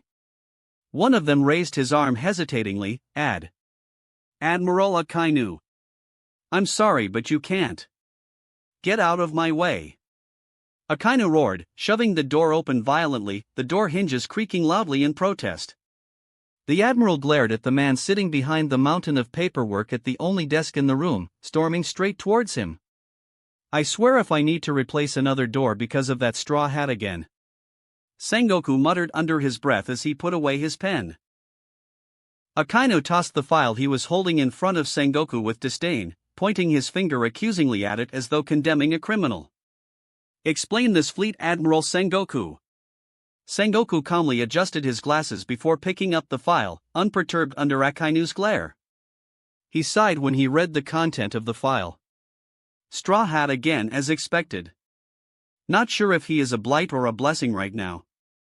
The file reports on Nico Robin being sheltered under the Straw Hat Marine's protection as a wrongfully accused individual, detailing the possibility of corruption and a traitor amongst the Marine ranks while requesting for a thorough investigation. There was a demand that amnesty to be granted to Nico Robin should the charges be found to be false and suitable compensation to be made to her afterwards. Yes, I am aware of this, Sakazuki, what else do you want from me? Sengoku glanced at the Admiral. We let a wanted criminal into our ranks. We all know about this Nico Robin and yet we allow this? How can Luffy do such a thing? What would you think he would have done? It's not like you don't know him, Sakazuki. He should have just turned her in. That's what we are supposed to do. He is too soft for his own damn good. Akainu spat. Sengoku pinched the bridge of his nose and sighed again. He wouldn't do that while knowing that the party was innocent. His values are different from yours after all. Akainu seethed, this isn't about values, this is about justice.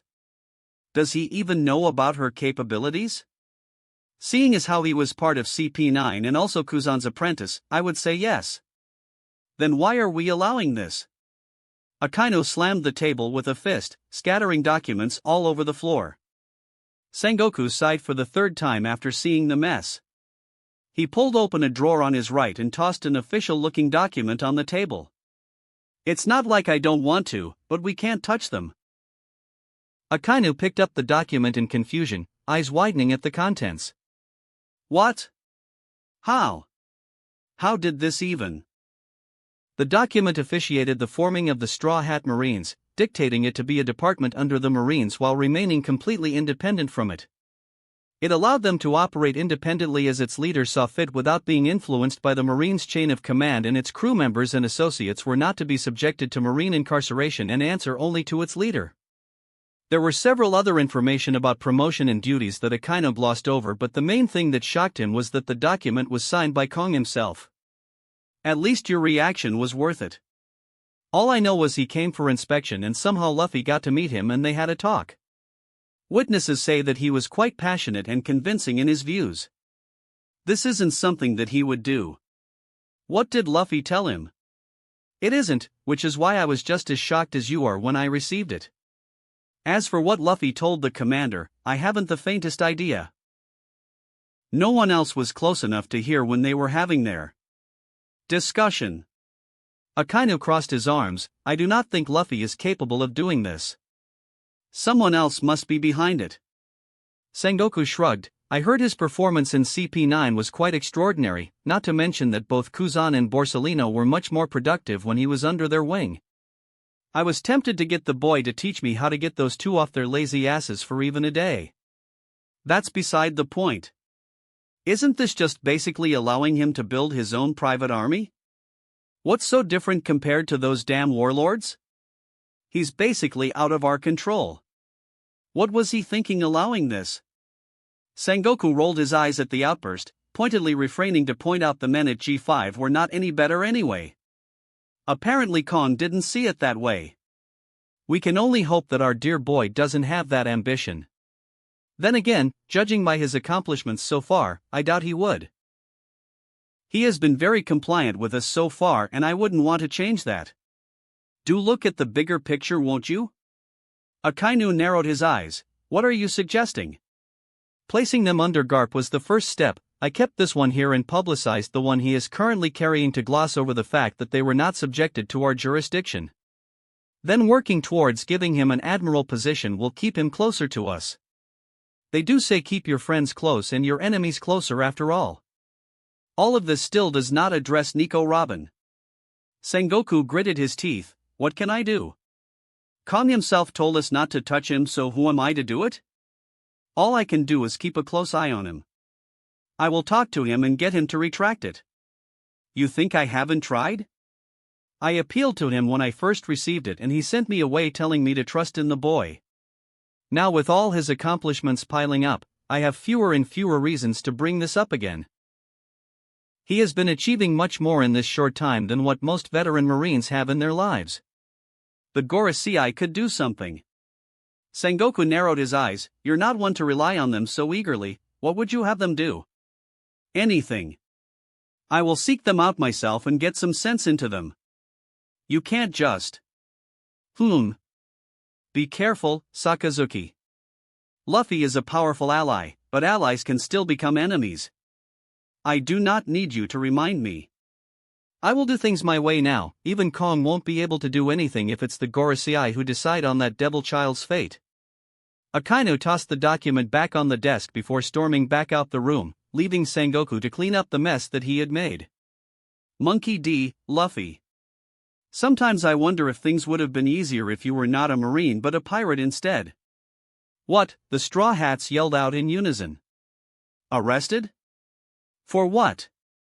Nami exclaimed, already feeling the headache she was going to get very soon. That. Well. I am not entirely sure myself. I was only told by the White Berets that he had committed a serious crime and he had to be taken in. Pagaya scratched his head, a little taken aback by the Straw Hats' reactions. White Berets? The local law enforcement, huh? Usopp frowned, recalling seeing them patrolling in the city while he was shopping. Chopper clutched his head while panicking. What do we do now? What can we do? Before the Straw Hats could start discussing on what their next course of action was, a loud ringing was heard from the front doorbell.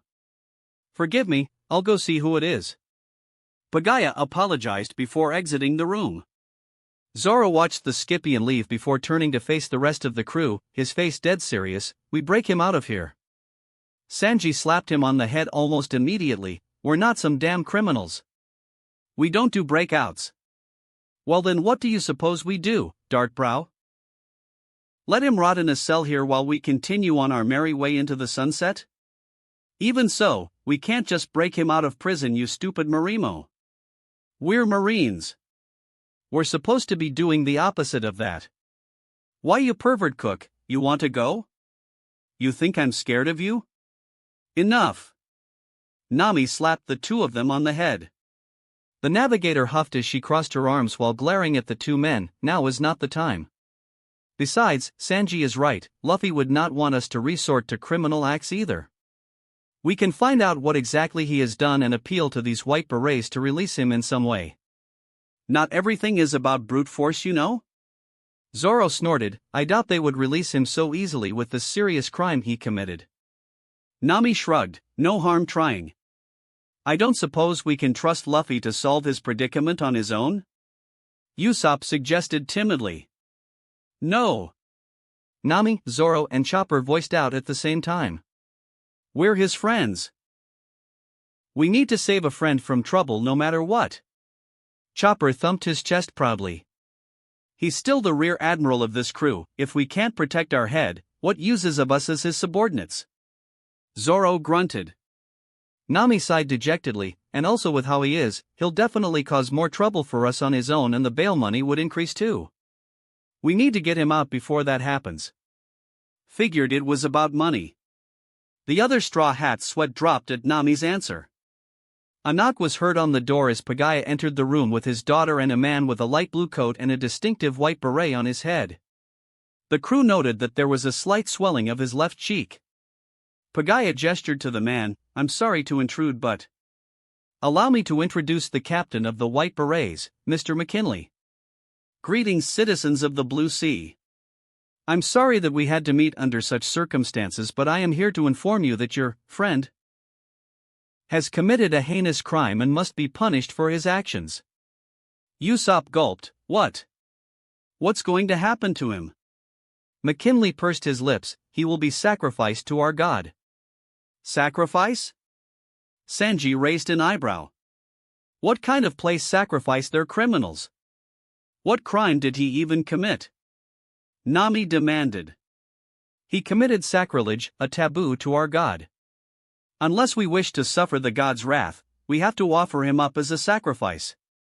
For such a place like this to believe in God's wrath. Is it really that serious? Robin inquired. McKinley nodded. It might seem absurd to outsiders like you, but believe us when we tell you that it is real. Nami grimaced. What could Luffy possibly do to commit a sacrilege? Wait. On second thought, actually a lot of things. But what did he do this time? McKinley averted his eyes, sighing. It was not what he did. It was what he could do. Flashback. Nice to meet you, Mr. Luffy. I am McKinley, captain of the White Berets. The two law enforcement officers shook hands with warm smiles. Both of them were standing in the corridor outside McKinley's office, the White Beret having agreed to give Luffy a tour of the building. Shishi. I am Monkey D. Luffy of the Marines, nice to meet you. McKinley gestured down the corridor for Luffy to follow him, leaving Pagaya to wait for his guest at his office. Luffy eagerly followed the White Beret as he led him towards the armory. I understand from Mr. Pagaya that you are akin to a high-ranking officer in the Blue Sea. I hope your stay with us on Skypiea so far has been enjoyable thus far? Yeah. This place is so awesome. There's so many interesting stuff. Everyone is so nice too. Shishi. McKinley smiled a little at Luffy's praise. I'm happy to hear that. We White Berets do our best to ensure law and order in our lands. If you see anything that needs improvement, please do not hesitate to tell me. McKinley opened a door and ushered Luffy into the armory. Luffy marveled at the various equipment found in the room. The room was filled with a variety of bows, arrows, dials and other sorts of dial equipment. Wow! What are these? Luffy yelled in excitement, holding up a pair of boots with skates and dials on them. Those are our jet skis. We use them to travel on sea clouds on foot. McKinley explained. Cool.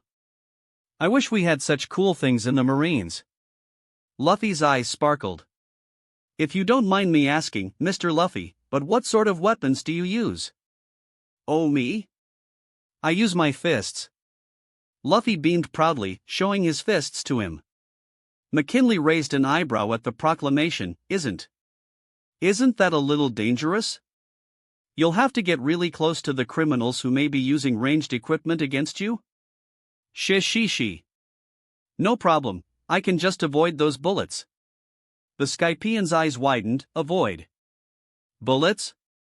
I'm sorry, but how do you do that? Oh, that's simple. I just predict where the bullets are going with my senses and avoid them. Predict? You mean you can use mantra? Mantra? What's that? You can see or sense the presence of others, and glimpse a little to the future? Luffy scratched his head. Something like that, I guess? Sacrilege. Only God and God's priests should be able to use mantra. Men. Four white berets bursts into the room almost immediately, as though they were waiting for the signal all this time. Arrest him. Take him to be judged by God's priests. McKinley ordered, pointing an accusatory finger at Luffy. Hey! What did I do? Luffy protested as the four guards rushed towards him. He sidestepped the lead guard while sticking out his foot, tripping him to crash face first into the wall behind. Another tried to grab Luffy but had his outreached hand grabbed by the Marine and tossed over his shoulder to slam the white beret on the ground. The last two guards came at him from both sides, but Luffy took a step back and slammed the two guards together, leaving them unconscious on the ground. Why would you do this? Luffy demanded, glaring at McKinley. McKinley did not respond but roared angrily, charging at the rear admiral. Not intent on hurting him, Luffy slapped McKinley across the face with an open palm. The white beret fell onto the floor with a loud thud, his face starting to swell at where he was slapped. McKinley clutched at his face while glaring at Luffy. You've done it now. Assaulting us white berets is a Class 2 crime. You will have to be taken to undergo the ordeals by the priests. Luffy fumed, crossing his arms. You guys attacked me first without reason. You think I will just quietly allow you to arrest me for no reason? Being able to use mantra while not a priest. This will anger God and he would bring down his wrath down on us if we allowed you to roam free. There's plenty of other people in the Marines who can use this skill too. Is your God going to visit them too? McKinley faltered a little at what he said but recovered quickly. It still does not change the fact that you have assaulted us white berets. This crime is unforgivable. You must be arrested. Luffy grinned, settling into a combat stance. Take me if you can, then I'll beat down all of you. If you continue to resist, your companions will also be labeled as criminals too. They will also be arrested and dash. Luffy's figure disappeared from McKinley's sight, reappearing right in front of him with his fist implanted at the side of the Scipion's face, punching through the wall he was leaning against. Bring my friends into this, and I will make sure everyone here will never be seen again. McKinley paled a little at the Marine's threat, realizing his eyes had gone deathly serious. He gulped, trying to suppress his shivering. God will. God will still punish all of us if we do not do our duty. Luffy pulls back his fist, leaving a fist-shaped hole in the wall. God this, God that, so this God is behind all this then? What? What do you want? Fine, I'll take your lousy ordeal. Take me to see this God of yours, Luffy grinned. Mantra ha. Zoro noted. That's his observation haki, isn't it? Sanji asked. Zoro nodded in response. What's going to happen to Luffy? Chopper cried, holding onto the seams of Usopp's pants. McKinley pointed towards the window overlooking the beach. The Straw Hats moved quickly towards it, just in time to see Luffy board Mary before a Super Express speedy shrimp emerged from below, carrying the ship with its claws and speeding off into the distance. What the hell was that? Usopp exclaimed. It's God's Super Express speedy shrimp. It carries criminals to the sacrificial altar to be sacrificed. McKinley explained. Oh no! Luffy's really going to be sacrificed. What should we do? Chopper started running around in a panic. What's your call, Usopp? You're supposed to be the lead today. Sanji remarked. Everyone turned to look at the sniper who was currently shivering in his shoes. He swallowed the saliva in his mouth, doing his best to put on a smile of confidence. I say we wait for him here. We should trust our superior to solve this on his own. As his subordinates, we should have full trust in our leader after all. Zoro scowled at his answer. If no one wants to go save him, I will. The swordsman turned to leave, but Sanji stretches out an arm to bar his way. Did we all not agree to obey the squad leader's decisions? We all listened to you when you were in charge. Then we would all rather just sit here and abandon him to his fate? If that's what Usopp has decided on, yes. If you do not agree, wait until your turn to decide. Zoro unclasped his sword. That would be something I cannot agree on. I'm going even if no one else does. Sanji narrowed his eyes, What you're doing will undo everything we have been trying to achieve so far. It would not matter if our real leader isn't here anymore. If I may interrupt. Pagaya raised a hand timidly. Even though Mr. Luffy has been chosen as a sacrifice, the rest of you can undergo the priest's trial of ordeal to save him. Trial of ordeal? What are we supposed to do? Robin asked. You will need to make your way to the sacrificial altar by a dial boat, passing through the priest's judgment by completing their trials. If you manage to make it to Mr. Luffy, he will be declared innocent and released. Oh, isn't that simple then? Nami clapped her hands happily. So far in our history, no one has passed through successfully and everyone convicted dies at the priest's hands. Luffy IIE. Why must you involve us like this? Nami crouched in a corner and began sobbing. Usopp laughed nervously. I guess we better stay here after all. Zoro blared at Sanji, who still barred his way. Move. If you don't mind me asking, Mr. Swordsman, why are you so bent on helping him? Knowing Mr. Rear Admiral's strength, we would be more of a burden than a help. I know. Zoro yelled, startling everyone in the room. I know his strength. I know full well how he's still far out of my reach after my loss with Mihawk. Perhaps even in Luffy's eyes I'm not even worth fighting. The swordsman turned and glared at everyone in the room, his left hand gripping tightly on one of his katanas. Luffy came to me looking for crewmates and I told him I wanted to be the best swordsman in the world at that time without knowing what true strength was. If I could go back in time I would have given myself a slap in the face to wake up. Who did I think I was to be so arrogant when I haven't even seen what the rest of the world was capable of? Robin raised her eyebrow slightly. She never actually considered how the crew actually came together since every one of them has such different ambitions. The swordsman wanted to be the best swordsman in the world, the cook wanted to find the mythical All Blue, the navigator wanted to map the world, the sniper wanted to be a brave warrior and the doctor wanted to cure all ailments as the best doctor in the world. How did Luffy actually got all of them with such different personalities to become Marines? Why? Why do you have so much faith in me? Why, Luffy? You think too little of yourself, Zoro. That girl you helped back then? You willingly subjected yourself to that torture to save her even if it meant you might lose your chance to attain your dream. Not many can do that unless you have the will to live through every obstacle that life throws at you to protect your dream. You are much stronger than you think. Luffy knew Mihawk's strength, but he did not laugh at my dream. He told me I could do it, trusted that I could fulfill my dream. He said he would bring Mihawk to me if I joined and he fulfilled that promise, but I embarrassed him with my defeat.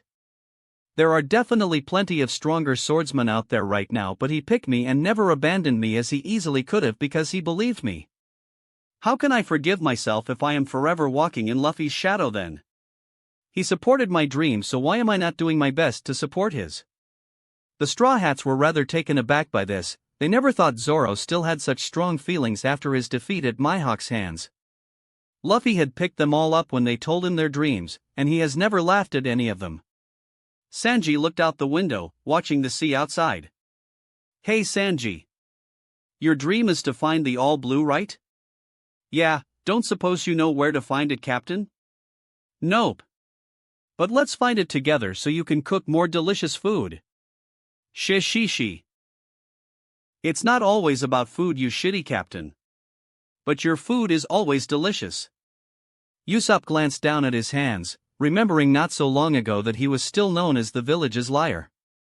I'm going to be a brave warrior of the sea. That's so cool. And I'll visit Elbaf one day to see the village of giants. Yeah. Let's go together, Usopp. It's going to be awesome. Nami scratched at her tattoo idly, her eyes distant. You made my navigator cry, Arlong. Nami. You're my navigator now. Got it? You want to draw a map of the whole world? We have a lot of places to go then. It's going to be fun. Chopper sniffed back the tears that were threatening to spill from his eyes. Shishishi, you don't look like a monster to me. You're a doctor too? That's so cool. Zoro gritted his teeth, to become a Marine Admiral with the strongest crew to protect everything. He's counting on us to do that with him. Zoro turned to walk towards the door again. If you want to stop me, it'll have to be over my dead body. Wait! Usopp yelled. All the Straw Hats turned to him. Usopp clenched his fists, a look of determination in his eyes. All members, gear up and prepare to set out to rescue our Rear Admiral. We will prove his innocence and overcome the trials they have set for us without fail. Move! Aye. Robin marveled at how close the crew were before joining them in their preparations. I'm sorry to ask, but how do we get there? We have a map here, but we don't know where the altar is. Nami asked, handing the map that Luffy found to Pagaya. Oh, this is a rather old map, but this seems quite accurate. Pagaya received the map and drew out a route for them to follow. I will lead you to the harbor. You can use my dial boat to get there to save your friend. Konis offered, gesturing towards the door. Please do, Konis-chan. Sanji pirouetted after her. McKinley followed closely behind while Pagaya opted to stay to clean up the house. Walking through the streets of the city, the crew noted that the city's atmosphere was much more muted than it was compared to before. They're avoiding us, Sanji noted. Zoro snorted, we're a criminal's associates, of course they wouldn't want to get close to us now. I want to clear Luffy's name fast so I can go look at more of the city. Chopper sighed. Robin took note that some of the Scythian that she had talked to before were intentionally averting their eyes away from her, as though they were guilty of something. Remembering Nami's words, she watched Konis as she guided them towards the harbor. They arrived at the harbor before long. Dial boats of various shapes and sizes were secured to the jetty. Wow! Chopper, look at that one! It looks like a house! Usopp exclaimed. Sky Island is so interesting. Chopper marveled with sparkles in his eyes. We're not here on holiday now. Nami sighed. Konis stopped in from a crow-shaped gondola before gesturing towards it. It's called Karasumaru. It's rather small, but I used it before I learned how to use the waiver, so please feel free to use it. A crow. It's not even a sea bird. Sanji's sweat dropped. We'll just have to make do with it, Zoro grunted, already preparing to board it. Is it really alright for us to use this? Nami asked. Konis smiled at the question, of course. No need to worry about it. But will you be fine helping people like us? Everyone else seemed reluctant to even get close after all. You know, you may also be convicted as a criminal for helping us. Nami eyed the girl seriously. Konis' smile faltered at the question. Besides, you seem to be shaking ever since we left the house. What are you hiding? Robin asked. Konis was acutely aware of the sweat trailing down her forehead. She stuttered as she found the rest of the crew looking at her, the men with care and concern on their faces while the women had already begun suspecting her. I'm sorry. I'm so sorry. Konis suddenly fell to her knees. McKinley flustered over her. What's gotten into you? I can't lie to such people. Please, won't you all just run away? Do not say unnecessary things. McKinley yelled. Don't you think it's strange? Having some weird reason to brand someone as a criminal to be sacrificed? Then explaining everything simply to their companions, then guiding them here. It's as though we want you to go there. Don't say any more. The surrounding Scythians yelled. The priests ordered to have all of you incriminated for their entertainment. And if we do not obey, we'll all be killed. I'm sorry. Enough. Do you want to receive God's judgment? McKinley grabbed her shoulder, trying to stop Konis. Nami gasped, if you had no choice but to do this. Why did you tell us? The Straw Hats yelled. Now you'll be targeted too. Sanji exclaimed. No. It's too late. McKinley scrambled to get out of the harbor, trying to pull Konis out to safety as well. The distinct smell of ozone filled the air and the Straw Hats noticed their hair beginning to stand. One of the Scythians screamed, God's judgment is coming. The Straw Hats could only stare in mute horror as a pillar of lightning struck at where Konis and McKinley had been. Konis Kain. Sanji tried to dash towards the lightning, but Zoro pulled him back before he could disintegrate himself.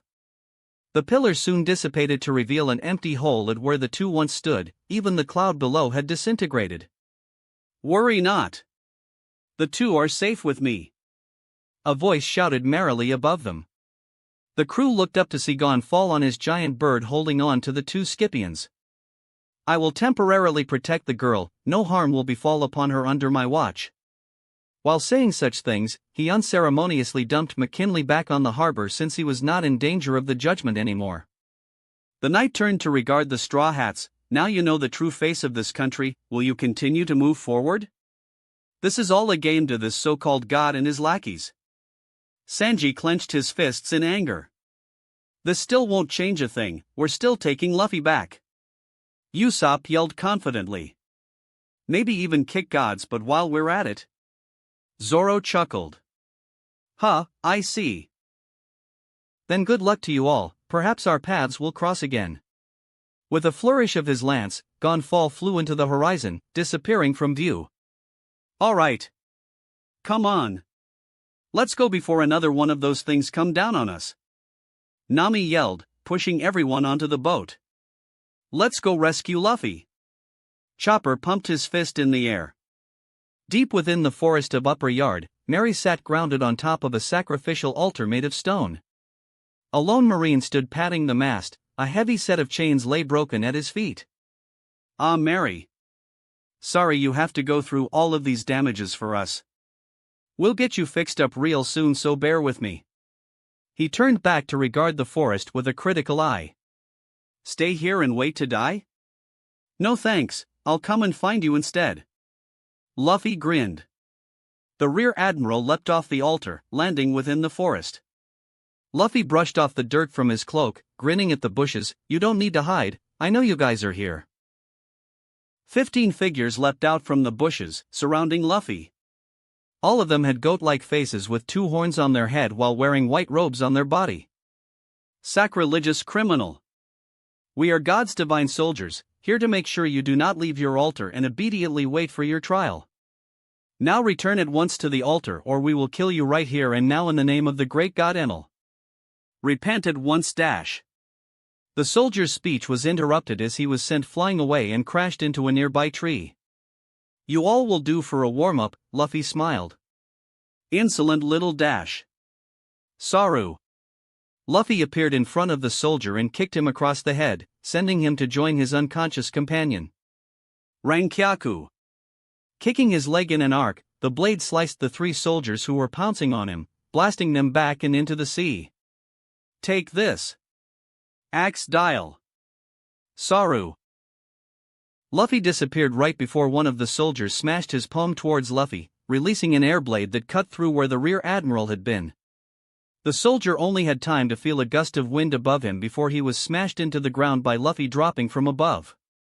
Saru. Luffy appeared in the middle of 3 soldiers still recovering from their shock. His left fist found its way into the abdomen of one while he spun to roundhouse kick a second one across the face. The last one only had time to fumble with his dial before he too was punched in his gut and sent flying. "Got you. Kamii." The palm with the axe dial strapped to it sailed past Luffy, delivering its deadly airblade into empty air. Grasping the outstretched arm under his armpit, Luffy circled his hand to rest on the soldier's shoulder. The soldier's eyes widened when he realized what the marine was going to do and tried to pull his arm back in a panic. A resounding crack echoed through the forest as Luffy pulled his arm and leaned his weight forward, breaking the soldier's arm and silencing his screams with a swift kick to the head. The remaining 5 divine soldiers took an unconscious step back. More than half of their numbers were taken within a blink of an eye. "Ya-ah!" One of them yelled, leaping towards Luffy's exposed back with his palm poised to strike. Luffy leaped into the air, spinning in a circle. His left foot kicked away the arm just as the airblade left the dial, redirecting it towards another of the soldiers. The soldier didn't have time to scream as the airblade struck him across his chest, blasting him deep into the forest. The soldier who had tried to use the axe dial paled when he saw what he had done before a swift kick from Luffy's other leg to the head robbed him of his consciousness. 3 left, Luffy muttered, eyeing the last 3 soldiers. He dashed straight towards them, sending his right fist straight into the chin of the middle soldier and sending him airborne. The soldier on the left decided it was in his best interest to flee while the last one launched his axe dial at Luffy. Rankyaku. Luffy kicked his leg upwards and the two air blades collided, with Luffy's overpowering and disintegrating the axe dials before impacting against the soldier, sending him to crash against a tree. Saru. Luffy caught up to the fleeing soldier from above, delivering a swift blow to the head and face, planting him into the forest floor. The previously airborne soldier crashed nearby, the soldier already unconscious the moment he was hit. The rear admiral dusted his hands with a grin. Now. God, Enel, was it? It'll be your turn soon. Luffy sprinted into the forest, not looking back. Meanwhile, in a village hidden in the sea of clouds, a muscular warrior with tribal tattoos on his side and face was gathering a crowd of warriors. Everyone get ready to move. This is the best chance we are ever going to get. We have to attack now. Today is the day we restore the flame of Shandora. The warriors punched their fists in the air and yelled in agreement as they hurried their preparations. Nearby, a woman was busy comforting a small girl wearing a fur cap. The little girl was holding both ears tightly as though trying to block out any sound she could hear with her hands. So many voices. Disappearing so fast.